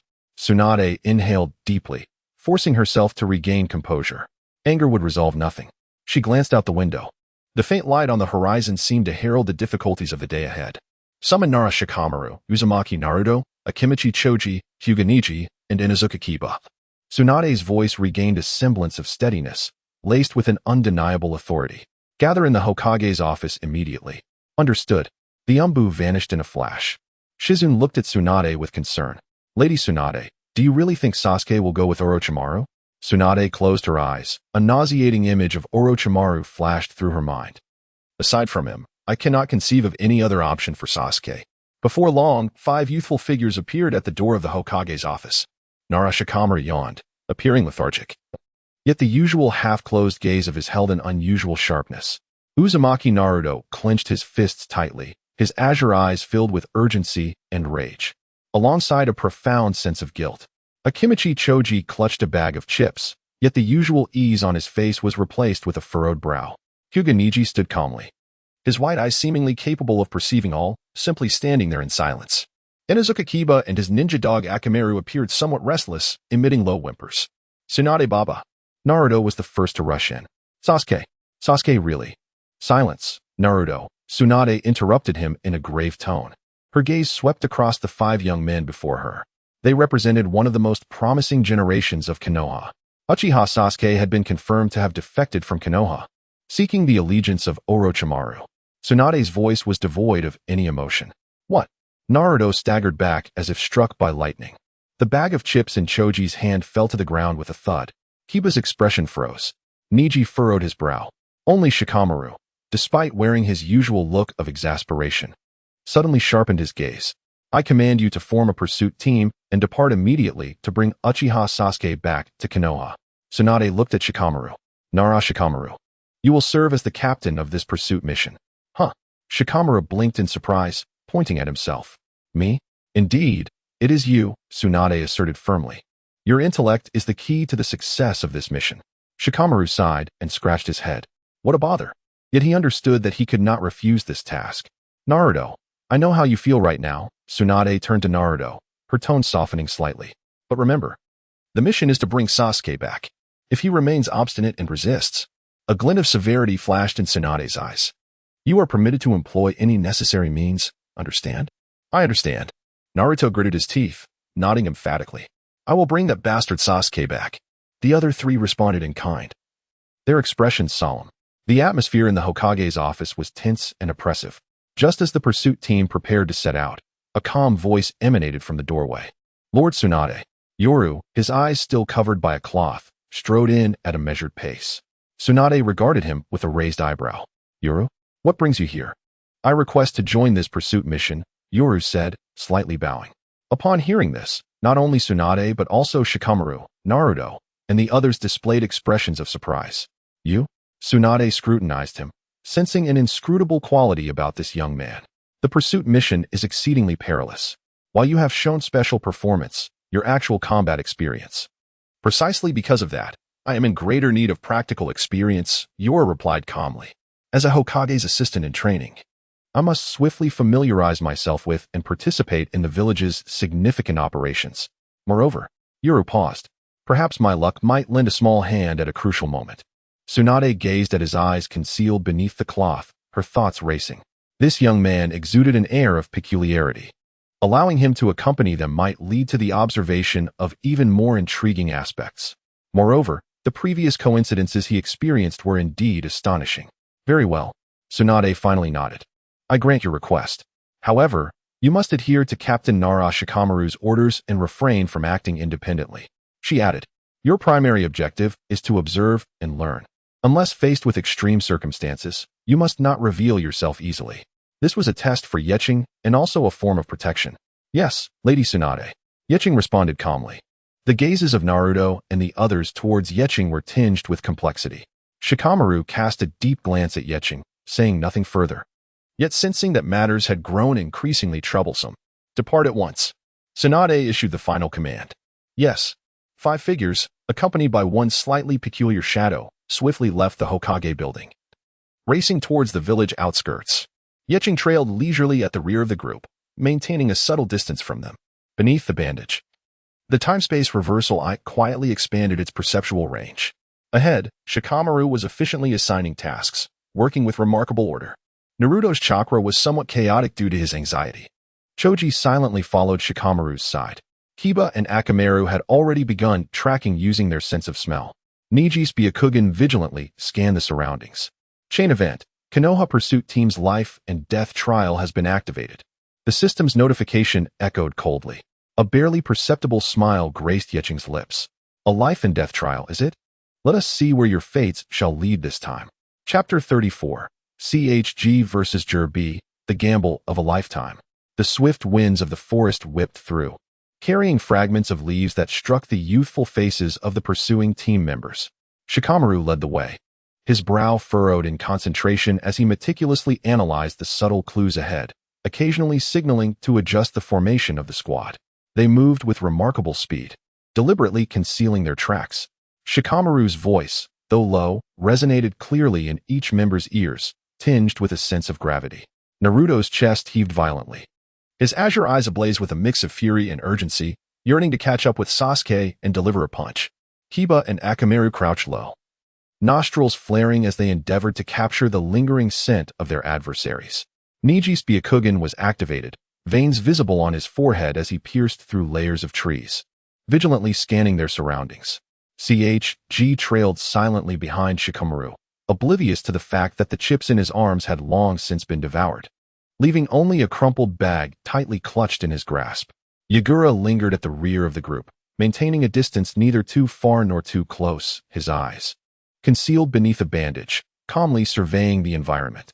In his time-space reversal eye, he sensed a formidable and oppressive chakra suddenly manifesting not far ahead, imbued with a potent earth affinity. Be cautious. Shikamaru and Yagura detected the anomaly almost simultaneously, halting abruptly as Shikamaru issued a sharp warning. Boom. The ground trembled violently without warning, and towering earthen walls surged forth, encapsulating them within a colossal earthen prison. From above, a robust figure descended slowly, arms crossed. Surveying them from a lofty height, a mocking grin etched across his face. Your journey ends here, Konoha's younglings. It was Jirbi, one of the Sound Ninja Quartet. His voice was deep and resonant, laced with undeniable authority. TCH, as expected, an ambush. Shikamaru clicked his tongue, his gaze swiftly scanning the structure of the earthen prison as his mind raced. This technique must be dismantled from the outside, or the caster must be defeated. Damn it! Naruto roared, chakra beginning to coalesce in his hands. Wait, Naruto! Shikamaru interjected, blocking his advance. This guy is deliberately stalling us. The others have undoubtedly taken Sasuke far away. We cannot all be trapped here. His gaze swept over the team, finally settling on CHG, a flicker of unspoken struggle evident in his eyes. CHG sensed Shikamaru's gaze and understood the unvoiced words. He glanced at the anxious Naruto, then at the composed Shikamaru, and recalled Sasuke's resolute departure. Shikamaru CHG inhaled deeply, his usually jovial face now etched with solemnity. Leave this to me, CHG, Naruto exclaimed in surprise. You alone stop the chatter, fatso. Jirby interrupted impatiently. Do you think you stand a chance? Save your energy and prepare to meet your end. His words dripped with contempt. Dinksy clenched his fists. He usually despised being called fat, yet at this moment, he remained remarkably composed. I am not fat. I am merely somewhat plump. From his pocket, he retrieved a small scroll, unwrapping it to reveal 3 pills of distinct colors, green, yellow, and red. The secret medicine of the Akimichi clan, 3 colored pills. Shikamaru. You all go ahead. Dinksy's gaze was resolute. This matter shall be resolved by me. Shikamaru observed Dinksy, and in his typically languid eyes, a complex emotion flickered. He understood the cost of the 3 colored pills. Dinksy, you. Stop being so sentimental, Captain. Dinksy flashed a smile, albeit one tinged with a hint of tragic valor. I am a man of the Akimichi clan. This minor challenge is nothing to me. Hurry, go. He abruptly swallowed a green spinach pill. A surge of chakra erupted from within him, causing his body to expand significantly. Meatball tank. Dinksy bellowed, spinning rapidly and crashing into the wall of the earthen prison. Boom. The wall trembled violently but did not shatter entirely. Interesting, Jirubu smirked. But still insufficient. He formed hand seals, reinforcing the earthen prison once more. Shikamaru gritted his teeth. Naruto. Kiba, Niji, we must leave. But Dinksy. Naruto remained reluctant to depart. Trust him. Shikamaru growled, swiftly locating a relatively weak section of the wall. Utilizing the shadow imitation technique in conjunction with Kiba's Fong over Fong and Niji's gentle fist, they forcibly opened a breach. Dinksy. We will return to support you shortly. Naruto cast one last glance at Dinksy's back before following Shikamaru and the others out of the prison. Urizen trailed behind them, glancing back deeply at the battlefield where Dinksy faced Jirubu. His steps did not falter. He needed to ensure the main pursuit team could continue tracking Sasuke. Inside the earthen prison, only Dinksy and Jirubu remained. Humph, it seems your companions have abandoned you, little chubby, Jirubu mocked. Dinksy ignored him, his gaze unwavering as he retrieved a yellow curry pill from his pocket and swallowed it without hesitation. Boom. An even more potent chakra erupted, causing Dinksy's body to swell again, his strength multiplying. Super multiplication technique. His fist, imbued with tremendous force, descended upon Jirubu. Jirubu, not to be outdone, countered with his own multiplication technique. The 2 colossal fists collided in midair, producing a deafening roar as shockwaves rippled through the air. A trickle of blood escaped Dinksy's lips. The side effects of the yellow pill began to manifest. Not enough, still not enough to defeat you. A trace of savagery glinted in Jirubu's eyes as the cursed seal on his neck began to spread, black markings crawling like living creatures across half of his body. Curse seal state 1. His strength and speed surged once more, delivering a punch that sent Dinksy flying, crashing heavily against the earthen wall. Thud. Dinksy spat out a mouthful of fresh blood, his vision beginning to blur. Yet, he refused to surrender. He recalled Shikamaru's unwavering trust, Naruto's anxious gaze, and Sakura's tears. He could not afford to lose. Trembling, he grasped the last pill, the crimson chili pill. This was a desperate gamble with his life. For the sake of his comrades, Dinksy roared, swallowing the chili pill. In that instant, it felt as though his body had been ignited. An overwhelming surge of chakra threatening to burst forth. A pair of immense wings, crafted entirely from pure chakra, unfurled slowly from his back. The ultimate technique of the Akimichi clan, butterfly bomb. Dinksy's form shrank, all his fat transmuted into sheer power. His gaze became sharp as a blade. I shall protect my comrades. He transformed into a streak of light, charging towards Jirby, who had entered the cursed seal stage 2, his body clad in bone armor. Resembling a malevolent demon. Die, you fat pig. Jirby bellowed, unleashing a punch imbued with wicked power. Boom. The forest echoed with a deafening explosion. the very earth trembling under the force. Dust and smoke enveloped the area. As the haze gradually cleared, Jerby stood battered, his bone armor shattered, gasping for breath. The cursed seal receding, clearly drained of energy.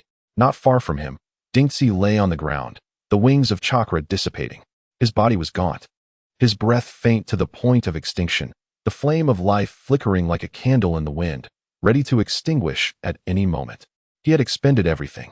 Just as Dinxie's consciousness was on the verge of slipping into eternal darkness, a figure appeared silently by his side. It was Yeching.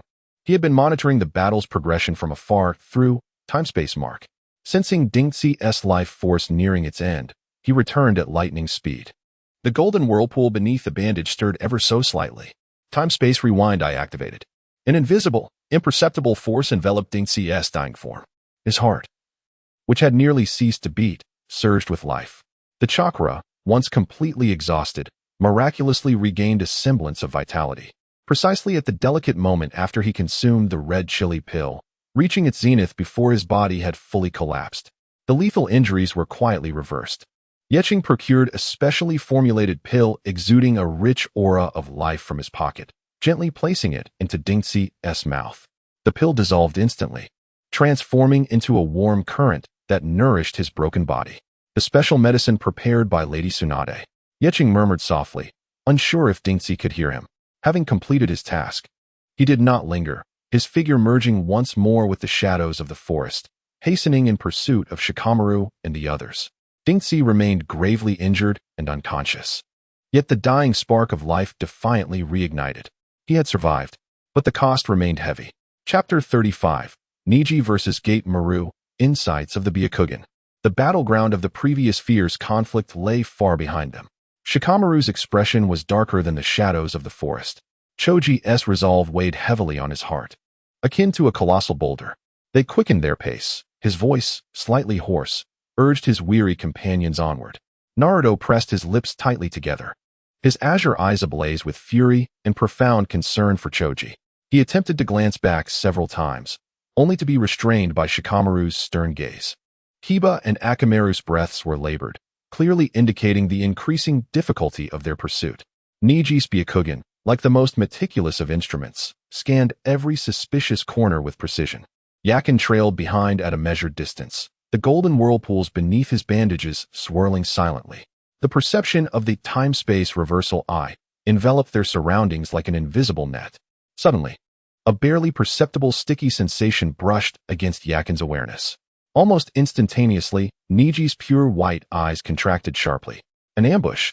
His warning arrived simultaneously with countless white threads shooting forth from the forest shadows. The sound of slicing air rang sharply, a cacophony of piercing shrieks.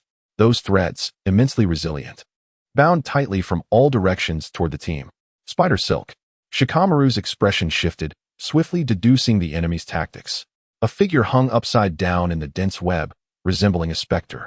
With 6 arms and a cruel, mocking smile, he surveyed his ensnared prey with keen interest. One of the Sound Ninja Quartet, Gate Maru. Not too slow, are you? Little bugs from Konoha? Gate Maru's voice was chillingly high-pitched. However, the game has only just begun. One of his arms lifted, fingertips coalescing yellow hardened silk into a deadly arrow. Whoosh! The arrow shot forth, aimed directly at Shikamaru at the forefront of the team. Be careful. Niji's figure flickered, positioning himself in front of Shikamaru as he formed hand seals. 8 trigrams palm, heavenly spin. The rapidly rotating chakra sphere deflected the lethal arrow. Yet, a multitude of silk arrows erupted from Gate Maru's remaining arms, their angles deviously calculated, making them nearly impossible to evade amidst the surrounding webs. This won't do. Shikamaru felt cold sweat bead on his forehead, his mind racing. This guy's attack range is too extensive. We need someone to hold him off.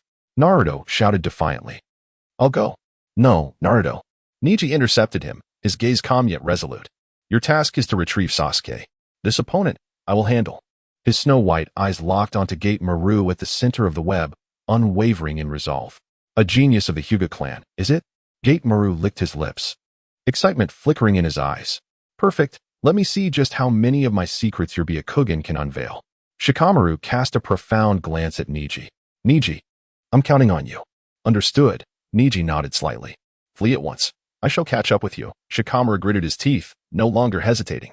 Naruto, Kiba, let us depart. The trio exerted all their strength to tear through a frail section of the web, breaking free into the depths of the forest. Knight's gaze lingered briefly on Neji and Kid Maru before he chose not to follow Shikamaru immediately. Instead, he blurred and quietly concealed himself in the shadows of the distant treetops. His time-space reversal I was now firmly locked onto the battlefield. In the woods, only Neji and Kid Maru remained in a tense standoff. Thus, let our delightful hunting game commence. Kid Maru cackled, 6 arms extending simultaneously as countless strands of webbing, animated as if alive, ensnared Neji. Neji's Byakugan perceptively tracked the trajectory of each filament. He nimbly navigated through the gaps in the web, delivering precise strikes in an attempt to approach Kid Maru's true form. Too slow, far too slow. Kid Maru's arrows, relentless as maggots, shot forth from every conceivable angle. A sharp twang echoed as an arrow grazed Neji's arm, drawing forth a trickle of blood. Neji furrowed his brow, yet his assault remained undeterred. He had to uncover a flaw in his opponent's defenses. Beneath his Byakugan, the chakra flowing within Kid Maru was vividly apparent. Yet this adversary appeared devoid of any obvious weakness. My threads are not so easily escaped. Kid Maru's voice brimmed with arrogance. Fine strands of webbing had, unbeknownst to Neji, latched onto him, beginning to impede his speed and chakra circulation. Neji's breath grew increasingly labored as his chakra dwindled. Haven't found it yet? Your Byakugan isn't all that impressive. Kid Maru pressed, his assault intensifying as arrows fell like rain. While dodging, Neji forced himself to maintain composure. There must be something. Every technique has its limits and blind spots. His Byakugan expanded once more, encompassing a full 360 degrees, leaving no angle unchecked. No. A sinister smile curled at the corner of Kid Maru's lips. One eye, perpetually concealed by hair, quietly opened. With a swift motion, a golden arrow, honed to perfection, pierced through the only blind spot of Neji's Byakugan, just beneath the connection of his cervical spine, impaling his shoulder. Ugh, Neji grunted, his body jolting violently as excruciating pain surged through him. Do you see? This is the limit of your Byakugan, Kid Maru gloated. Every defense has an uncovered blind spot. Neji knelt upon one knee, blood swiftly staining his garments. His chakra was nearly depleted. It is over. Kid Maru readied his bow once again, this time aiming for a lethal shot to Neji's heart. The arrow glimmered ominously with dark chakra, imbued with a cursed seal. Yet Neji's eyes remained resolute. Recalling his father, Hinata, and Naruto's assertion that destiny could be altered, just as the fatal arrow was about to be released, the distant night, beneath the medicinal cloth, revealed a swirling vortex of gold, spinning with great velocity. Chronicles of temporal reversal, the eye activated. An invisible force acted upon Neji's top body. His physique seemed to be propelled by an instinct for combat, shifting ever so slightly to the left, a movement barely perceptible to the naked eye. In that very moment, a poisoned shuriken, slicing through the air with a sharp whistle, hurtled towards the visage of Guetong Maru from another direction. Instinctively, Guetong Maru tilted his head to evade it. Yet, this fleeting hesitation proved fatal. The deadly projectile grazed the edge of Neji's heart and pierced through his left chest. The excruciating pain nearly rendered Neji unconscious. Yet he seized this ephemeral opportunity. 8 trigrams, 64 palms. The remnants of his chakra surged forth. Countless palm shadows imprinted upon Guetong Maru's form during the brief moment of distraction. Thud.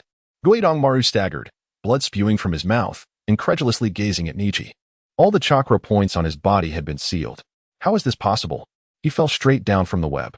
Neji, too, could no longer endure. His body softened and he collapsed forward. As consciousness blurred, he perceived a figure beside him leaving behind something. Ichin's silhouette, akin to an owl merging with shadows, quietly appeared beside Neji after confirming Guetong Maru had completely lost vitality. A pill radiating a gentle aura was delicately placed into Neji's mouth. The pill dissolved instantly, and a soothing life force began to mend his near-fractured body. Survive, the genius of the Hyuga clan, Ichin whispered, his figure vanishing once more into the forest. He had to hasten to catch up with Shikamaru and the others. A new crisis may be lurking ahead. The forest returned to silence. Only the gravely injured and unconscious Neji lay there, his chest gently rising and falling, the flickering flame of life, on the verge of extinguishing. Rekindled by a glimmer of external starlight, now shining with a faint, yet resolute glow. Chapter 36. The Fierce Struggle of Inuzuka Kiba and Akamaru. Shikamaru's brow remained furrowed, each broken branch beneath his feet echoing the heavy burden of responsibility resting upon his shoulders. Naruto's jaw was clenched tightly. His usual boisterous energy now transformed into a tempest of suppressed rage and anxiety. Faster, he urged, his voice hoarse. Inuzuka Kiba and Akamaru pressed close to the ground, intently sniffing the air. They were near.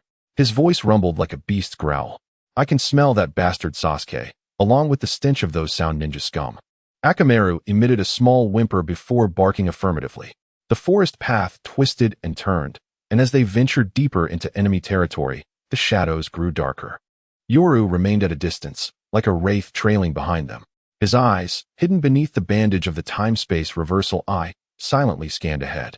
The implanted time-space marker on the bodies of the left and right near pulsated faintly in his mind, a tiny speck of guiding dust in the oppressive darkness.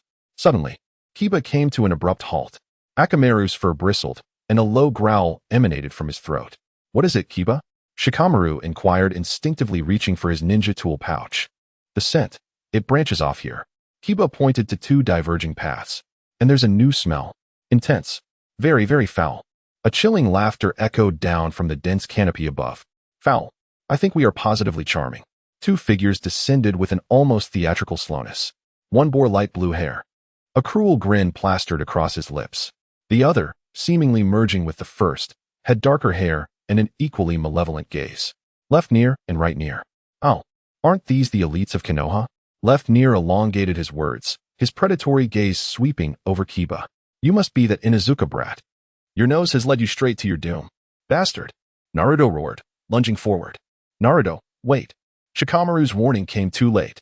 Right near's body emitted a nauseating, slick sound as an arm detached from left near, swiftly reforming to intercept Naruto with a rapid kick. Naruto staggered back, stunned by the bizarre ability. Our target is Uchiha. Left near remarked, his tone dripping with disdain. However, a little warm-up wouldn't hurt. His gaze was locked onto Kiba. You carry an irritating scent. Kiba clenched his teeth, with Akamaru barking furiously beside him. Akamaru, show them what we've got. Fong over Fong. Kiba and Akamaru transformed into two spirals infused with chakra, charging fiercely towards left near. Left near merely grinned. His body twisted, and right near materialized more distinctly, his arm poised for battle. Too easy to predict. Clang. Their attack was deflected by right near's unusually hardened arm. The force of the impact sent a chill down Ya's spine. These two adversaries are formidable. Shikamaru, Naruto, pursue Sasuke. Ya shouted, retreating. We will handle these two. Are you certain? Ya? Shikamaru hesitated, the burden of command weighing heavily upon him. Hurry. Don't let that scoundrel escape. Noticing the resolute glint in Ya's eyes, Naruto nodded solemnly. I leave it to you, Ya.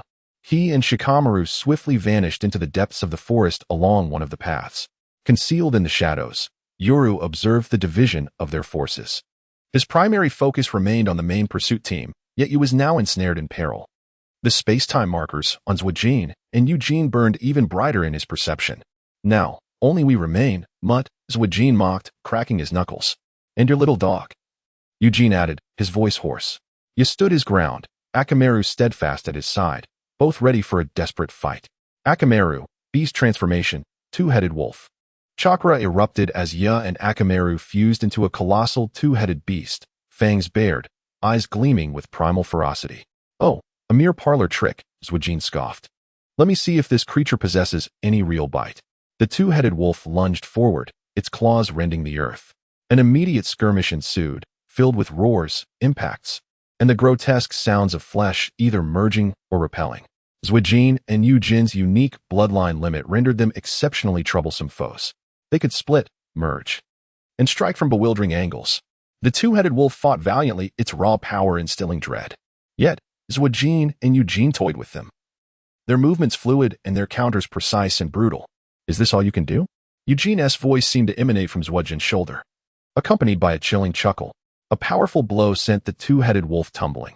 Ya and Akamaru were separated, both gasping for breath, their fur matted with mud and sweat. Akamaru whimpered, a fresh wound beneath his flank. Pain surged through Ya's arm. Not bad, Zwajin conceded, a faint crimson line appearing on his cheek as well. For a mutt. He then formed hand seals. But playtime is over. An ominous chakra permeated the air. Zuijin and Yujin's curse marks spread, black patterns crawling over their skin like living entities, transforming them into ghastly apparitions.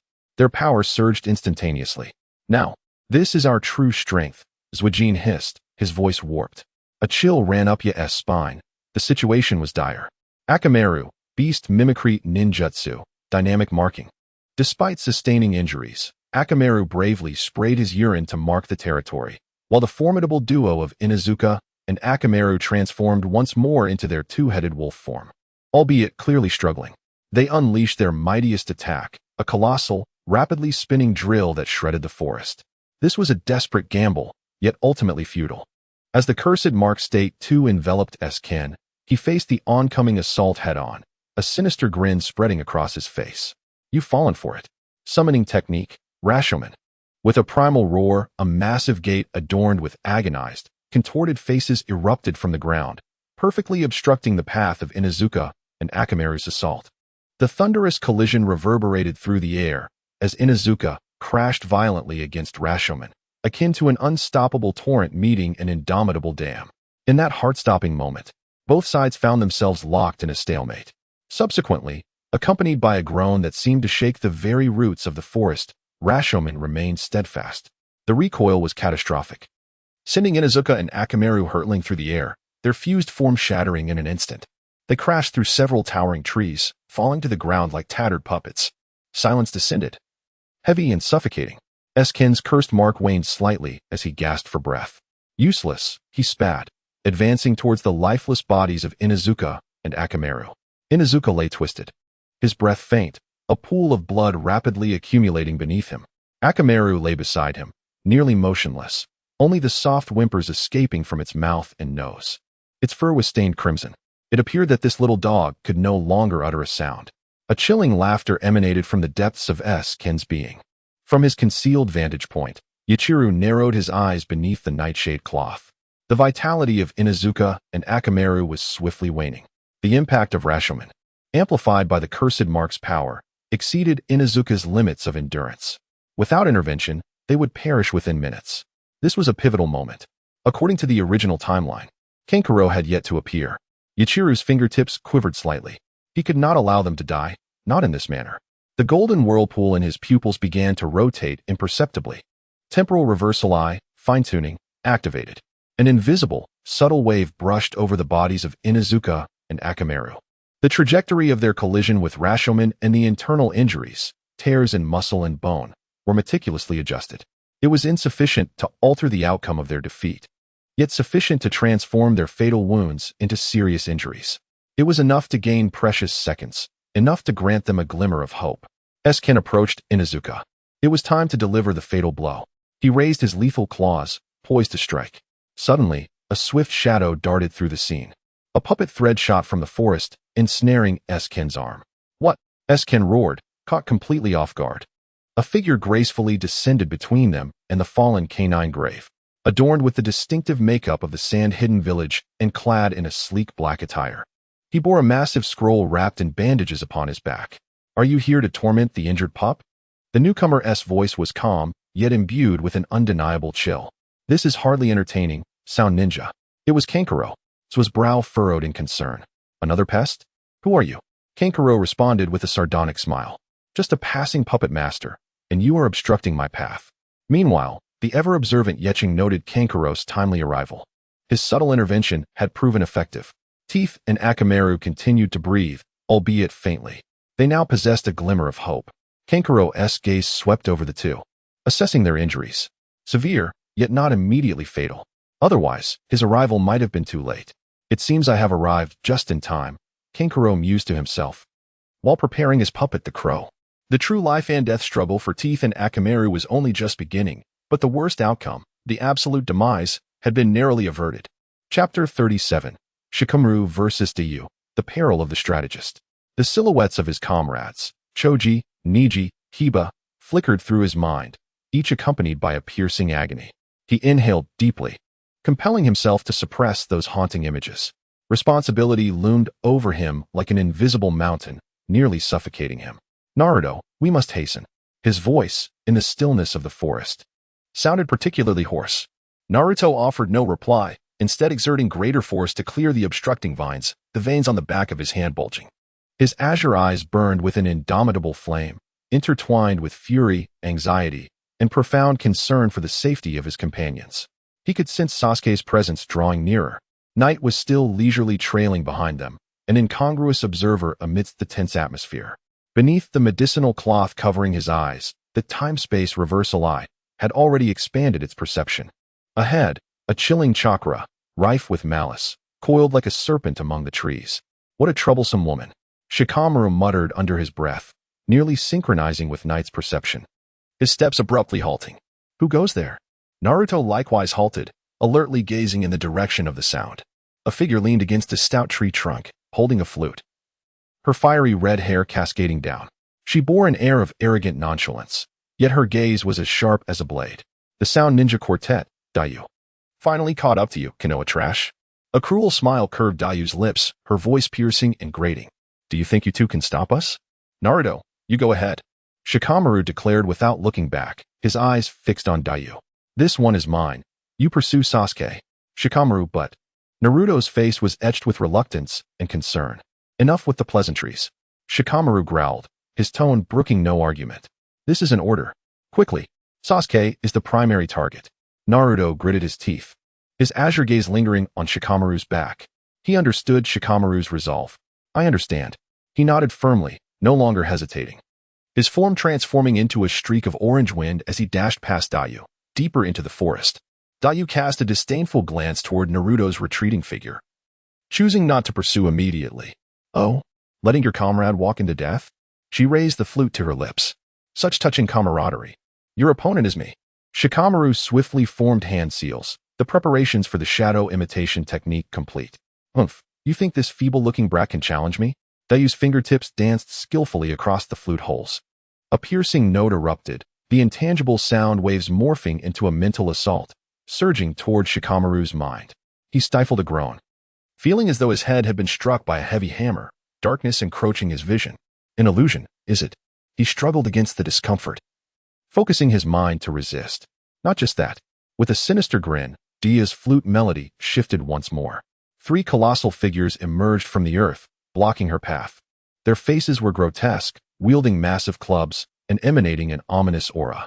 These were Dia's summoned beasts, the Fury Brothers, Doki. Shadow mimicry. Shikamaru seized an opportunity, his shadow darting forth like a venomous serpent, ensnaring one of the Fury Brothers. However, the brute strength of the beast far exceeded his expectations. Mere forceful struggles rendered his shadow incapable of complete confinement. So naive. Under Dia's command, the other 2 Fury Brothers flanked Shikamaru from either side. Beads of cold sweat trickled down his forehead as his mind raced. Outnumbered 3-1, including the summoner herself, the situation was exceedingly dire for him. He needed to first restrict the movements of these summoned beasts. Skillfully, he manipulated his shadow, utilizing kunai and explosive tags, engaging in a relentless dance with the 3 Fury Brothers, desperately searching for a breakthrough. The forest resonated with the clashing sounds of shadows and colossal clubs, intertwined with the Yuya's increasingly irksome flute notes. This fellow certainly possessed a sharp mind. In the distance, Yeching observed the unfolding battle with serene detachment. Each of Shikamaru's moves was meticulously calculated, maximizing his advantages. Yet, at times, sheer disparity in power cannot be easily compensated by cunning. Yuya seemed to have lost her patience. Enough games. With a fierce shout, the cursed mark on her neck began to surge uncontrollably, black patterns crawling across her body like living entities. Cursed mark status too. Yuya's aura surged violently, her already chilling presence now radiating a heart-stopping malevolence. The flute in her hand appeared infused with a foreboding power. Enchanted flute, dream melody lock. A sharper, more penetrating melody erupted.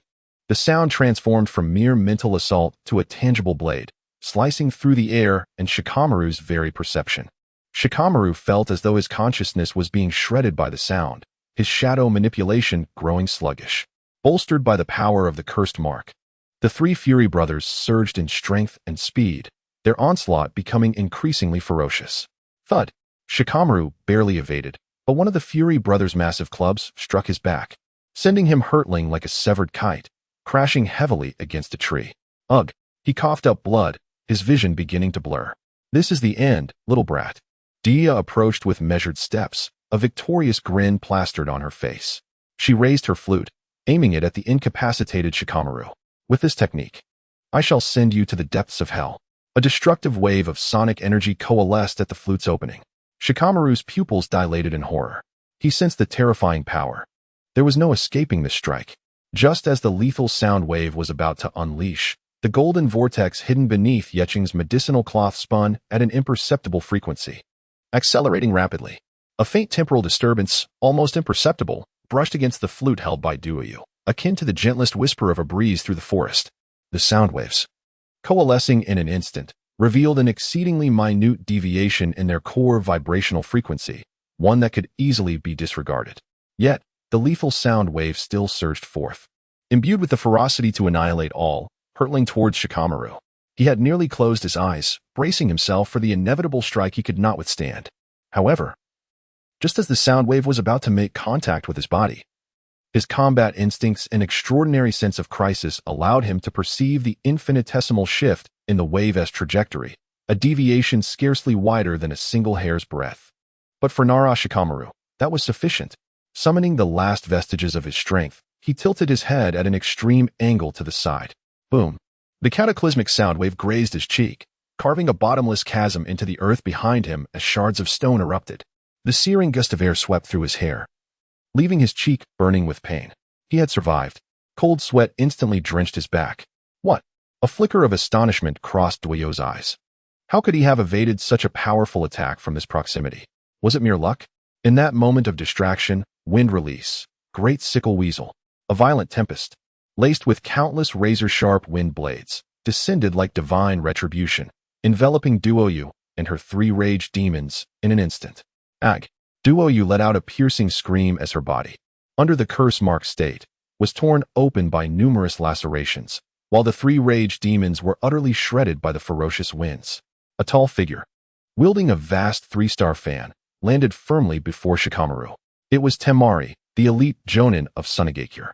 Hey, Leaf's little brat, you look quite disheveled, Temari remarked. Casting a glance at the nearly exhausted Shikamaru, her tone tinged with jest, yet her eyes held a grave seriousness. Shikamaru gazed at Temari's silhouette, his taut nerves finally easing as a bitter smile tugged at his lips. Truly, I have been saved, he murmured, his consciousness gradually fading. The figure of Ichin had already stealthily moved in the direction Naruto had departed the moment Temari appeared. His eye of temporal rewind had merely plucked the taut strings of fate at a crucial moment.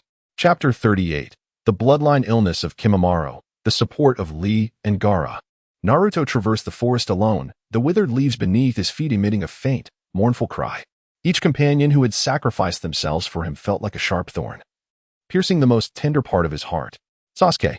This name was his sole obsession at this moment, driving his nearly exhausted body onward. The figure of Yagura loomed like a specter, maintaining a delicate distance. Beneath his bandages, the eye of time reversal swirled silently in golden eddies, its perception extending far ahead. A chilling, deathly stillness, yet tinged with a morbid obsession, emanated like a poisonous vine from the depths of the nearby thicket. This chakra was potent and pure, infused with a meaning that even Yagura found unsettling. There, Naruto suddenly let out a furious roar. Although his senses were not as refined as Niji's Byakugan or Kiba's keen nose, he was acutely aware of the mixed aura of hatred and bond that belonged to Sasuke. He forcefully parted the last vine. Ahead lay a relatively open space in the woods where a massive wooden barrel stood solemnly. The barrel was covered in cursed seals. Before it stood a figure, a youth, his complexion pale to the point of translucence, as if plagued by a lingering illness. His dark green hair framed his face, marked by 2 crimson dots on his brow, his eyes hollow yet bearing an unsettling tenacity. Kagaya Kimimaro. This is the end, you 9-tailed brat. Kimimaro's voice was calm, devoid of any ripple, as if merely stating an established fact. Sasuke is mine. Naruto bellowed, forming hand seals. Multiple shadow clone jutsu. Bang, bang, bang. Dozens of Naruto's shadow clones surged from all directions towards Kimimaro. Kimimaro's gaze did not waver. He casually flicked his arm. Swoosh, swoosh, swoosh. Several sharp bone spikes erupted from his palms, fingertips, and elbows, piercing through the foremost clones like the sharpest blades, causing them to dissipate into white smoke. What? Is this ability? Naruto's pupils contracted, stunned by this bizarre bloodline limit. Shikatsumiyaku, Kimimaro replied nonchalantly, his body bending slightly. Dance of the Pine. His entire skeletal structure appeared to come alive, countless bone spikes erupting from his body, forming an impenetrable forest of bones that mercilessly shredded all approaching clones. Naruto staggered back. A gash opened on his arm. So powerful. This guy is stronger than any of the sound ninja I've faced before. For Lord Orochimaru. A glimmer of fervor flashed in Kimimaro's eyes. Any obstacle will be eliminated. He advanced step by step towards Naruto. A bone whip fashioned from vertebrae slowly unfurling in his pale hand, emanating a chilling aura. Naruto gritted his teeth, fully aware that this battle could be a matter of life and death. Just as Kimimaro was about to unleash a fatal strike. Konoha Whirlwind. A green figure descended from the heavens like a tempest, wielding unparalleled strength in its legs, delivering a fierce kick to the side of Jumaro's face. It was Lee. Rock Lee. Jumaro furrowed his brow, and with a swift motion, his bone whip intercepted the powerful strike from Lee. Naruto, are you all right? Lee landed protectively in front of Naruto, adopting a battle stance, his eyes ablaze with indomitable spirit. Lee, how did you end up here? Naruto exclaimed, both surprised and delighted. I've come to support you, Lee declared emphatically. Lady Tsunade sent us. Jumaro regarded the sudden appearance of Lee with a calm demeanor. Another one come to meet their demise?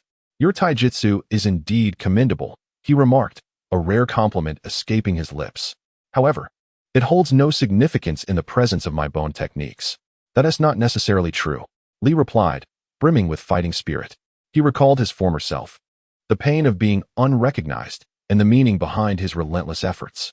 He could not afford to lose. Lotus of the Hidden Leaf. Lee's speed surged as he lunged toward Jumaro.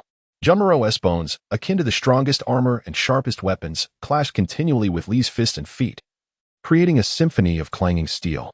Too slow, Jumaro shook his head. Suddenly, a bone spike emerged from an unexpected angle, piercing through Lee's calf. Ugh, Lee grunted, his momentum faltering. Seizing the opportunity, Jumaro struck Lee's chest with his bone whip. Like a kite severed from its string, Lee was sent flying backward, crashing into a tree trunk, blood spilling from his mouth. Lee, Naruto cried out in alarm. Truly, a pathetic display. Jumaro approached Lee, intent on finishing him off. Suddenly, he was seized by a violent cough. A trace of ominous crimson seeped from the corner of Junmaro's pale lips, which he wiped away with an air of indifference. Only he knew the excruciating pain that surged within his chest after each soul-wrenching cough. A pain that steadily drained his vitality. Has the illness flared up again? A shadow flickered in his eyes, but it was swiftly replaced by a more potent resolve. I cannot fall here. For Lord Orochimaru. At that moment, the ground trembled violently. Countless grains of sand, as if animated, surged from all directions to form a colossal arm of sand, crashing down toward Jumaro. His gaze sharpened, and he quickly retreated. The sandy arm missed him. But in front of Naruto and Lee, it solidified into an unyielding wall of sand. A silhouette descended slowly from a cloud of sand. With red hair, a forehead bearing the symbol of love, and eyes that were cold yet subtly complex, it was Gaara. Gaara, you've come too, Naruto exclaimed, joy illuminating his face as he beheld a former rival turned ally. Naruto Uzumaki. Gaara's gaze lingered on him for a fleeting moment. It's time I repaid my debt. His eyes shifted toward Junmaro, suffused with a chilling intent to kill. This individual, leave him to me. Junmaru gazed at Gaara, sensing the immense and brutal chakra emanating from him. For the first time, a hint of seriousness appeared on his pale face. The Jinchuriki of Sunagakure, is it? How intriguing. The cursed seal on his neck began to spread wildly, black lines crawling over his body like living creatures. Cursed seal state 1. The power bestowed upon me by Lord Orochimaru is beyond your imagination. Junmaru's presence surged, his bones creaking in a manner that sent shivers down one's spine. Dance of the Early Fern. The ground shattered violently, and countless massive bone spikes erupted from the earth like bamboo shoots after a spring rain, forming a dense and despairing forest of bones, thrusting towards the sky. Sandstorm Funeral. Gaara formed hand seals, and an endless torrent of sand transformed into colossal waves, surging toward the terrifying forest of bones. Boom. The collision of sand and bone erupted in a deafening roar. The entire forest trembled. Dust filled the air, obscuring everything. In the distance, Yuichiro, beneath the bandage, the golden vortex spun rapidly. He could distinctly sense Junmaru's life force after that previous strike. flowing away like a breached dam. His bloodline disease, catalyzed by the power of the cursed seal, erupted completely. 4. Lord Orochimaru. From within the dust, Junmaru's faint yet stubborn voice emerged. A bone spear, flickering with the ominous light of the cursed seal and condensed to its utmost limit, pierced through the sandy veil, aiming for Gaara's heart in a bid for mutual destruction. Gaara's pupils constricted, sand armor forming instantaneously, yet he was still gradually penetrated by the bone spear.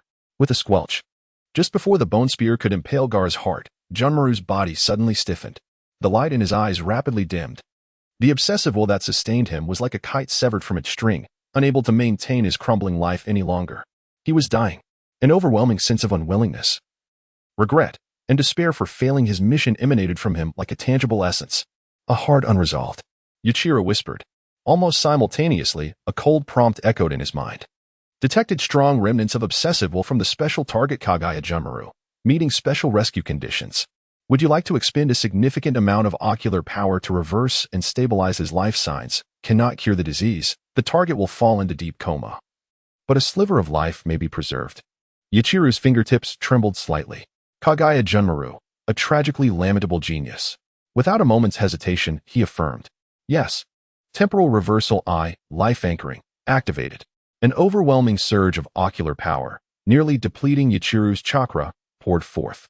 The intangible force of time and space precisely acted upon Junmaru's body.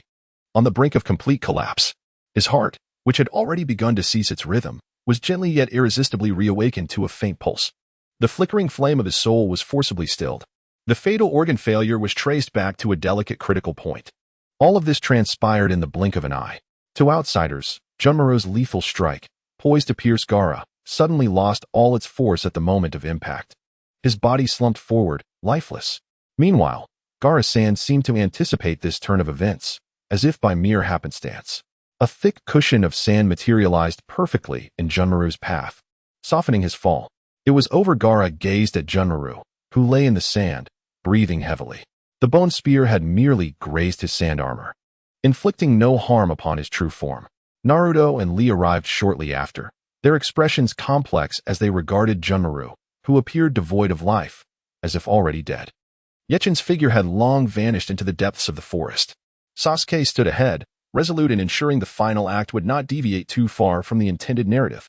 As for Junmaru, perhaps, at some point in the future, this unexpected pawn would play an unforeseen role. At this moment, Junmaru lay there quietly, ensnared in a profound stupor deeper than death itself. His life was forcibly tethered to this world. The cost being Yechin's nearly depleted ocular power and Junmaru's inescapable fate of illness. Chapter 39. The Valley of the End, a fateful reunion and fierce battle. The Valley of the End. The sound of rushing water was deafening, the colossal waterfall resembling an unhealed scar between heaven and earth, cascading with boundless sorrow. Two monumental stone statues, the first Hokage and Uchiha Madara, stood silently facing each other across the turbulent waters. Their forms loomed over this destiny-laden ground, witnesses to countless grievances and rivalries, now poised to usher in a new chapter. Beneath the waterfall, on the surface of the water, a solitary figure stood with his back to the rushing Naruto. Uchiha Sasuke. He radiated an aura of icy detachment, warding off all who dared approach. The air seemed to thicken, steeped in oppressive silence and the impending madness of confrontation. Sasuke. Naruto's voice emerged hoarse, laced with a barely perceptible tremor, shattering the stifling stillness. Sasuke slowly turned around. His handsome visage was as cold as frost, and his obsidian eyes appeared to conceal an abyss capable of engulfing all light. Clad in the attire of the Sound Ninja, the cursed mark on his neck emitted a faint, ominous purple glow. "You still came after me, Naruto." His voice was calm, devoid of emotion, a stark contrast to the grotesque curse mark he bore. "Come back with me, Sasuke." Naruto stepped forward, his tone resolute, though his eyes betrayed the pain and confusion within. He could not fathom how his former comrade had descended to this abyss. A mocking smile curled at the corners of Sasuke's lips. "Back? Where should I return to? Konoha? I have no home anymore. I possess only hatred." His words pierced Naruto's heart like sharp ice picks. On a distant cliff, a figure blended with the rocks, silently observing all below. Yuichiro. The eye of time reversal beneath his bandage had dimmed significantly, the nearly depleted ocular power leaving him feeling increasingly frail. His perception enveloped the entire valley of the end like a spider's web, most of his focus directed at the brutal and chaotic chakra emanating from Naruto. The price he paid to save Kimimaro had been steep. Now, he could only serve as a bystander. A last resort capable of plucking at the strings of fate in this dire moment. This battle belonged to Naruto and Sasuke. I will never let you go, Naruto roared. Orange chakra erupting from him like flames, the water beneath his feet churning violently. The chakra of the Nine Tails was beginning to overflow uncontrollably. Sasuke's Sharingan activated instantly, 3 tomos swirling within his eyes, emanating an eerie crimson light. Then let us see. The once mocking phrase now dripped with icy resolve. Before his words could fully dissipate, the two figures collided. Orange and deep blue lights intertwined as fists and feet struck with thunderous resonance, their impacts echoing sharply amidst the roar of the waterfall.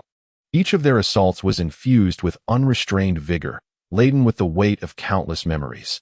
Naruto's strikes were bold and unbridled, exuding a primal ferocity and reckless abandon. In contrast, Sasuke, with the keen insight of his Sharingan, methodically dismantled Naruto's onslaught, each counterattack precise and lethal. A swift kick sent Naruto hurtling through the air, churning the water into frothy waves. Like a wraith, Sasuke pursued him, kunai glinting ominously in his grasp. Clang! Naruto, in a desperate scramble, blocked with his own kunai. Sparks flying in the fray. Their faces were mere inches apart. Naruto beheld the unyielding coldness and resolve in Sasuke's eyes, while Sasuke perceived the stubbornness and sorrow etched in Naruto's gaze. Why? Naruto roared, summoning every ounce of strength to push Sasuke away. Why choose Orochimaru? That kind of person will only exploit you. Power, Sasuke replied, his voice devoid of warmth. He can grant me the strength for vengeance. And you? You shall merely be an obstruction. The cursed seal on his neck began to spread, dark patterns slithering like living entities across half his body, exuding a chilling malevolence. Chidori. The shrill crackle of electricity erupted, countless arcs converging in his palm, forming a sphere of devastating light. The sound resembled 1,000 birds shrieking, tearing through the air. Naruto's pupils constricted. He too gathered chakra in his right hand, a deep blue Rasengan spinning rapidly, emitting a deep, resonant hum. The furious red chakra of the Nine Tails enveloped him, wrapping him in an otherworldly aura. Perched upon the cliff, Yeching's gaze sharpened. The eye of time and space flickered momentarily. Nearly imperceptibly, Naruto's life force, invigorated by the Nine Tails chakra, flickered like a candle in the wind. This was the pivotal moment. Once cherished friends, they now stood as irreconcilable foes, hurtling toward one another with annihilating intent. The orange flames of the demon fox collided with the deep blue thunder of vengeance at the heart of the Valley of the End. Sasuke. Naruto's cry brimmed with despair and defiance. Naruto. Sasuke's roar was laced with a chilling intent to kill. Chidori and Rasengan collided with a thunderous crash. In that instant, the world seemed to fall silent. A blinding white light erupted, casting an eerie pallor over the two colossal stone statues. A terrifying shockwave of energy radiated outward from the two combatants, sweeping in all directions. The water beneath them evaporated instantly, revealing a parched riverbed. Even the immense statues groaned under the strain of this force. In the chaos of the energy storm, Yeching struggled to lock onto the two figures. He witnessed Naruto's Rasengan, infused with all his emotions and the chakra of the Nine Tails, clashing with Sasuke's Chidori, empowered by the cursed seal, in a raw and brutal confrontation. The piercing power of Chidori, empowered by the curse mark, demonstrated an unparalleled sharpness, almost tearing apart the Rasengan entirely. Naruto's arm emitted a sound reminiscent of dislocated bones under the immense force. A fatal flaw had emerged. In this moment, the nearly extinguished golden vortex in Yeching's eyes abruptly flared to life. A minuscule, almost negligible, force of time and space brushed silently over the core of their energy clash. Akin to a gentle spring rain, it did not alter the comparative strengths of the Rasengan and Chidori, nor did it change the outcome of this fated confrontation. It merely shifted the lethal trajectory of Chidori, which could pierce through the heart, by a minuscule fraction, just enough for Naruto to evade the critical strike. Just enough to preserve his precarious life. With a thunderous explosion, the aftermath violently hurled both combatants away. Naruto, like a severed kite, crashed heavily against the base of the first Hokage's statue, blood gushing from his mouth and staining the front of his attire crimson. He lay there, unmoving, as if he had lost all vitality. Sasuke fared slightly better, but still fell awkwardly to the opposite shore, the power of the curse mark gradually waning, gasping for breath. His face as pale as parchment. The deafening roar of the battle slowly subsided, leaving only the relentless cascade of the waterfall, as if it were playing a mournful elegy for this fierce confrontation. Struggling to rise, Sasuke swayed precariously, casting a glance at the motionless Naruto. His expression a complex tapestry of emotions. There was pain, reluctance, but more so, an obsessive madness that had taken root within him. Ultimately, he turned away, walking resolutely into the depths of the forest, a place where the power he craved awaited him, alongside an inescapable dark destiny. Yicheng silently watched Sasuke's silhouette fade into the thicket. His taut nerves finally relaxed. Naruto was alive, albeit gravely wounded, yet his life had been preserved. The remainder was beyond his influence. A profound weariness washed over him like a tide. That final, seemingly insignificant intervention had nearly drained his remaining ocular power. He needed time to recuperate. The path ahead remained fraught with uncertainties and dangers. All he could do was occasionally cast a small stone into the torrent of fate, hoping to stir different ripples. The wind at the Valley of the End carried a biting chill, sweeping across this land that had borne witness to countless joys and sorrows. And the ceaseless waterfall would forever remember this day, this moment. Chapter 40. The Fracture of Friendship. Sasuke's departure. The roar of water cascaded relentlessly, a timeless backdrop to the Valley of the End. Yet, within this clamor, there lingered an undertone of sorrowful lamentation. As the echoes of the explosion gradually dissipated, the air became suffused with the acrid scents of charred earth and blood. The surface of the water lay starkly interrupted, revealing a gaping void that exposed the cracked riverbed beneath, resembling a grotesque scar upon the earth. Beneath the feet of the first Hokage statue, a vivid orange hue stood out sharply against the backdrop of devastation. Naruto lay there, as if all his bones had been extracted, utterly limp. The fabric of his shirt was thoroughly soaked in blood, congealing into a dark, purplish hue. His breathing was so faint it was nearly imperceptible. The flame of life flickered precariously, as if it could be extinguished at any moment by the chilling winds of the gorge. Sasuke's figure had long since vanished into the shadows of the dense forest. He took with him the last remnant of Team 7's bond, leaving behind a battlefield strewn with scars and a dying comrade. On the cliff's edge, Yakin's silhouette emerged quietly, his expression hidden beneath the bandages. He approached the precipice, gazing down at Naruto, whose breath was but a whisper. The dim golden whirlpool within the eye of time reversal flickered weakly, akin to a candle's flame on the verge of being snuffed out. An overwhelming weariness engulfed him like frigid ocean waters. To anchor that glimmer of hope within Kinmaru, he had expended far more ocular energy than anticipated. In the instant when Chidori collided with Rasengan, that instinctive final adjustment had drained the last vestiges of his potential. At this moment, he was utterly feeble. He extended his hand, palm facing Naruto. What a pitiful wretch. His low, raspy voice was easily swallowed by the thunderous cascade. He could not allow Naruto to perish like this. Not yet, at least. Time reversal eye, fine-tuning. A nearly imperceptible ripple in the fabric of time and space brushed delicately against Naruto's battered form. The trajectory of the lung lobe pierced by Chidori was subtly adjusted. Several fractured ribs were nudged back ever so slightly, no longer pressing harshly against his internal organs. The lethal internal bleeding was slowed just a fraction. These adjustments were minuscule, insufficient to rouse Naruto immediately or to extricate him from peril. Yet they were enough to shift his condition from the brink of certain death to a state of precarious survival, providing him a faint glimmer of breath before true salvation arrived. Having completed this, the golden whirlpool in Yakin's eyes extinguished completely. He staggered, grasping a nearby rock to steady himself. The excessive depletion of his ocular energy left his vision dimmed. What remained was to rely on Kakashi. He whispered softly, his form melding once more into the shadows of the rocks as he departed silently. Time flowed slowly amidst the profound silence. Only the thunderous roar of the waterfall mourned the shattered friendship, playing a monotonous and sorrowful elegy. Uncertain how long it had been, a figure appeared in the Valley of the End, as ethereal as a specter, with silver-white hair and a languid gaze that was sharp as an eagle's. It was Kakashi Hitaki.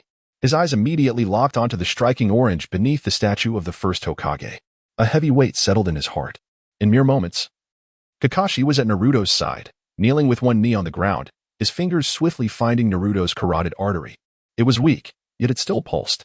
Kakashi's anxious heart eased slightly, only to be replaced by a deeper sorrow. Naruto's injuries were far more grave than he had anticipated. The fabric of his shirt was nearly fused with his flesh, each breath accompanied by a painful, rasping sound. Those azure eyes, usually brimming with vitality, were tightly shut now, his pallid face devoid of color. Naruto. Kakashi's voice bore a barely perceptible rasp. He meticulously examined Naruto's wounds, his brow furrowing tighter with concern. It was peculiar. The injuries were fatal, yet they seemed slightly less dire than he had imagined, as if some force had intervened at this critical moment, salvaging a glimmer of hope. Was it an illusion? Or perhaps the chakra of the Nine Tails, subconsciously shielding him? Kakashi had no time to ponder further. He swiftly retrieved medical supplies from his ninja pouch, commencing urgent treatment. He had to get Naruto back to Konoha as swiftly as possible. Otherwise, even this fragile thread of life could be severed at any moment. He hoisted Naruto onto his back. That one small figure now felt unbearably heavy. Kakashi raised his gaze towards the direction Sasuke had departed, his expression complex. Ultimately, he could only let out a soft sigh, his form flickering as he vanished from the Valley of the End, carrying Naruto with him. The wind continued to blow, and the waterfall roared on. Yet this place, which had witnessed countless rivalries and reconciliations, now bore witness to yet another shattered friendship and a somber conclusion. Chapter 41. The Akatsuki Organization assembles. The tailed beast capture plan commences. Rain falls incessantly, drenching the world beneath a somber sky. Within a nameless mountain cave, the air is as frigid as solidified iron. Several figures, akin to phantoms intertwined with the shadows, stand in silent vigil, each exuding an aura of chilling terror. At the cave's heart, a spectral projection looms, its eyes bearing the indifferent patterns of reincarnation. Pain. The moment has arrived. His detached voice reverberates within the cavern, devoid of any semblance of human emotion. The retrieval of the tailed beast must be prioritized. Adorned in red clouds and black robes, he appears particularly ominous in the dim light. Uchiha Itachi's Sharingan gleams a deep crimson, fixating intently on the projection. Beside him, Kisame Hashigaki grins with a shark-like smile, the sword of Samahata resting on his shoulder seeming to hum with eager anticipation. Are we finally commencing? Kisame's voice is raspy, infused with a thirst for blood. Humph. I've been waiting for this moment, indeed. A slightly youthful voice interjects, laced with a hint of cynical artistic obsession. Deidara. Next to him, the scorpion of the red sand. Concealed within his puppet, only his cold eyes visible, warns, do not complicate matters. The scorpion's voice emanates through the puppet, dry and mechanical. Pain's gaze sweeps across each member present. The objective, capture them individually, beginning with the one tail. Subsequently, each will follow in turn. Any obstacles must be eliminated. There are no superfluous words, only cold directives. The Akatsuki Organization, a terrifying cabal comprised of S-rank rogue ninjas, finally reveals its menacing fangs. The plan to capture the tailed beasts, a scheme poised to destabilize the entire ninja world, officially commences at this moment. Outside of Konohagakure, in a highly clandestine underground base, Yakin sits cross-legged, his face marked by remnants of lingering pallor. A medical cloth obscures much of his visage, revealing only a pair of weary yet piercing eyes. The excessive consumption of the Eye of Time and Space has left his chakra and ocular power at a critically low ebb. The battle at the Valley of the End weighed heavily upon him. Before him lies a stone table, strewn with several tattered scrolls and scattered notes, intelligence he has gathered through various clandestine channels. Among them are messages from Zabuza Momochi of the Hidden Mist, conveying information regarding movements in the Land of Water and rogue ninja activities. There are insights from the Swift Moonlight, a special jonin of Konoha whom he rescued from the clutches of death, discreetly providing delicate tidings about the higher echelons of Konoha and other ninja villages.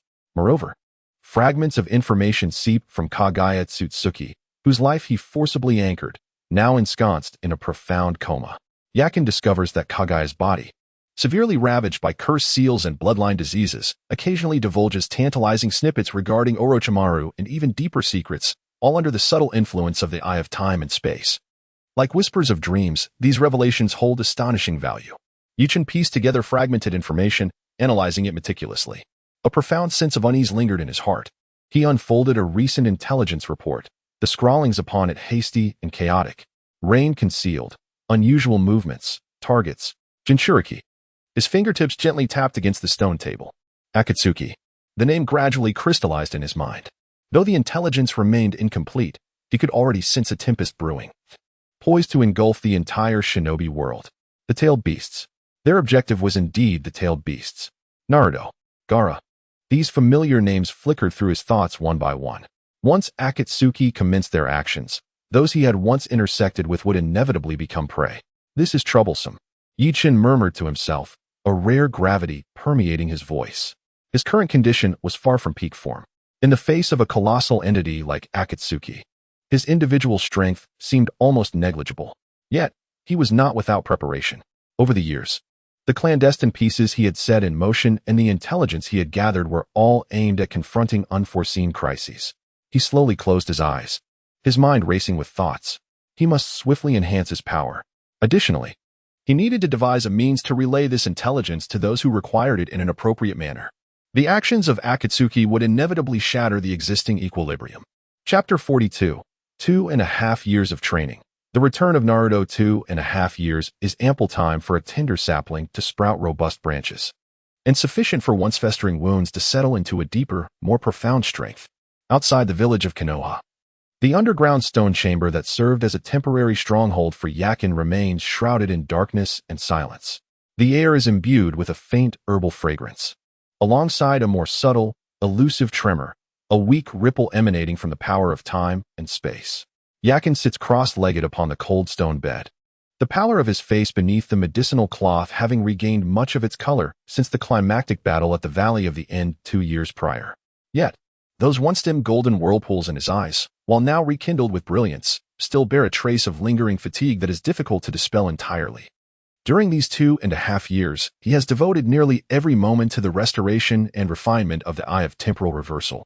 He has come to realize that each instance of exhausting the limits of his ocular power and its gradual recuperation resembles a form of tempering. Today, the precision with which he wields the Eye of Temporal Reversal far surpasses that of the past. He can now make delicate adjustments to the fixed trajectories of certain minuscule events, all without inciting significant chain reactions. The cost remains heavy, yet he possesses more leverage to orchestrate the strings of fate. Upon the stone table, amidst scrolls detailing scattered bits of intelligence, lies a small ice crystal.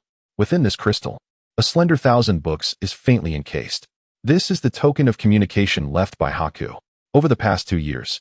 Utilizing the meager resources and guidance inadvertently provided by Yakin, Haku, who had once been devoid of hope, has quietly established a clandestine intelligence network within the Land of Waves. Although modest in scale, its reach has gradually extended to various corners surrounding the Land of Water. Occasionally, information relayed back to him, combined with snippets gleaned from the inner workings of Konoha by Tsukuyami and the fragmented words leaked during Kimamaro's unconsciousness, has afforded Yakin a clearer understanding of the undercurrents within the shinobi world. Akatsuki, this organization's ambitions aim squarely at the tailed beasts, and Konoha, along with Naruto, will undoubtedly be at the eye of the storm. 2.5 years, Yakin murmurs softly, his fingertips gently brushing against the ice crystal. He can feel a familiar surge of chakra, imbued with a fiery vitality, drawing near to Konoha. It is time. The gates of Konoha remain as ancient and imposing as ever. Sunlight filters through the gaps in the leaves, casting mottled patches of light. Infused with the warmth characteristic of early summer, the gatekeepers, familiar faces, Izumo and Kotetsu, appear somewhat languid, yawning as they relish this rare moment of tranquility. Suddenly, 2 figures emerge in the distance, approaching with purpose. The foremost figure, significantly taller, boasts a mane of striking golden hair that glistens in the sunlight. Clad in an orange and black training outfit, the iconic 6 whisker marks on his cheeks seem to have sharpened in definition. His azure eyes have shed some of their previous recklessness and innocence, now bearing an essence of steadfastness. Naruto Uzumaki. He has returned. Beside him stands Jiraiya, still adorned in his signature attire, carrying a large scroll upon his back. At last, they have arrived in Konoha. Jiraiya flashed a grin and patted Naruto on the shoulder. Taking a deep breath, Naruto gazed at the familiar gates, his heart brimming with mixed emotions. Over the course of 2.5 years of training, he had endured much sweat, pain, confusion, and perseverance. I have returned. Konoha. He raised his arm high, letting out a vibrant shout that echoed far and wide, startling a few birds perched atop the trees. Inuzuka Kiba and Akamaru were momentarily taken aback before recognizing the newcomer. It's Naruto. That guy is finally back. Their faces lit up with expressions of joy. News swiftly spread throughout Konoha. The moment Naruto stepped into the village, numerous familiar gazes turned toward him, filled with surprise, curiosity, and relief. He had grown taller and more robust. The once boisterous energy that had often been a source of annoyance seemed to have matured somewhat. Naruto, a clear and delighted voice rang out. Sakura Haruno squeezed her way through the crowd. With her long hair tied up and clad in a practical medical ninja outfit, she appeared more mature and composed. After 2.5 years, the once young girl had blossomed into a graceful young woman. Sakura, upon seeing his former comrade, Naruto's face broke into a radiant smile. You, at last, decided to come back. Sakura assessed Naruto from head to toe, her eyes slightly reddening. Hey, training was quite arduous. Naruto scratched his head sheepishly. Just then, a languid figure silently emerged behind them. With silver hair, a mask covering half his face, and a book that was always in hand, it was Kakashi Hatake. He retained his perennial laid-back demeanor. Yet the eye that was visible gleamed with scrutiny and a hint of unspoken pride. Kakashi-sensei. Both Naruto and Sakura exclaimed simultaneously. Team 7, after a separation of 2.5 years, had reunited in a manner that was incomplete, yet filled with fresh anticipation. Naruto, it seems you have grown quite a bit, Kakashi remarked, his gaze lingering on Naruto for a moment, his tone tinged with nostalgia. He could sense that Naruto's chakra was significantly more potent than when he had left, and the latent power of the Nine Tails appeared steadier than ever. Of course, Naruto puffed out his chest with pride. These past 2.5 years, I trained under the pervy sage in an intense regimen. Sakura looked at Naruto and then at Kakashi, a warm current flowing through her heart. Although Sasuke was absent, they were still here. High above Konoha, in a discreet corner of a rooftop, a figure shrouded in shadow observed the reunion below. Urizen's eyes, concealed beneath a bandage, calmly regarded the scene of their long-awaited reunion. Naruto's return was akin to a stone cast into a tranquil lake, inevitably stirring ripples across its surface. The undercurrents that lay hidden beneath the water would undoubtedly begin to surge forth as a result. What he can do remains the same, at crucial moments. He gently plucks the taut strings of fate. Yet this time, the stakes he holds are somewhat greater than they were 2.5 years ago, and they bear a heavier weight. Chapter 43, Kakashi's Bell Test, a testament to growth in the third training ground of Konohagakure. Sunlight filtered through the lush foliage, casting dappled shadows on the grass below. The air was suffused with the fragrant aroma of fresh grass and earth, mingled with a subtle hint of tension. The rules remained unchanged. Kakashi jingled the 2 gleaming bells in his hand, their crisp clanging resonating distinctly in the stillness of the training arena. His voice retained its languid tone, as if this were merely a light-hearted game. Naruto's azure eyes ignited with fierce determination, a broad grin stretching across his face, revealing his pearly white teeth. This time, I will definitely seize the bells, Kakashi-sensei. His tone brimmed with confidence, a stark contrast to the reckless boy he had been 2.5 years prior. Beside him, Sakura stood resolute, her pink hair fluttering gently in the breeze, her emerald eyes shimmering with unwavering resolve. She inhaled deeply, clenching her fists. The arduous training of the past 2.5 years was not solely to catch up with her peers. It was also to transform from a being in need of protection. As Kakashi pushed up his forehead protector, revealing his formidable Sharingan, an invisible pressure enveloped the entire training ground. Begin. No sooner had he spoken than Naruto surged forward like an arrow released from a bow, his speed generating a gust of wind. However, he refrained from direct confrontation, instead summoning dozens of shadow clones that emerged almost simultaneously, encircling Kakashi from all directions, each clone brimming with fierce intent. Their coordination surpassed previous efforts. In the wake of Naruto's advance, Sakura moved like a phantom, seamlessly disappearing into the dense foliage, seeking the opportune moment to strike. Kakashi's Sharingan whirled rapidly, effortlessly tracking the movements of each shadow clone. He navigated the onslaught with a calm demeanor, appearing to dance on the edge of peril while skillfully evading attacks at critical moments. Oh, Kakashi exclaimed softly, a trace of admiration lacing his tone. Naruto's taijutsu had escalated to a remarkable level, and his use of shadow clones had become more versatile, transcending mere numerical advantage. Suddenly, the ground trembled violently. A massive fissure erupted from Kakashi's position, rapidly spreading outward. Sakura descended from above, her fist imbued with formidable chakra, crashing down toward the earth. Sakura Blossom. With a thunderous roar, Debris flew in all directions, enveloping the arena in a cloud of dust. Kakashi leaped into the air just in time, narrowly avoiding the devastating strike. He glanced at the shocking devastation left in the wake of Sakura's attack, surprise flickering in his eyes. This power had far exceeded that of a mere genin. Excellent teamwork. Kakashi's voice emerged from the haze. Meanwhile, Naruto had stealthily approached amidst the chaos created by Sakura. A deep blue Rasengan whirled in his palm, emitting a low, ominous hum. Rasengan. With a low growl, he charged toward Kakashi in midair, spiraling in with the Rasengan. Kakashi found himself unable to leverage his position, seemingly with no means to evade this sudden strike. Above, amidst the treetops, a figure stood like a statue woven into the shadows, quietly observing the unfolding scene. Beneath the nightshade's veil, the eye of time reversal slowly turned, its golden vortex swirling.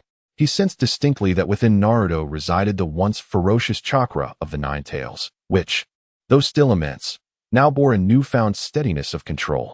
The refinement of the Rasengan was incomparable to its former self.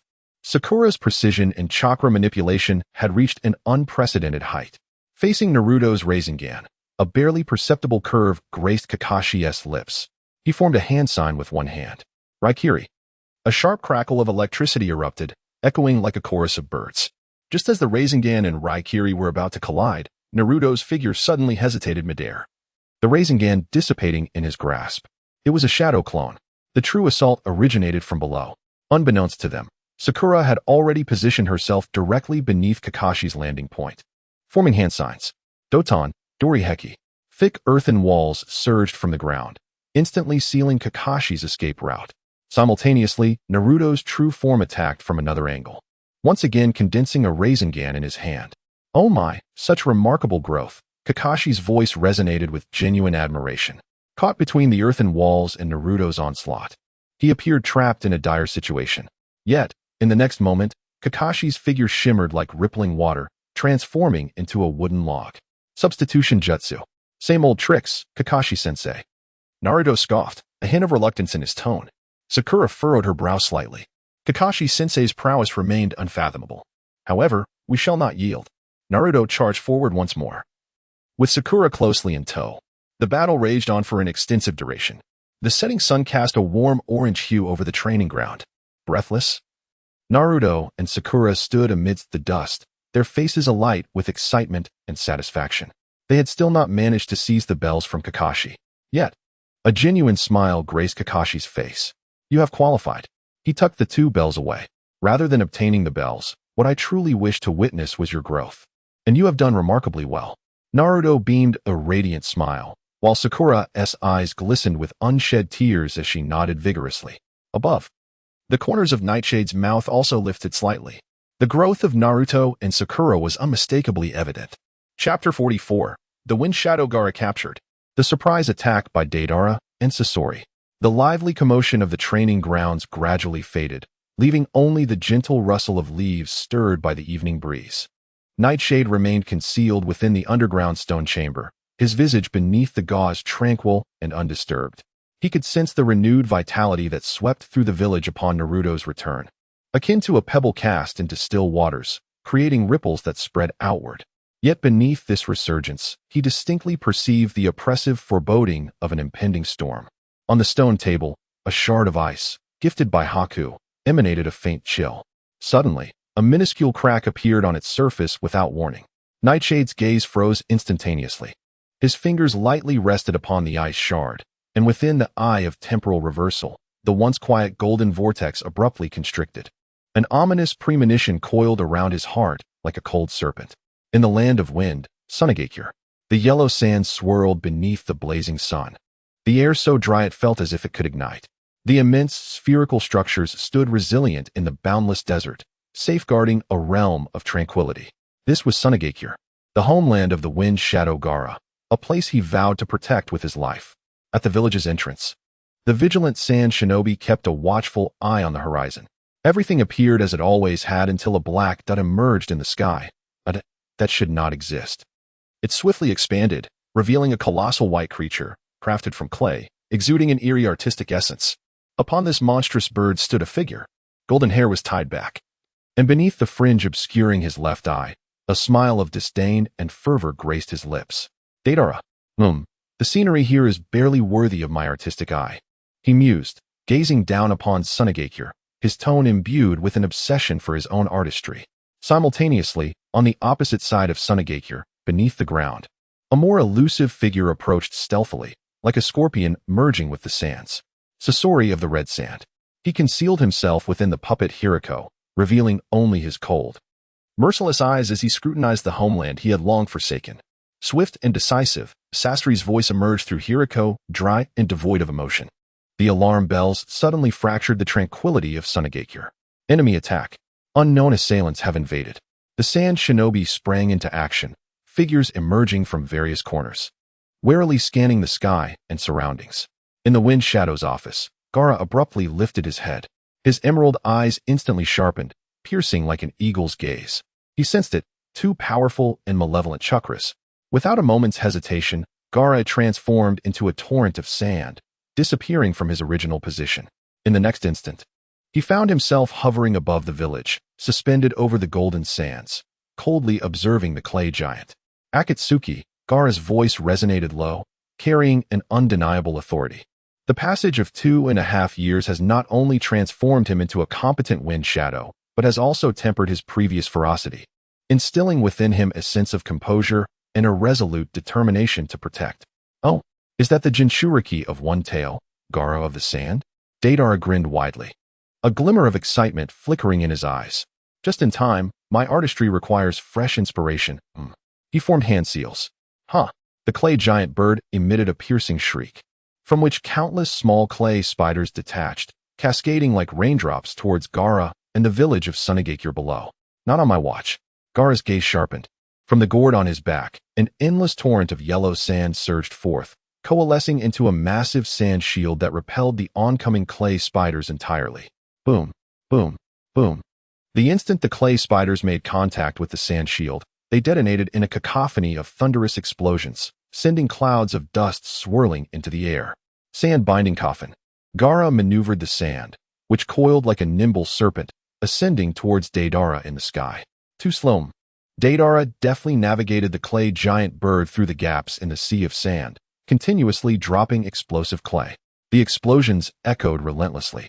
Gaara not only had to contend with Deidara's assault, but also needed to allocate a substantial amount of sand to protect the village and its inhabitants below. Beads of sweat began to form on his forehead. At that moment, a dark crimson figure appeared like a specter from the periphery of Gaara's vision. It was the scorpion. Shirei. Its tail, adorned with venomous spikes, stealthily lunged towards Gaara's back. Watch out. The sand ninja below cried out in alarm. Gaara swiftly turned, a thick layer of sand armor instantly coalescing to block the venomous strike. Sizzle. The sand armor was corroded, a small hole appearing as it emitted black smoke. A puppet master? Gaara's brow furrowed deeply. Two adversaries, one in the light and the other in the shadows, coordinated seamlessly, their strength far surpassing that of ordinary ninjas. Your opponent is me. Deidara's voice rang out once more as he clapped his hands. Art is an explosion. A colossal C3 number 18 clay bomb was launched from the sky, aimed directly at the heart of Sunagakure. The overwhelming chakra emanating from it instilled despair in all the sand ninjas below. Gaara's pupils constricted sharply. He could not allow such a device to detonate within the village. Absolute defense, shield of Shikaku, he roared, as all the sand, including that which formed his sand armor, surged towards the C3 bomb, crafting a gigantic, endearing sand shield in the shape of a raccoon that enveloped the bomb. Boom! The earth-shattering explosion reverberated above Sunagakure. The terrifying shockwave spread like a tangible force, scattering the clouds in the sky. The shield of Shikaka shattered under the violent blast. Gaara let out a muffled groan, blood trickling from the corner of his mouth. In his desperate attempt to mitigate the explosion's power and safeguard the village, he had nearly exhausted his chakra, just as his breath became unsteady. The colossal clay bird, akin to a predatory falcon, plunged downwards with ferocity. Its enormous talons reached out towards the weakened Gaara. Lord Windshadow. The sand shinobi below watched in horror, yet felt utterly powerless. Gaara attempted to gather sand once more, but his body grew increasingly feeble. With the last remnants of his strength, he conjured a thin barrier of sand before him. Bang! The barrier shattered. The clay bird's talons clutched tightly around Gaara's form. Capture complete, indeed. A triumphant smile spread across Daidar's face. The figure of Sasori of the Red Sand quietly appeared atop the clay bird. "Let us go." He spoke in his customary indifferent tone. The clay bird flapped its wings, swiftly carrying the two Akatsuki members, along with the captured wind shadow, Gaara, into the horizon, leaving behind a ravaged Sunagakure and an overwhelming silence of despair. In Konoha, within an underground stone chamber, Yakin suddenly opened his eyes. The ice crystal in his hand bore cracks that had spread over half its surface. Within the eye of temporal retrospection, a golden vortex spun rapidly, emitting subtle yet discernible fluctuations of time and space. He beheld a vision, though hazy and fragmented, of yellow sand, explosions, the giant bird, and that familiar figure, heartlessly taken away. Gaara. A heavy weight seemed to compress Yakin's chest, rendering his breaths labored. The Akatsuki had finally made their move, swifter and more direct than he had anticipated. "One tail," he murmured softly, his voice hoarse. Who would be next? Thoughts of Naruto involuntarily crossed his mind. An intense sense of crisis engulfed him like a cold tide, drowning him in foreboding. He understood that the calm days were irrevocably over. A tempest sweeping across the entire ninja world had commenced, and he must find a glimmer of hope within this storm. Yakin gradually rose to his feet. His gaze beneath the bandages sharpened with unprecedented seriousness and clarity. He walked to the opposite side of the chamber, where lay the few trump cards he had prepared over the years. It was time to set certain pieces in motion. Chapter 45, Pursuit. Kanjuro poisoned. Kanjuro's breath came in ragged gasps, his chest heaving violently. Each inhalation of the arid air felt akin to swallowing scalding grains of sand. His puppets, the crow and black ant, lay in disarray, their once formidable forms reduced to mere remnants scattered across the searing sands, stripped of their former menace. Not far off, a figure cloaked in a robe of red clouds and black, concealed within the crimson flow, exuded a coldness reminiscent of a venomous scorpion lurking in the desert, the scorpion of red sand, the once promising prodigy from his village, now a fearsome member of the Akatsuki organization. For the sake of Gaara, Kanjuro clenched his teeth, his voice hoarse, his eyes bloodshot and filled with resentment. He attempted to summon his chakra threads once more, to manipulate the remaining fragments of his puppets, only to find his body unresponsive. A strange numbness spread rapidly through his limbs, darkness encroaching upon his vision. Such futile persistence. The scorpion's voice resonated through the mechanical chambers of the crimson flow, devoid of any emotional inflection. A faint, nearly imperceptible purple mist quietly emanated from the tail of the crimson flow, silently infiltrating Kanjuro's skin. Agonizing pain followed, as if countless tiny needles were frantically stabbing within him, every nerve screaming in torment. Ugh! Kanjuro emitted a suppressed groan of agony, his body convulsing uncontrollably before collapsing heavily onto the sand. He felt his vitality ebbing away, akin to a flood breaking through a dam. The few sand shinobi who had accompanied him in the pursuit now lay lifeless in pools of blood, the scorpion scarcely casting a glance in their direction. Despair enveloped him like the chilling night of the desert, consuming Kanjuro in an instant. In the shadowy underground stone chamber of Konohagakure, before Yakin, a crystalline shard from Haku lay upon the stone table. Suddenly, the surface fissures expanded with a sharp crack. A nearly invisible rift traversed the entirety of the crystal. Yakin's brow furrowed sharply beneath his bandage. Within the eye of temporal reversal, the once dim golden vortex abruptly contracted, beginning to spin erratically with increased velocity. Fragmented images flickered intermittently in his mind. Yellow sands, shattered puppets, fallen figures. The familiar yet stubborn Kanjuro struggled in agony, the flame of his life flickering precariously close to extinction. An indescribable weariness washed over Yakin, overwhelming his limbs. The toll from the Valley of the End had yet to be fully recuperated, and with each invocation of his ocular power, it felt as though he was depleting the already scant reserves he possessed. Yet, he could not stand idly by and watch Kanjuro perish. Gaara had already been abducted. Should anything happen to Kanjuro, the situation in Sunagakure would spiral further into chaos. More critically, the tenuous yet persistent connection to Haku's intel must not be severed. Truly, troublesome individuals indeed. Yakin muttered softly to himself, his voice hoarse, tinged with resignation, yet resolute. He slowly extended his hand, his palm reaching out into the void. The nearly extinguished golden whirlpool, at that moment, forcefully emitted a faint yet resilient glimmer of light. The intangible power of time and space, akin to the most delicate thread, traversed unimaginable distances. silently brushing across the distant desert of the Land of Wind. It made no attempt to dispel the toxins, for that was beyond his current capabilities. Instead, it applied an exceedingly minute reversal with almost miraculous precision along the trajectory of the rampant poison within Kanjiro's body. It was as if time had been slowed down imperceptibly at a critical juncture of the toxin. The lethal poison, which could seize life within mere breaths, had its corrosive speed against the organs delayed ever so slightly. Just a tiny bit, almost imperceptible. Yet, it was enough to allow the flickering flame of life to linger a moment longer. Once this was accomplished, the golden light in Yecheng's eyes completely dimmed, and he swayed, barely managing to support himself against the cold stone wall to avoid collapsing. The intense dizziness rendered his vision dark. The remainder now lay in your hands, he gasped, casting his gaze afar, as if he could penetrate layers of obstruction to glimpse a glimmer of hope amidst despair. In the desert of the Land of Wind, Kanjiro's consciousness had begun to blur, the shadow of death tightening its icy grip around his throat. Just as he was on the brink of losing all awareness, the maddening pain within him seemed to lessen ever so slightly, merely a fraction, yet it was like a faint star illuminating the boundless darkness. His breath, which had nearly ceased, struggled to rise and fall once more. Although feeble, it was undeniably real. Wind Shadow, my lord. He expended his last ounce of strength to force out a few disjointed syllables from his throat. The figure of the scorpion had long vanished beyond the horizon of swirling sand. The surviving sand shinobi, battered and bruised, painstakingly crawled to Kanjiro's side, their eyes brimming with despair and sorrow. My lord Kanjiro. However, when they leaned in to check for his breath, they discovered that the faint airflow, though intermittent, had not entirely ceased. There was still breath. The voice of the sand shinobi trembled with excitement. They were oblivious to what had transpired. Perhaps it was Kanjiro's formidable willpower. Perhaps it was some unknown miracle. But now was not the time to ponder the cause. Quick! We must immediately take my lord Kanjiro back to the village. Notify the medical team. No. Directly inform Elder Chiyo. This unexpected extension of time was a matter of life and death for Kanjiro, who was poisoned.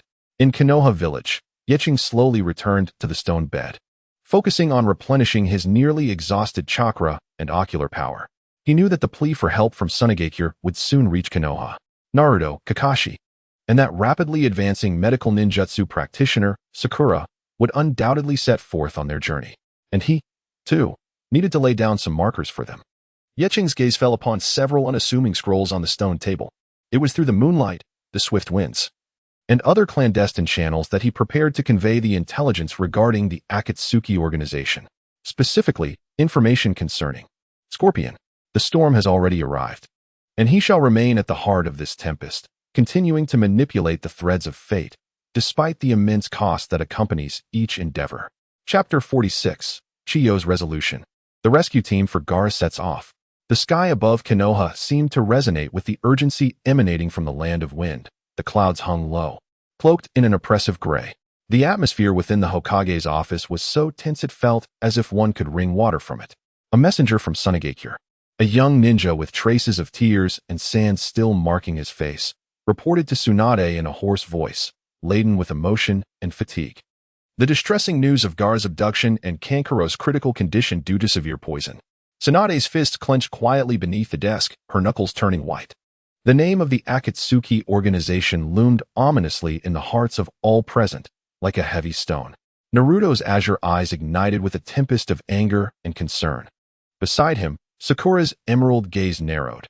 As a medical ninja, she fully comprehended the implications of lethal poison and a life hanging by a thread. Kakashi, maintaining his habitual air of nonchalance, revealed an unprecedented sharpness in the one visible eye. At that moment, a voice, slightly aged yet undeniably resolute, broke through the tension. I shall accompany you. The assembled crowd turned to see an elderly woman, stooped in posture, yet exuding a formidable presence, clad in the traditional garb of Sunagakure. Her hair was snow white, and her face bore the deep lines of time, but her eyes shone with the piercing clarity of a hawk, reflecting a profound understanding of the world and an indomitable spirit. Chiyo, the elder advisor of Sunagakure and once a master of puppetry, stepped forward, infusing the room with a palpable sense of purpose. Elder Chiyo, Tsunade acknowledged, her voice imbued with respect. Gaara is the Kazekage of Sunagakure. It is my duty to bring him back. Chiyo's tone was calm, yet brimming with unwavering resolve. Moreover, among our adversaries, there may be my wayward grandson. The final words slipped from her lips softly, yet they pierced the ears of certain individuals like daggers. Sasori of the Red Sand. The name resonated with the high-ranking officials of Konoha, adding to the weight of the air. Kakashi, Tsunade turned her gaze to the silver-haired Jonin. Led Team 7 immediately to Sunagakure to rescue the Kazekage and assist Kankuro's treatment. Understood, Kakashi replied affirmatively. Wait. A slightly hoarse voice, tinged with fatigue, emerged from the doorway. The figure of Urizen appeared before them, still donning his characteristic medicinal cloth that obscured much of his face, revealing only his eyes, which glimmered with an unusual golden light even in the dim surroundings. His presence felt somewhat weaker than when Naruto had returned, yet his gaze remained resolute. I shall accompany you as well. Tsunade furrowed her brow. Urizen? Your health. This information may prove beneficial to you, he interjected, placing several scrolls on Tsunade's desk. It pertains to the Akatsuki, particularly. Sasori of the Red Sand. Kakashi's gaze fell upon the scrolls, while Chiyo's sharp eyes swept over them. Laden with a hint of scrutiny, Yichin's voice was soft yet distinct, articulating each word with clarity. He spoke of Scorpion's puppets, his poisons, and his habitual tricks, information I happen to possess in abundance. This intelligence was painstakingly pieced together by him from Kumadori's unconscious murmurs and other clandestine channels. Tsunade remained silent for a moment before unrolling one of the scrolls. The more she examined it, the more grave her expression became. The extent of this intelligence surpassed her expectations. As for the sources of this information, I must refrain from disclosing them for now, Yichin responded calmly. However, I assure you of its accuracy. Take me along, and perhaps I can interpret more valuable insights at a critical juncture. He paused, his gaze sweeping over Naruto's anxious countenance. Moreover, I possess some knowledge regarding antidotes. This final statement caused Sakura's eyes to glimmer with interest. Tsunade pondered deeply for a long while before finally nodding. Very well. But you must act within your limits, Yichin. Your task is to provide intelligence support. Do not overexert yourself. I understand, Yichin nodded slightly. The gates of Konoha slowly opened against the backdrop of the thickening twilight. Kakashi's team, accompanied by Chiyo and the somewhat enigmatic Yichin, consisting of 5 members, embarked on their journey to the land of wind. The wind, carrying the chill of early spring, brushed against their garments and stirred the heavy sense of duty within their hearts. Throughout the journey, Naruto spoke little, his tightly clenched fist betraying the turmoil and anger within. Sakura walked closely beside Kakashi, her expression focused as she recalled various antidote-related knowledge. Chiyo walked silently, her aged face revealing little emotion, save for the occasional distant gaze towards the sky, where a flicker of complex thoughts danced in her eyes. Yichin trailed slightly behind the group, his countenance paler than it had been in Konoha. The price he had paid to delay Kankuro's poisoning weighed far heavier than he let on. The golden swirl within the eye of time and space flickered dimly, on the verge of extinguishing, with each slight rotation bringing forth a sharp sting. Yet, he felt compelled to be present. The intelligence he held was far more profound than what lay inscribed on the scrolls. The real peril often lurked within the ever-shifting details of the battlefield. Kakashi-sensei, which path should we take? At a fork in the road, Naruto could no longer contain his curiosity. Kakashi unfolded the map, indicating a more direct route. This path is the shortest. Then let's take this one, Naruto exclaimed immediately. Wait. Yichin interjected at an opportune moment. He stepped forward to the map, lightly tracing his fingertip along a more winding path that traversed a sparse woodland. Although this route is longer, his voice, slightly hoarse from previous exertions, was nonetheless remarkably clear. However, the intelligence I have gathered indicates that the Akatsuki organization tends to utilize intricate terrains when relocating significant targets, rather than merely seeking expedience. He raised his gaze towards Kakashi. Moreover, the Scorpion of the Red Sand is particularly adept at laying expansive puppet traps in open areas. This straightforward path is far too flat. Upon hearing this, Chiyo's sharp eyes glimmered with a hint of insight. That child, Scorpion, indeed relishes transforming the battlefield into a stage. Her words undoubtedly lent weight to Yeching's assertions. Kakashi's gaze lingered on the map for a moment before shifting to Yeching's calm yet seemingly all-seeing eyes. Very well. He folded the map. We shall take this route. The team altered their course, stepping onto the path indicated by Yeching. The corners of Yeching's mouth, concealed beneath his bandage, twitched imperceptibly. He understood that this path would hasten their approach to the target, while simultaneously allowing them to circumvent unnecessary troubles. The threads of fate in his hands were once again gently tugged. The price, however, was the dimming of the nearly extinguished golden light deep within his eyes, which faded yet again. But he had no other choice. The wind intensified. The road ahead was fraught with uncertainty and peril. Yet, amidst the desolate yellow sands, they must reclaim hope. Chapter 47. Itachi's Art of Transformation. Another self. The wind in the forest carried a faint, almost imperceptible scent of coppery sweetness. Knight's footsteps felt somewhat ethereal at the rear of the group. Each breath beneath the bandage tugged at a subtle ache within his chest. The nearly extinguished golden whirlpool within the Eye of Time reversal resembled tarnished amber, having lost its former luster. Suddenly, an icy, suffocating chakra appeared ahead without warning. The air seemed to solidify in an instant. Kakashi, at the forefront, abruptly halted, instinctively pressing his left hand against his forehead protector. Naruto and Sakura instantly fell into a defensive stance, their bodies tensed. Granny Chiyo's aged eyes narrowed, glimmering with a dangerous light. A figure stood silently on a nearby treetop. The Akatsuki uniform, adorned with red clouds against a black backdrop, appeared particularly striking against the somber sky. That handsome, yet slightly aloof visage, along with those deep, night sky-like Sharingan eyes, caused Kakashi's heart to constrict sharply. Itachi Uchiha. Truly, an unpleasant reunion. Kakashi's voice, tinged with a raspy quality, slowly pushed up his forehead protector, revealing his own crimson Sharingan. Kakashi, Itachi stated calmly, as if merely stating an established fact. Your destination is not here. Naruto's fists clenched instantly. Itachi. The flames of anger blazed in his azure eyes. We are here to bring Gaara back.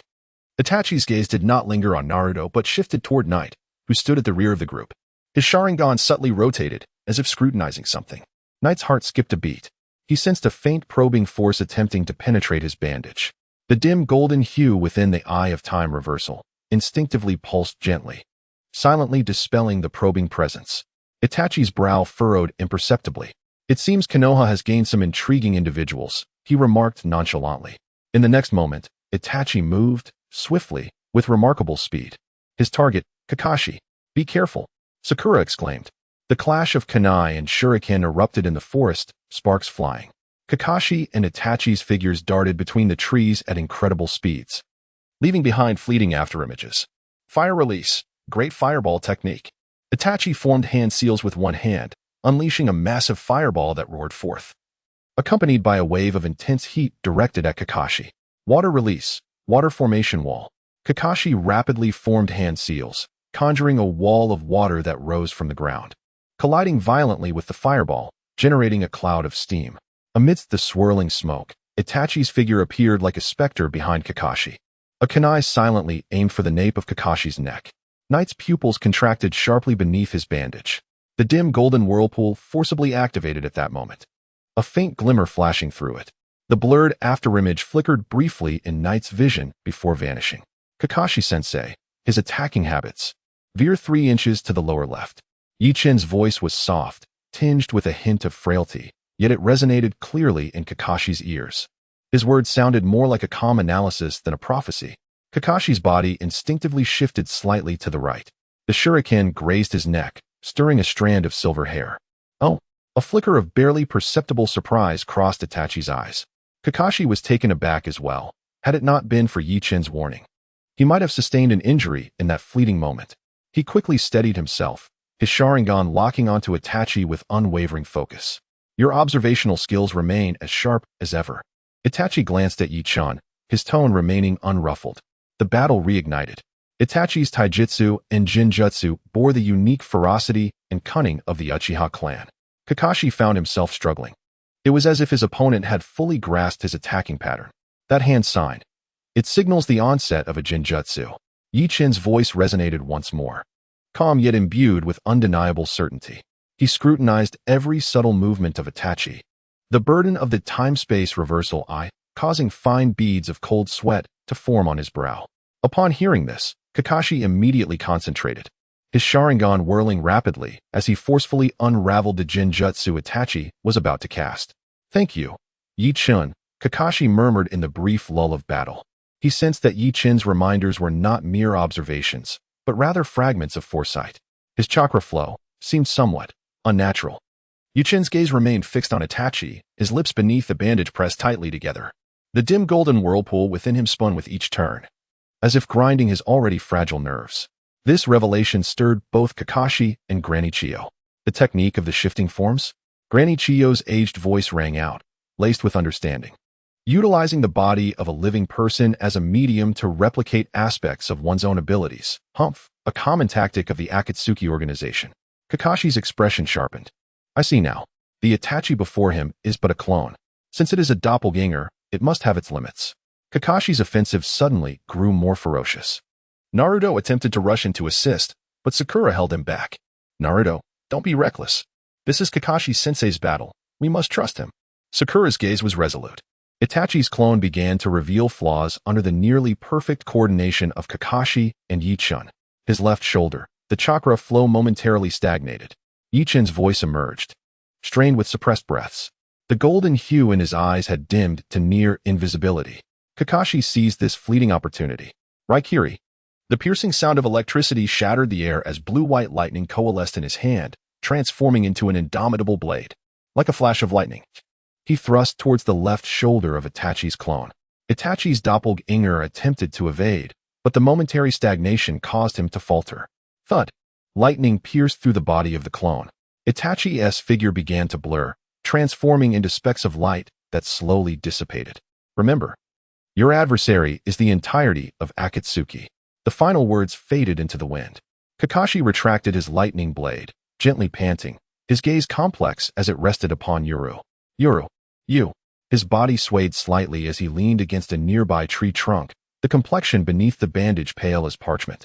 The eye of time reversal fell into a profound silence, leaving only a depth of weariness in his eyes. Each reminder he had uttered moments ago had consumed the little ocular power and vitality he had left. I am fine, merely exhausted. His voice was gravely strained. Naruto and Sakura hurriedly approached to support him. Yuru, you are pushing yourself too hard. Concern filled Sakura's eyes. Yuru gently shook his head, his gaze drifting toward the horizon. The appearance of Itachi's shadow clone signified that the Akatsuki organization had already sensed their pursuit. The path ahead would only grow more perilous. Furthermore, the leverage he held had diminished once more. The wind swept through the forest, carrying a hint of blood and the lingering scent of gunpowder. The true battle may have only just begun. Chapter 48. The interception of Kisame. Support from Guy. The forest lay in silence, interrupted only by the faint whispers of the wind rustling through the leaves and the soft rustle of clothing as the group pressed onward. Night trailed at the rear, his pallor beneath the bandage having darkened further since before. Although Itachi Uchiha's shadow clone had been dispelled, the toll of forcibly activating his ocular powers manifested as a relentless, stabbing pain coursing through his limbs. He struggled to steady his breath, concealing his discomfort from Naruto and Sakura beside him. The atmosphere among the group had grown more somber, a lingering weight from their recent skirmish. The successive appearances of Akatsuki members loomed over them like an invisible net slowly tightening. Kakashi led the way, his steps steady and unwavering, his exposed Sharingan vigilant for any sign of movement in the surrounding wilderness. The hunched figure of Granny Chiyo followed closely, her age not diminishing her sharpness. Her experience was invaluable in such dire moments. Suddenly, Kakashi halted. A massive and malevolent chakra surged from the depths of the distant forest, carrying with it an unsettling mixture of moisture and blood. This chakra was starkly different from the cold and sinister energy previously emanated by Itachi. It exuded ferocity and brutality. Here it comes again, Naruto growled, instinctively clenching his fists. Sakura's expression also tightened in apprehension. Granny Chiyo came to a stop, her weathered face taking on an expression of grave seriousness. This chakra belonged to the rogue ninja from the hidden mist, Kisame Hashigaki, known as the Tailless Beast. It was unexpected that he had also arrived. Kakashi's countenance darkened. This direction was the area entrusted to Guy and his team. The pursuit from Konoha was not limited to their squad alone. To ensure the timely interception and rescue of Gaara, Tsunade had dispatched Kakashi's team while also mobilizing the third squad, led by Might Guy, to approach from an alternate route. Guy and the others. Naruto's fury intensified, mingling with a growing anxiety. Knight felt a sudden constriction in his chest. Kisame Hashigaki, renowned for his enormous chakra reserves and formidable water-style jutsu. Wielding the sword Samahata, was indeed a formidable adversary. He forced down the tumult within him, striving to gain clearer insight into the unfolding battle. However, his time-space reversal lay dormant, leaving him reliant solely on a ninja's innate sensitivity to chakra, which only allowed him to vaguely discern the terrifying nature of that power. "Is it Kisame's shadow clone?" Knight's voice was hoarse, tinged with evident fatigue. He recalled that in the original narrative, Akatsuki had employed similar tactics to thwart their pursuers. "Most likely," Kakashi responded. "Just as Itachi's clone was dealt with, Kisame's clone has appeared. Their objective is clear, to delay us at all costs. What should we do?" Sakura inquired, glancing toward Kakashi. After a moment of contemplation, Kakashi replied, "You are all aware of Gaia's capabilities. Even if it is merely a clone, Kisame is not to be underestimated. However, if it is Guy, he should be able to handle it. We must continue forward. We cannot afford to delay any longer for Gaara's sake." This was the most rational course of action. Dividing into two paths was intended to disperse risk and enhance efficiency. If they were to regroup out of concern for their companions, they might inadvertently fall deeper into the enemy's schemes. Naruto clenched his teeth. Though reluctant, he understood this principle. Yaching remained silent, recognizing that Kakashi's judgment was indeed correct. Might Guy, that eternally passionate man, possessed an unfathomable mastery of martial arts. Once he unleashed the 8 gates, even the Akatsuki's core members would find it challenging to gain the upper hand. Dealing with an opponent such as the water clone should be manageable. However, Yaching's fingertips felt slightly cold.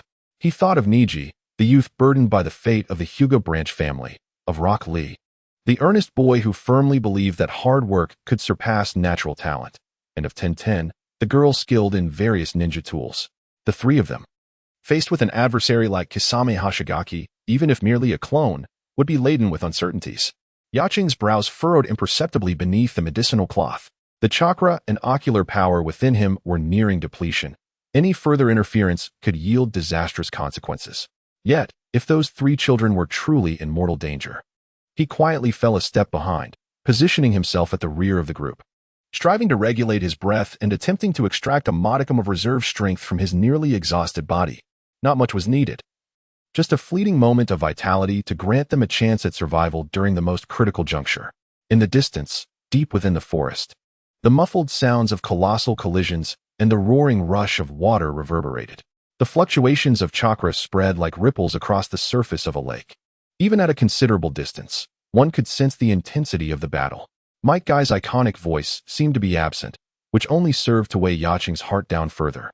Guy's combat style was characteristically fervent. The current silence perhaps signified a stalemate in perilous circumstances. Niji, Lee, Tenten. Yaching silently repeated their names in his mind. He had no choice. He must trust Guy, trust those 3 young Konoha ninjas. He also had to preserve a final opportunity for himself, for Naruto and Sakura beside him, to make a last stand. The wind blew from the direction of the distant battlefield, carrying a faint hint of briny moisture and a whisper of rust. Kakashi led the group without a moment's pause, continuing along the predetermined route, racing toward the heart of the land of wind. Each person's steps quickened, yet grew heavier. Yaching forced himself to cease distractions about the distant battle, focusing all his energy on the path before him and the faint strength he struggled to gather within. He understood that the Akatsuki's obstruction was far from over. Ahead, even more brutal trials awaited them, and he had to endure, uncertain of how much time passed. The violent chakra fluctuations in the distance gradually subsided, eventually vanishing entirely. Kakashi's pace slowed imperceptibly before returning to normal. A barely noticeable smile tugged at Yaching's lips beneath the medicinal cloth. It was over. The Guy team must have succeeded, though the cost remains unknown. They ultimately thwarted yet another assault from the Akatsuki, securing invaluable time for the rescue of Gaara. This, too, is a form of support, one forged in the blood and sweat of comrades, paving the way for their fellow warriors. The team pressed onward as twilight deepened. The air grew colder, and the dust began to swirl. They drew ever closer to Sunagakure, and likewise, to the heart of the impending storm. Chapter 49, Sakura and Chio vs. Scorpion. The Secrets of the Puppet. The team halted before a massive rock wall, at the center of which was a boulder large enough to be embraced by several people, emblazoned with eerie runes that exuded an ominous aura. "This is the place," Kakashi intoned in a low voice. Naruto, unable to contain his impatience, clenched his fists, the sound of cracking knuckles echoing as he prepared to advance. "Wait," came the raspy voice of Yakin, leaning against a protruding rock, his breath faint. There's something inside before he could finish. The boulder silently shifted inward, revealing a dark and profound entrance. A figure emerged slowly from within, draped in a black robe adorned with red clouds, concealed within the fearsome puppet, Hiryu. "I have awaited you, Leaf Village and grandmother." The voice emanating from Hiryu possessed a mechanical quality, yet it could not mask the deep-rooted indifference within. Chiyo's frail body trembled violently, her cane sinking into the sand. "Scorpion, my dear grandson." The old woman's voice was hoarse, filled with anguish. "We shall reminisce when we reach the Pure Land." Scorpion's tone bore no trace of human emotion. The poisoned needle at Hiryu's tail suddenly shot forth. "Sakura!" Kakashi called sharply. Haruno Sakura had long since readied herself, her petite form surging forward, a whirlwind of fists. "Get out of my way." Boom. Sakura's powerful punch deflected Scorpion's tail, creating cracks across the tough exoskeleton. "Oh, quite impressive strength," Scorpion remarked, his voice still flat. Chiyo's hands trembled as dozens of chakra threads shot forth, entangling Hiryu's joints. "Today, I shall cleanse my domain." Hiryu moved swiftly, evading several chakra threads while simultaneously launching poison needles. Sakura danced and twirled, dodging the needles, employing both fists and feet in concert with Chiyo's puppet techniques, forcing Hiryu to retreat repeatedly. Yakin stood at the edge of the battlefield, his face pale beneath the bandages. With each breath, a tight pain surged within his chest. The power within him flickered like a candle in the wind.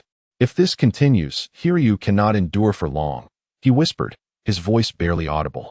As expected, under another of Sakura's fierce punches, Hiryu emitted a cry of unbearable strain, its entire shell shattering. Dust filled the air.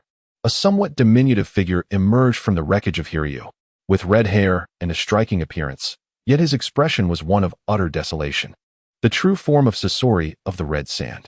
"Indeed, this is what I must use," Scorpion sighed softly, a scroll appearing in his hand. He unfurled the scroll. Bang! A human-shaped puppet radiating an ominous presence materialized before him. The features of the puppet is that Lord Third Kazekage. Chiyo gasped in disbelief, as though struck by lightning. The puppet was unmistakably the long-missing, most powerful Kazekage in history, crafted into a human puppet by Scorpion. "Grandmother, do not be so surprised. Was he not formidable in life? Now, his might shall serve my purpose," Scorpion said, a cruel smirk curling at the corners of his mouth.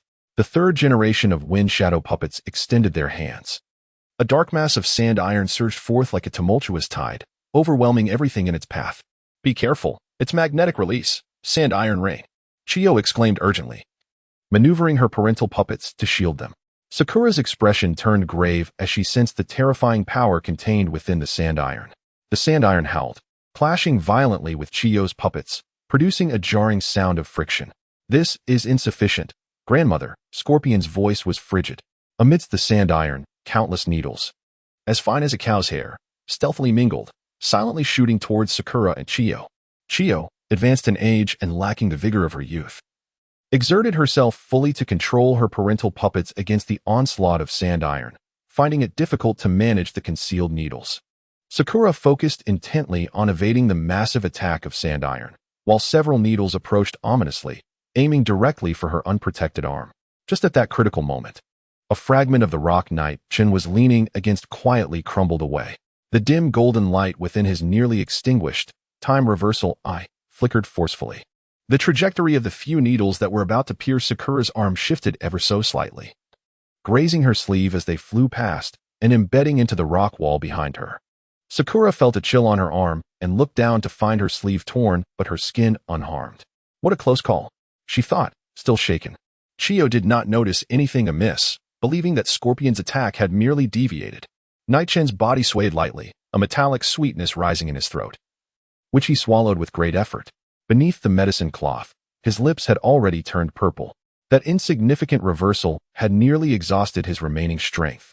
"It's not over yet," Scorpion's voice echoed. The third generation of wind shadow puppets formed hand seals. Magnetic release, sand iron barrage.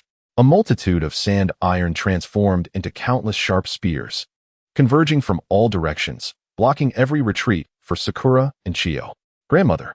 Sakura cried out in haste, shattering several sand iron spears with her fists, but more spears followed relentlessly. Chio's expression hardened as she swiftly brought her hands together. Secret technique. White secret technique. Near Pine 10 men. 10 uniquely shaped white puppets erupted from the scroll, encircling the two and engaging in fierce defense against the sand iron spears. The battle was at a standstill. At Scorpion's fingertips, a poison-laden 1,000 needles quietly aimed at the slight opening revealed by Chio's intense control over the puppets, targeting her neck. The 1,000 needles moved silently. Nightchen's body felt as though it might collapse. The world before him began to fade to darkness. No, I mustn't. He bit his tongue, the sharp pain momentarily restoring his clarity. The dim golden vortex emitted its final mournful cry before falling completely silent. Just as the 1,000 needles were about to touch Chio's skin, they seemed to be diverted by an unexpected gust of wind, veering ever so slightly off course. With a soft clang, the 1,000 needles lodged into the remnants of a puppet resting on Chio's shoulder. Scorpion's brow furrowed, barely perceptibly. Was it luck? Chio broke into a cold sweat, quickly adjusting her stance. Yi Chun could no longer endure. He gradually slid down along the rock wall, his vision engulfed in darkness. With only the lingering echoes of clashing puppets and the whistling of iron sand resonating in his ears. He had done all that he could. The rest. Chapter 50. The Puppets of Father and Mother. The tragic ambition of Scorpion, the third generation of the Wind Shadow puppets, remained as formidable as ever. Their magnetic sand and iron shifting unpredictably, launching a fierce assault. Yet, Sakura Haruno's punches were imbued with the power to shatter mountains and split stones, relentlessly breaching the seemingly indestructible sand and iron barriers. Granny Chio's white secret technique, the 10 of Pseudo-Matsumoto, showcased the exquisite intricacies of puppet mastery to its fullest. With 10 puppets working in flawless coordination, sometimes encircling, sometimes launching direct attacks, entangled in a ceaseless struggle with the third generation of Wind Shadow puppets. Sakura, now. Granny Chio's aged voice carried a sense of urgency. Sakura had already concentrated all her chakra into her right fist. With a fierce shout, her figure darted like lightning, bypassing a sand and iron barrier, and struck heavily with a powerful punch at the chest of the third generation Wind Shadow puppet. Crack! The puppets, more resilient than steel, buckled and shattered under the force of her blow, their internal mechanisms emitting a piercing wail, their movements abruptly slowing. The true form of the Scorpion, with its handsome yet lifeless visage, revealed a flicker of emotion for the first time. A commendable strength, he remarked coolly. Noting the destruction of the Crimson Flow and the injury to the third generation Wind Shadow, he was finally prepared to intervene personally. Granny Chio's eyes flashed with resolve as she suddenly brought her hands together, summoning 2 long dormant puppets to her side. They were humanoid puppets, 1 male and 1 female. Clad in simple Sunagakure attire, their faces strikingly lifelike, reminiscent of the parents Scorpion had yearned for throughout his childhood. Scorpion. Granny Chio's voice dripped with profound sorrow. Scorpion's body momentarily stiffened.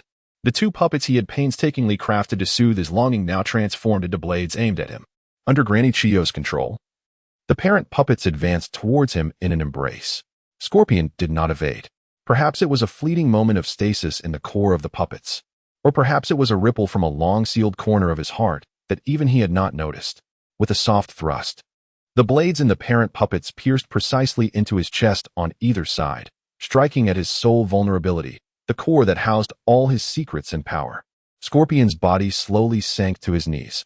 He lifted his gaze to the 2 puppets still maintaining their embrace, and in his hollow eyes, something appeared to flicker and fade. So this is how it is, he murmured, his voice barely audible. The battle came to an abrupt halt. Granny Chio approached Scorpion, tears streaming down her face. Foolish child, what you desired was nothing more than the embrace of your parents, was it not? Trembling, she unveiled Scorpion's hidden past. The premature death of his parents and his profound yearning for familial bonds led him down the path of puppet creation, seeking to fill the void within his heart with eternal artistry. Ultimately, he had transformed himself into a puppet devoid of warmth. Naruto and Sakura listened silently, their hearts heavy. Nestled beneath the rocky outcrop, Yoru could sense his consciousness wavering on the brink of light and darkness, just as Scorpion's vitality was on the verge of extinguishment, and the heart that served as the core of the puppet was about to shatter. An ineffable and profound obsession, intertwined with boundless regret and a deep affection for his parents, emanated from the remnants of Scorpion. The anguish was palpable. Within the nearly extinguished Eye of Time reversal of Yi Chun, a final glimmer, more fragile than a gossamer thread, was inexplicably stirred by this fervent yearning. A vague thought, a fleeting message, surfaced in the desolate expanse of his consciousness: special salvation. The cost would be the last flicker of his life force. Yichen's lips, concealed beneath the medicinal cloth, silently moved. He made his choice.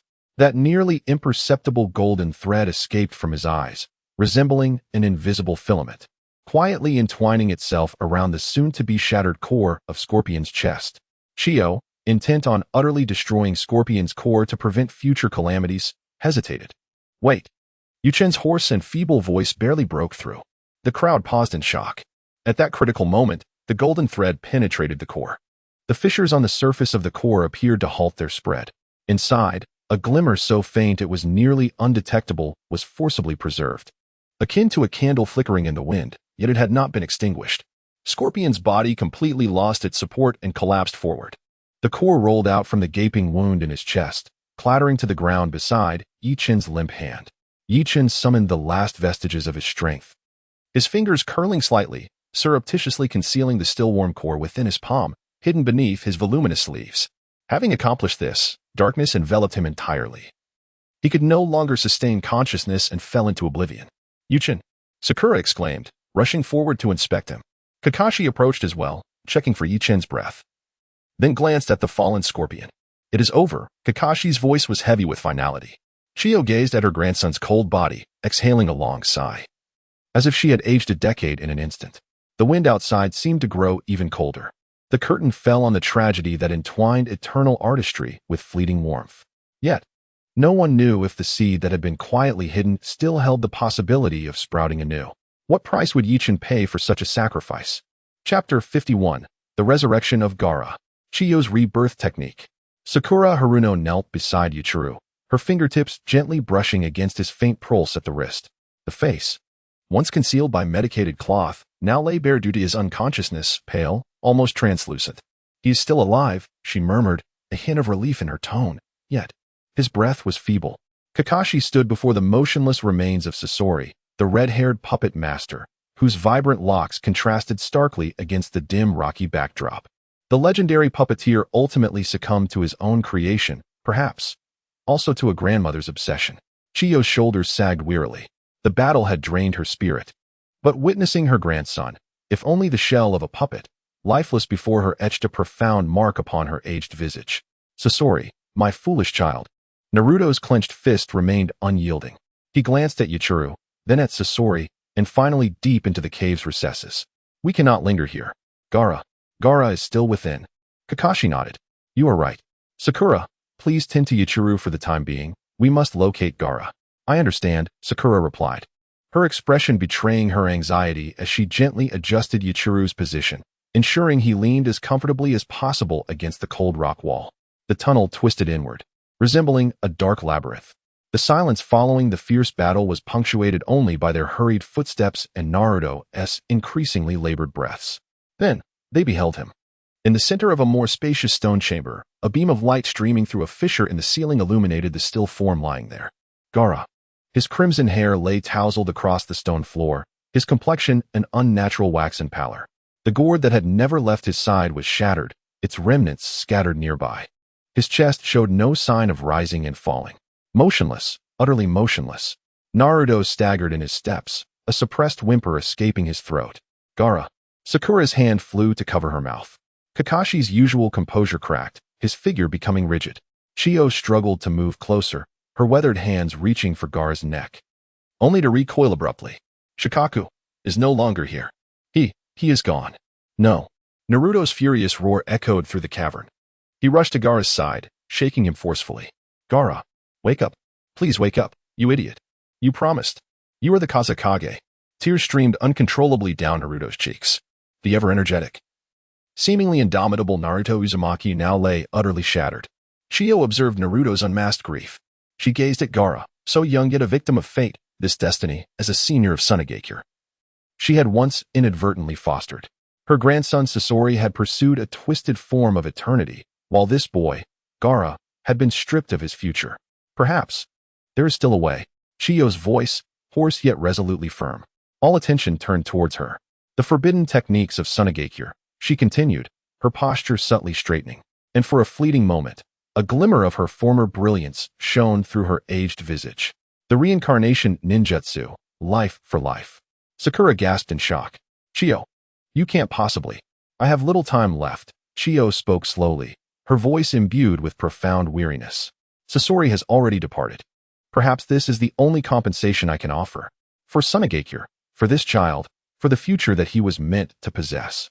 She approached Gaara, her hands beginning to weave intricate seals. A soft, almost ethereal light enveloped her. Don't. Grandma, please. Naruto scrambled to his feet, desperately attempting to halt her. There must be another way. Naruto, Kakashi interjected, his tone heavy as he placed a hand on Naruto's shoulder. This is her decision. Chiyo's life force visibly flowed from her towards Gaara, transforming into a faintly glowing bridge of energy. Her hair seemed to lose its last sheen in an instant, and her skin grew increasingly gaunt with each passing breath. She frowned gently, yet her hand signs remained undisturbed.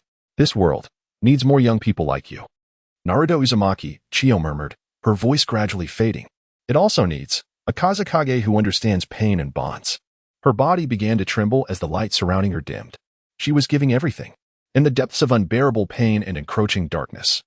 Yachiru suddenly felt a powerful resonance, not in the physical realm, but a profound connection. A potent, fading life force, intertwined with a stubborn, almost reluctant will emanating from Gaara's still body. That lingering obsession subtly resonated. His own life flickered like a candle in the wind. However, something had been stirred. The almost extinguished golden flecks within his pupils flickered weakly. A brand new clarity, imbued with despair, flashed in his mind. Special salvation, the core of Sasori. A fragment of will preserved. The cost, the final embers. Now, Chiyo, Gaara, a stronger will. More life. His fragmented consciousness pieced together a novel possibility from the remnants of his ocular technique. Life reversal. Not just artifacts, but life itself, too? The cost. He had already lost everything, or rather, was willing to fight for them to reclaim all. The medicinal cloth had long since slipped away, his cracked lips moved silently. A thread, finer than a spider's silk and nearly imperceptible, emerged from him, not directed towards Gaara, but entwining around Chiyo. The rapid decline of her life force suddenly halted. The light that had begun to fade around her stabilized, and astonishingly, a faint glimmer of vitality began to rebound. Although she had not recovered, the descent into the abyss of death was forcibly interrupted. She was pulled back from the brink of death, yet the force of resistance rendered her body weak, teetering on the edge of her limits. Simultaneously, a warm flow of energy surged forth from Yi Chun, emanating from a source he himself had yet to fully comprehend, an essence accumulated through countless moments of salvation, transmuted silently by some unseen rule. This was not the overwhelming power of tailed beasts, nor the desperate resolve of Chiyo, trading her life for another. It was a more primal form of vitality. Naruto sensed this transformation. Chiyo's life force halted abruptly, and an ineffable rhythm enveloped Gaara, who acted purely on instinct. With a sudden force, he pressed his hands against Gaara's chest, unreservedly infusing his own vast and pure vortex of chakra into him. Come back to me, Gaara. At this moment, three forces converged. The incomplete reincarnation jutsu of Chiyo, the last flicker of life from Yi Chun, and Naruto's fervent chakra. Gaara's chest heaved violently. A sharp intake of breath followed. His eyelids fluttered gently, and then came a faint yet palpable sound, a rasping breath. Naruto let out a stifled sob, unable to discern whether it was joy or exhaustion. Sakura rushed to Chiyo, who had collapsed on the ground. Though her breathing was faint, it was undeniably present. Chiyo, she is still alive. Gaara's fingertips twitched slightly. He coughed, his voice weak and raspy. Yuchen witnessed none of this. His world had finally succumbed entirely to unending darkness. The last vestige of strength he had accumulated, the very essence sustaining his existence, had been depleted. His head drooped listlessly to one side. Inside the cave, silence was no longer the prevailing state. It was replaced by hurried breaths, suppressed coughs, and Naruto's unrestrained cries of joy and despair. Gaara had survived. Chiyo had survived as well. Yet, the unknown price of this salvation was silently borne by the figure leaning against the rock wall, shrouded in stillness. What this price entailed remained a mystery, like a shadowy cloud hanging in the air, now infused with a flicker of fragile hope. Chapter 52. The undying duo of the Dawn organization, Kakuzu and Haiden, the rhythmic rise and fall of Gaara's chest, coupled with Chiyo's steady yet frail breathing, served as the singular solace amidst the profound silence. Naruto and Sakura supported the nearly exhausted Chiyo, the remnants of tears upon the young man's face hinting at a burgeoning sense of relief.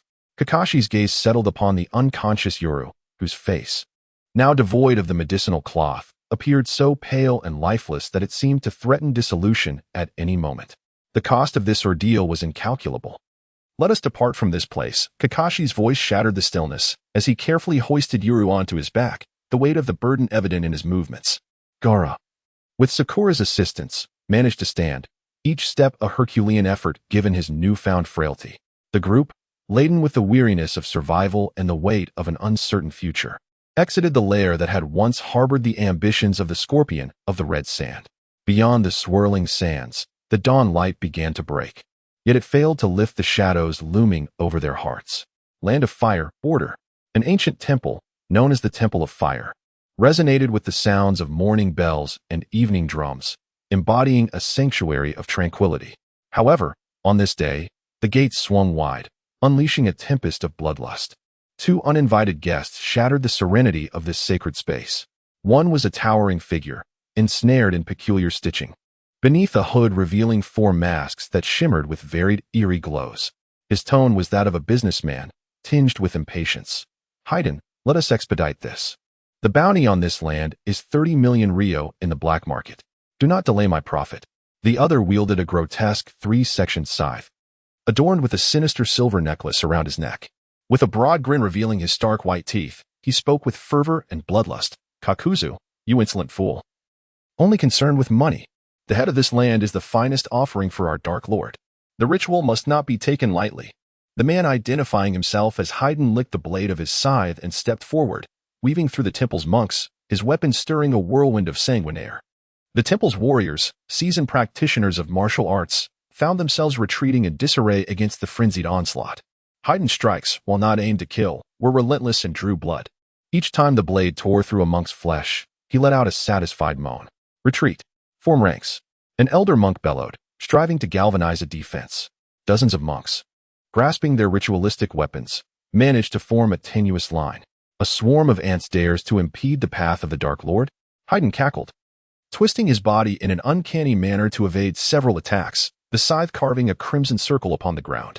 He dipped his toe into the spilled blood of the monks and swiftly painted a symbol upon his chest. Kakuzu, standing aside, refrained from immediate action, observing with a cold gaze as if appraising the monk's worth. Too weak, they do not even merit the expenditure of a heart. The head monk of the Temple of Fire, one of the 12 guardians of the hidden, stood solemnly before the main hall, fully aware that today's calamity might be unavoidable. "Amitba, your sins are burdensome. Turn back while there is still time." "Turn back? My salvation lies in the embrace of the Dark Lord." Haiden sneered, pointing his scythe at the head monk. "You are the one, aren't you? Your cries will surely delight the Dark Lord." He abruptly hurled the scythe towards the ground.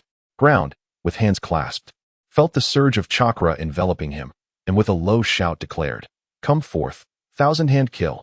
Countless golden fist shadows materialized out of thin air, densely raining down to meet the spinning scythe. A resounding crash echoed as the scythe was deflected, embedding itself deep into a nearby beam. However, Phaeton, rather than being alarmed, reveled in the chaos. He rolled and seized the weapon dropped by another fallen monk, lunging towards ground with fierce intent. His martial prowess was astonishingly ruthless. Kakuzu finally made his move. The sutures on his arms suddenly burst, and several inky black tendrils erupted from within him, akin to ravenous beasts seeking prey, instantly piercing through several monks attempting to assist ground. "Do not waste time, Phaeton. I do not wish to wait long for that bounty." At the tips of the black tendrils, several eerie masks exhaled wind, thunder, and fire. Three elemental natures, the combined might of minor ninjutsu, sufficient to be lethal. Before the main hall, screams of agony resounded. Though ground was formidable, he found himself struggling against the relentless monstrosities of Kakuzu and Phaeton. Seizing an opportunity, Phaeton slashed a short blade across ground's arm, enduring a heavy punch in return, blood spewing from his mouth, yet his laughter grew ever more delighted. He swiftly retreated into the blood-red circle he had drawn, licking Ground's blood from his hand. The ritual begins. Phaeton's complexion transformed into a macabre blend of black and white. He raised the short blade, aiming it at his own heart. With a sudden jolt, Ground's body convulsed, and he spat out blood, incredulously gazing at Phaeton. A similar wound appeared on his own chest. This is the curse of the Dark God. Feel this unparalleled pain alongside me, Ground. Phaeton cackled, repeatedly tormenting his own flesh with the blade, and with each strike, Ground felt the same excruciating injury. Kakuzu coldly observed the unfolding scene, commencing a count of the monk's headbands scattered across the battlefield. These worthless beings could at least yield some pocket change. Ultimately, Ground succumbed to the blood-soaked earth. Filled with relentless resentment and fury, Phaeton completed his ritual, exhaling in satisfaction. The Temple of Fire lay in ruin. 1,000 miles away, in a hidden corner of Kanahagakure, Knight had fallen into unconsciousness, yet the intelligence network he had established did not cease its operations. Those eyes and ears lurking in the shadows of various nations continued to faithfully fulfill their duties. The tragic events at the Temple of Fire, along with the descriptions and approximate directions of the two fiends, were swiftly compiled and transmitted along covert threads towards a predetermined destination. The wind rustled through the treetops of Konoha. The newly sprouted leaves trembled gently in the sunlight. Yet, unbeknownst to all, a new storm had begun to take shape in the distance, with the pivotal clues that would set it into motion quietly descending upon a chessboard awaiting the hand of its player. Although the master of the chessboard remained in slumber, certain pieces destined to capture his attention had already positioned themselves in advance. Chapter 53, Asuma's Squad Strikes. The Sacrifice of the Land and Earth. Konoha Hospital, Special Care Ward. Sunlight streamed through the window panes, delineating the boundaries of light and shadow, as dust particles floated languidly within the beams. Urizen lay silently, devoid of color, his lips cracked and peeling. Were it not for the almost imperceptible rise and fall of his chest, he would resemble nothing more than a cold corpse. Creak, the door was gently pushed open, and a ninja clad in an umbu mask stealthily entered, kneeling a few paces from the bedside. In his hand, he held a small, encrypted scroll, meticulously crafted through special techniques. This scroll had traveled from 1,000 miles away, from the direction of the Temple of Fire, even as Urizen lay in slumber. The intelligence network he had painstakingly established continued to operate with precision and efficiency, its tendrils hidden in the shadows. The scroll unfurled silently, its contents conveyed through a unique mental link preset by Urizen, penetrating the depths of his consciousness. In that barren darkness, it felt as though a searing iron had been thrust within. The crimson light of the Temple of Fire, the furious gaze of the land and earth, Haiden's frenzied, sinister grin, and Kakuzu's cold-blooded slaughter played out before him in vivid clarity. Each scene carved painfully into his fading awareness, akin to the sharpest of blades. Asuma. This name thundered through the dimming ocean of his consciousness like a clap of thunder.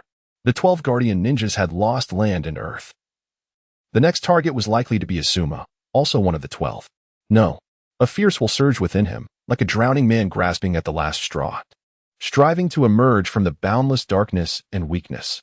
The rise and fall of his chest suddenly quickened. The medical ninja stationed outside sensed the anomaly and hastily entered the room. Lord Urizen? Urizen remained with his eyes tightly shut. Yet the Umbu ninja appeared to receive a silent command, respectfully presenting the intelligence scroll to the medical ninja. Lord Hokage, urgent report. The medical ninja dared not delay, immediately taking the scroll and rushing towards the Hokage's office. Tsunade glanced at the scroll's contents, her brow furrowing into a deep frown. The Temple of Fire had been attacked. Land and earth had perished in battle, and the culprits were members of the Akatsuki organization identified as the Immortal Duo. Damn it!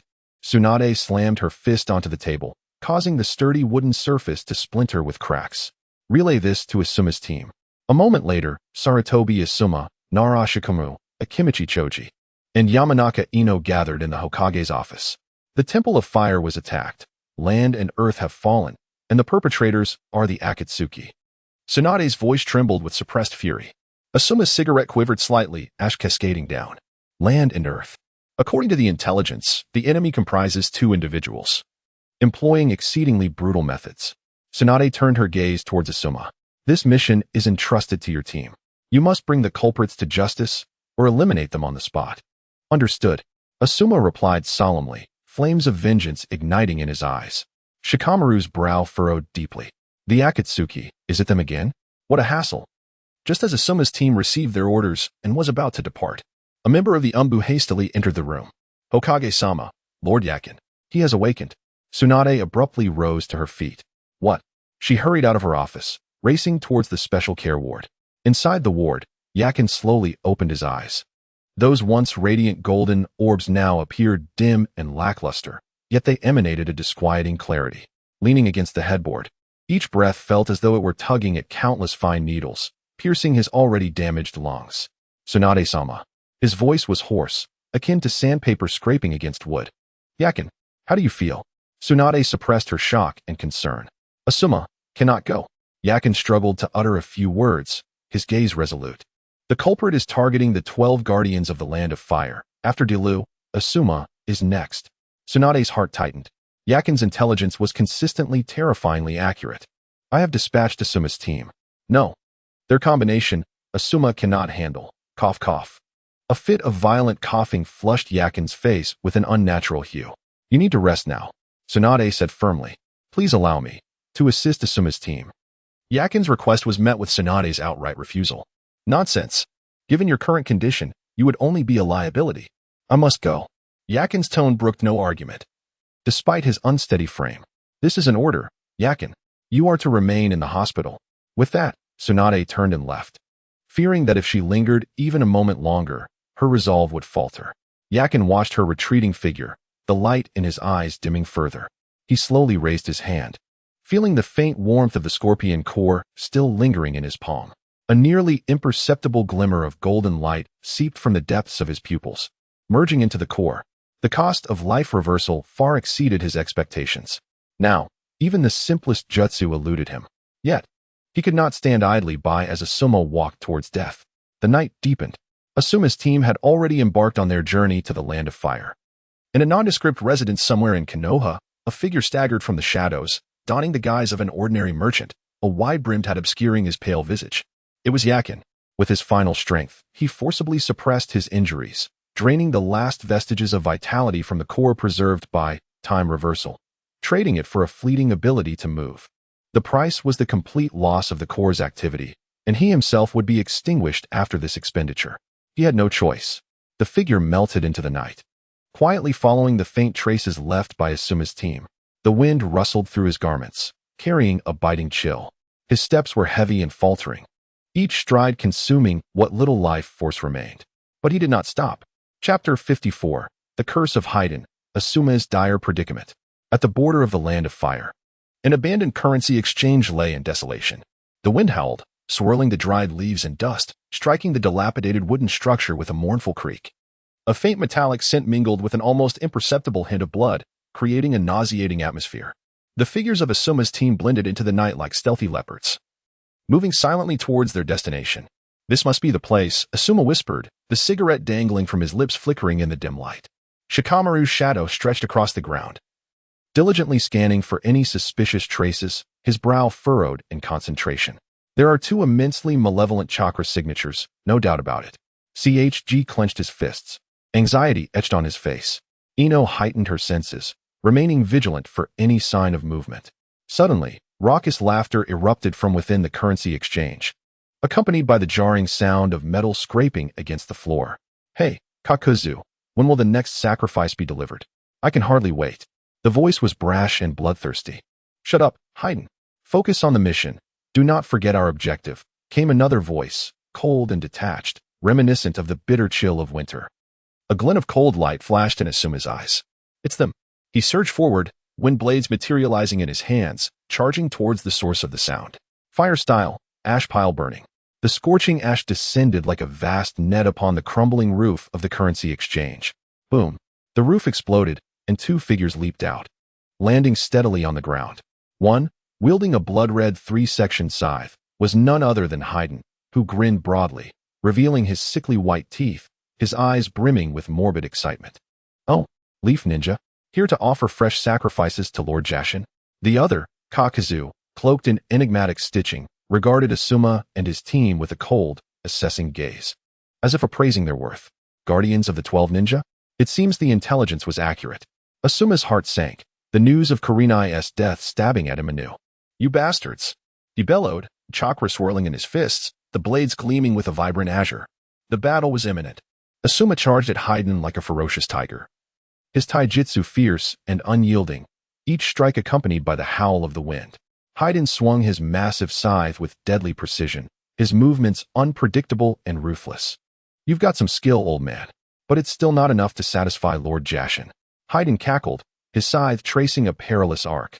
Shikamaru's shadow-binding technique slithered like a nimble serpent, attempting to restrain Haiden's movements. Yet time and again, Haiden evaded with his uncanny agility. What a troublesome guy. Shikamaru gritted his teeth. CHG, the human tank, stood ready to support, while Ino prepared her mind-body switch technique. Jiao Du stood to the side, seemingly disinclined to intervene immediately, yet the eyes behind the masks glimmered with an unsettling light. A muffled thud echoed. Asuma seized a moment of vulnerability, his chakra blade slicing through Haiden's shoulder, causing a spatter of crimson droplets. Success! A surge of elation coursed through Asuma's heart. Yet, rather than anger, Haiden erupted into laughter, his voice brimming with a peculiar satisfaction. This is it. This is precisely what I need. He swiftly retreated, dipping his fingers into the blood trickling from his shoulder. Then licking the traces of Asuma's blood from his scythe, hastily inscribing a bizarre crimson circle and triangular pattern upon the ground. Asuma, perplexed, felt an intensifying sense of foreboding. What is he up to? Haiden stood at the center of the blood-soaked array, a fervent expression etched upon his face. The ritual is about to commence. Feel the blessings of the dark god. He raised a black spear high, aiming it at his own chest. Simultaneously, Asuma, who was some distance away, felt a jolt course through his body. An indescribable agony surged from his chest, as if an invisible blade had pierced him. Ugh! He groaned in anguish, collapsing to one knee while clutching his chest. Asuma-sensei!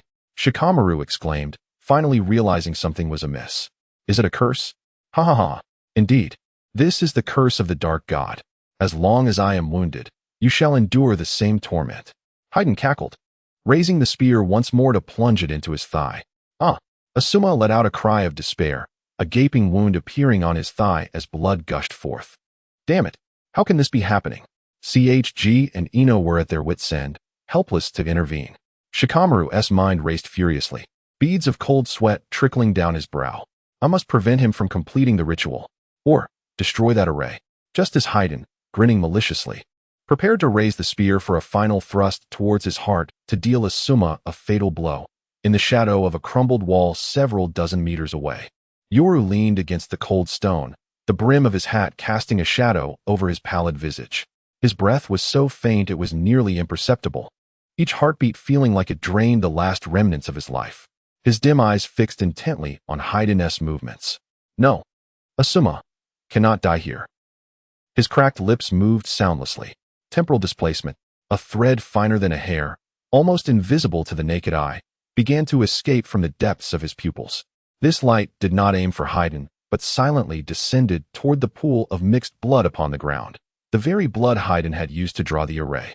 One drop, destined to perfectly merge at a crucial juncture of the array, deviated ever so slightly, by mere fractions of a millimeter. It fell upon the edge of the array's lines, rather than at its center. Almost simultaneously, shadow mimicry technique, successful. Shikamaru roared as his shadow finally ensnared Haiden in a fleeting moment of stillness, firmly binding the hand that wielded the spear. The tug of the shadow caused Haiden's body to sway slightly, his footing faltering as he stepped onto the edge of the intricate seal he had drawn. That area, already tainted by the interference of Ichan, now bore a subtle flaw, rendered even more indistinct by his own foot. Haiden's movements halted, a barely perceptible frown creasing his brow. Cursed shadow. He struggled briefly. Yet the short spear in his hand, due to the momentary stasis and his precarious footing, struck his own chest with a slight deviation in force and angle. Thud. The spear pierced through. In the distance, Asuma let out another heart-wrenching wail, blood gushing from his chest as he collapsed heavily to the ground. He felt as though his heart was gripped tightly by an invisible hand, nearly bursting from the pressure. The pain was excruciating, yet it was not the kind that instantly robbed him of all vitality, heralding complete demise. Haiden glanced at the wound on his chest, then toward the fallen Asuma, whose blood stained his garments, a flicker of confusion crossing his face. Strange. This fellow's vitality is more resilient than I had anticipated. He clearly aimed for a vital point. Kakuzu observed the scene with indifference. It appears, Haiden, that your ritual has encountered a minor error. Impossible. The ritual of the great evil god is flawless. Haiden retorted with some irritation, yet his gaze toward Asuma bore a hint of impatience. Asuma lay in a pool of blood, gasping for breath, his consciousness teetering on the edge of oblivion. The agony persisted, yet he still lived. The shadow of death, however, loomed heavily over him. Shikamaru, Choji, and Ino rushed to Asuma's side, their faces etched with urgency and fear. "Hang on, teacher." In the shadows, Ichan's body slid slowly down the wall, the faint golden light extinguishing completely. His head drooped weakly, the conical hat rolling away to reveal a pallid face, devoid of color, resembling that of the dead. His final reserves of strength had been spent. Chapter 55. Shikamaru's strategy and Haiden's immortality. Asuma's chest throbbed with excruciating pain, each breath akin to searing molten iron being poured into his lungs. His vision blurred, leaving only Shikamaru's face, etched with terror, in focus. "Asuma-sensei." Shikamaru's voice resonated as if from a distant realm, trembling with urgency. Haiden stood amidst the eerie, blood-red ritual circle, a fleeting hint of confusion flickering across his visage, quickly overshadowed by a more fervent zeal. "Your life truly is resilient, old man."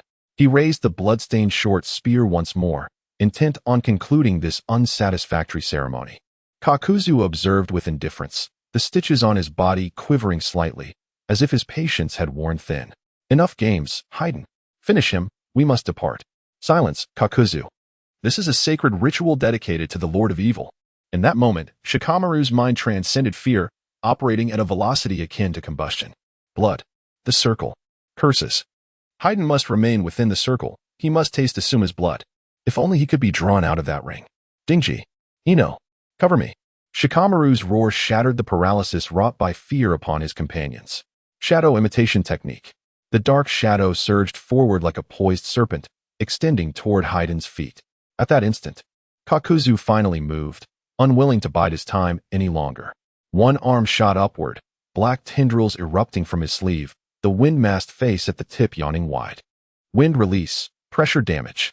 The tempestuous gale transformed into an invisible behemoth, roaring towards Team 10 with the intent to obliterate them, including the grievously wounded Asuma.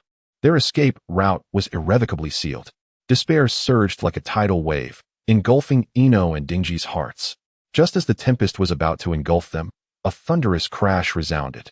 The principal beam of the structure, precariously close to collapse, fractured without warning, crashing down with tremendous force. The heavy wooden and stone structure fortuitously obstructed Kakuzu's attack path.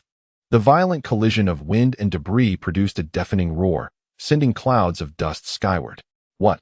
Kakuzu's movements faltered, a flicker of surprise in his eyes. Was it mere coincidence?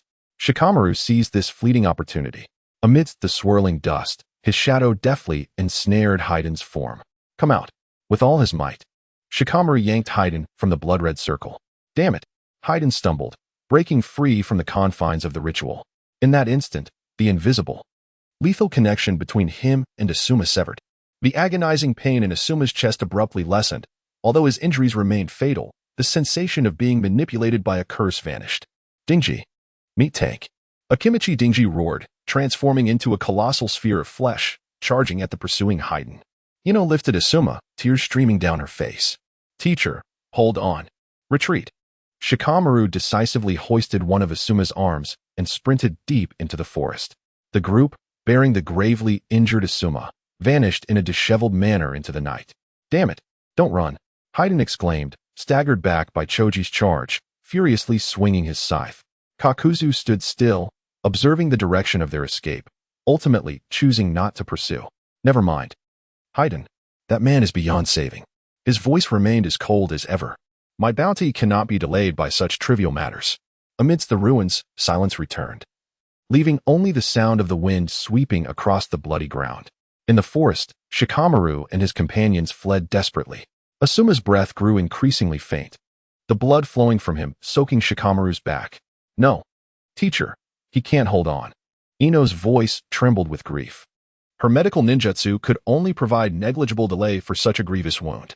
Asuma's life was visibly slipping away, just as his consciousness was about to sink into darkness. A faint yet remarkably pure warmth silently flowed from Shikamaru's supporting hand into his body.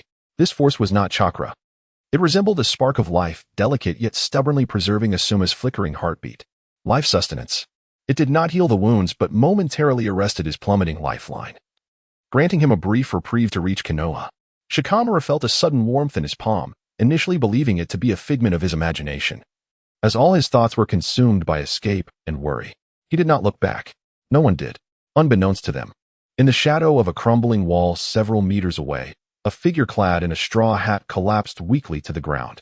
The pallid, paper-like face bore the last remnants of vitality that had now faded completely. His chest no longer rose and fell. A withered leaf was lifted by the wind, drifting gently down to softly cover his cold cheek, remaining utterly still.